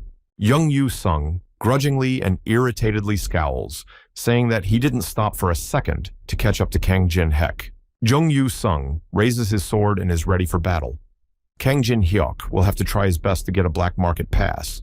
Jeon Yu-sung applies the 6th level Sword Soul skill, making his second stand. That's the blazing Sword Soul in his eyes. Kang Jin-hyuk shamefully rubs his eyes and thinks that Jeon Yu-sung is taking up his cause again. Kang Jin-hyuk is ready to fight Jung Yu-sung, calling him a stalker. The guy uses his fire element. A powerful beam of fire shoots through the spherical roof of the Awakened Association building where the tournament is being held, leaving behind devastating effects. The entire arena is abuzz with the battle. Jung Yu-sung sits kneeling on the ground in shabby and tattered clothes. He wonders how many skills Kang Jin-hyuk even has. Jung Yu-sung passes out and faints, falling to the floor in front of Kang Jin-hyuk, who looks at him silently. Kang Jin-hyuk walks over to the man and is about to take his black market pass from his pocket. Kang Jin-hyuk says that he will gladly use the invitation to the black market. All the tournament spectators are just in shock and are animatedly discussing the attacks of Kang Jin-hyuk, who only has an F rank. Kang Jin-hyuk approaches one of the losing players, which are an old man and a girl, greeting them. The old man and the girl tensely look at Kang Jin-hyuk because this is their first meeting after a day at the museum. Kang Jin-hyuk suggests that they get along and says that their first meeting was a little violent. The old man and the girl really don't want to be his enemy. Kang Jin-hyuk addresses the girl Yu-ri, since they get along, that she needs to listen to his request. He asks her for her phone number. Kang Jin-hyuk immediately says that if she doesn't want to, she can choose not to give it, but keeps her phone ready. Kang Jin-hyuk turns his phone screen toward the girl and says that she can only not give her number if she can handle the consequences. Yuri's girlfriend thinks that it's only lip service, but actually a real blackmail. She'll give the guy her number. Some person sitting in the middle of the bleachers between the rest of the people abruptly gets off his seat and disappears. Kang Jin-hyuk watches the man who jumped out of the bleachers and popped into the arena. The man says that it was an amazing fight. The man tells Kang Jin-hyuk that since he's F rank, he should have lost quickly, but in reality, the guy isn't that easy. Kang Jin-hyuk activates his 3rd level Eye of Truth. While Jeon Do-hyun is delighted to see such a show, Kang Jin-hyuk reads the terms of copying his technique. The man has a hidden intention whose plot needs to be unraveled. Kang Jin-hyuk doesn't realize what the hidden intention is. He wonders how the system constantly determines the object's desires and intentions because it's beyond the capabilities of artificial intelligence. Jeon Do-hyun waves his hand at Kang Jin-hyuk and tells him that he didn't come here to fight. Kang Jin-hyuk asks what his purpose is. John Do-hyun says that they have the same line of work, so they'll have to run into each other often. The man extends his hand to the guy as his coworker, to which he shows common courtesy. Kang Jin-hyuk activates his third-level Eye of Truth because he doubts John Do-hyun's common courtesy. The Eye of Truth indicates that the man's words are lies. Behind John Do-hyun's calm face, there are dark feelings, anger, rage, hatred. Reporters who have been waiting for a moment like this and his reaching hand to use his giant's strength. Along with these, Jung Do-hyun and his guild leader, Black Luck, who is expecting something. John Do-hyun wants to surpass the rookie overpowered winner, wants to defeat Kang Jin-hyuk in front of reporters to shift all the attention to himself. Kang Jin-hyuk smugly looks at John Do-hyun and realizes that he manages to read him like an open book. Kang Jin-hyuk gets ahead of John Do-hyun's hidden intention, and the conditions of copying are fulfilled. He copies his giant strength. When Tower of Trials was a game, the guy didn't have the opportunity to copy such a skill because there weren't many players with it. But now that the game has become a reality, and other players are getting skills with difficulty, he will gladly collect them. Kang Jin-hyuk scoffs at the fact that he and Jung Do-hyun are co-workers. It must be the greetings on behalf of the Black Luck Guild. John Do-hyun sees that Kang Jin-hyuk isn't a member of any guild, so they would be happy for him to join. Kang Jin-hyuk asks that if he joins, will they give him a deposit? John Do-hyun replies that he should just name the amount. Kang Jin-hyuk was already extending his hand towards John Do-hyun's hand to shake it. John Do-hyun anxiously and tensely observes Kang Jin-hyuk's behavior and actions.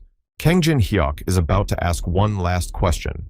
Does John Do-hyun really think he can defeat him with bare strength alone? John Do-hyun smiles excitedly and madly, agreeing with what Kang Jin-hyuk said. His arm becomes impressively stronger, causing his veins to swell. John Do-hyun activates his level 5 giant's hand, gamblingly and hatefully squeezing Kang Jin-hyuk's hand. Kang Jin-hyuk and John Do-hyun's hands continue to hold each other and clench competitively. Since Kang Jin-hyuk has already asked John Do-hyun 3 questions, the Anubis court is activated, and John Do-hyun realizes that his opponent's hand is not squeezing through. At some point, something heavy and strong bends Jung Do-hyun's head, pulling him to the ground. John Do-hyun gets down on one knee and looks like he can't squeeze Kang Jin-hyuk's hand, but the guy praises him for holding on so well.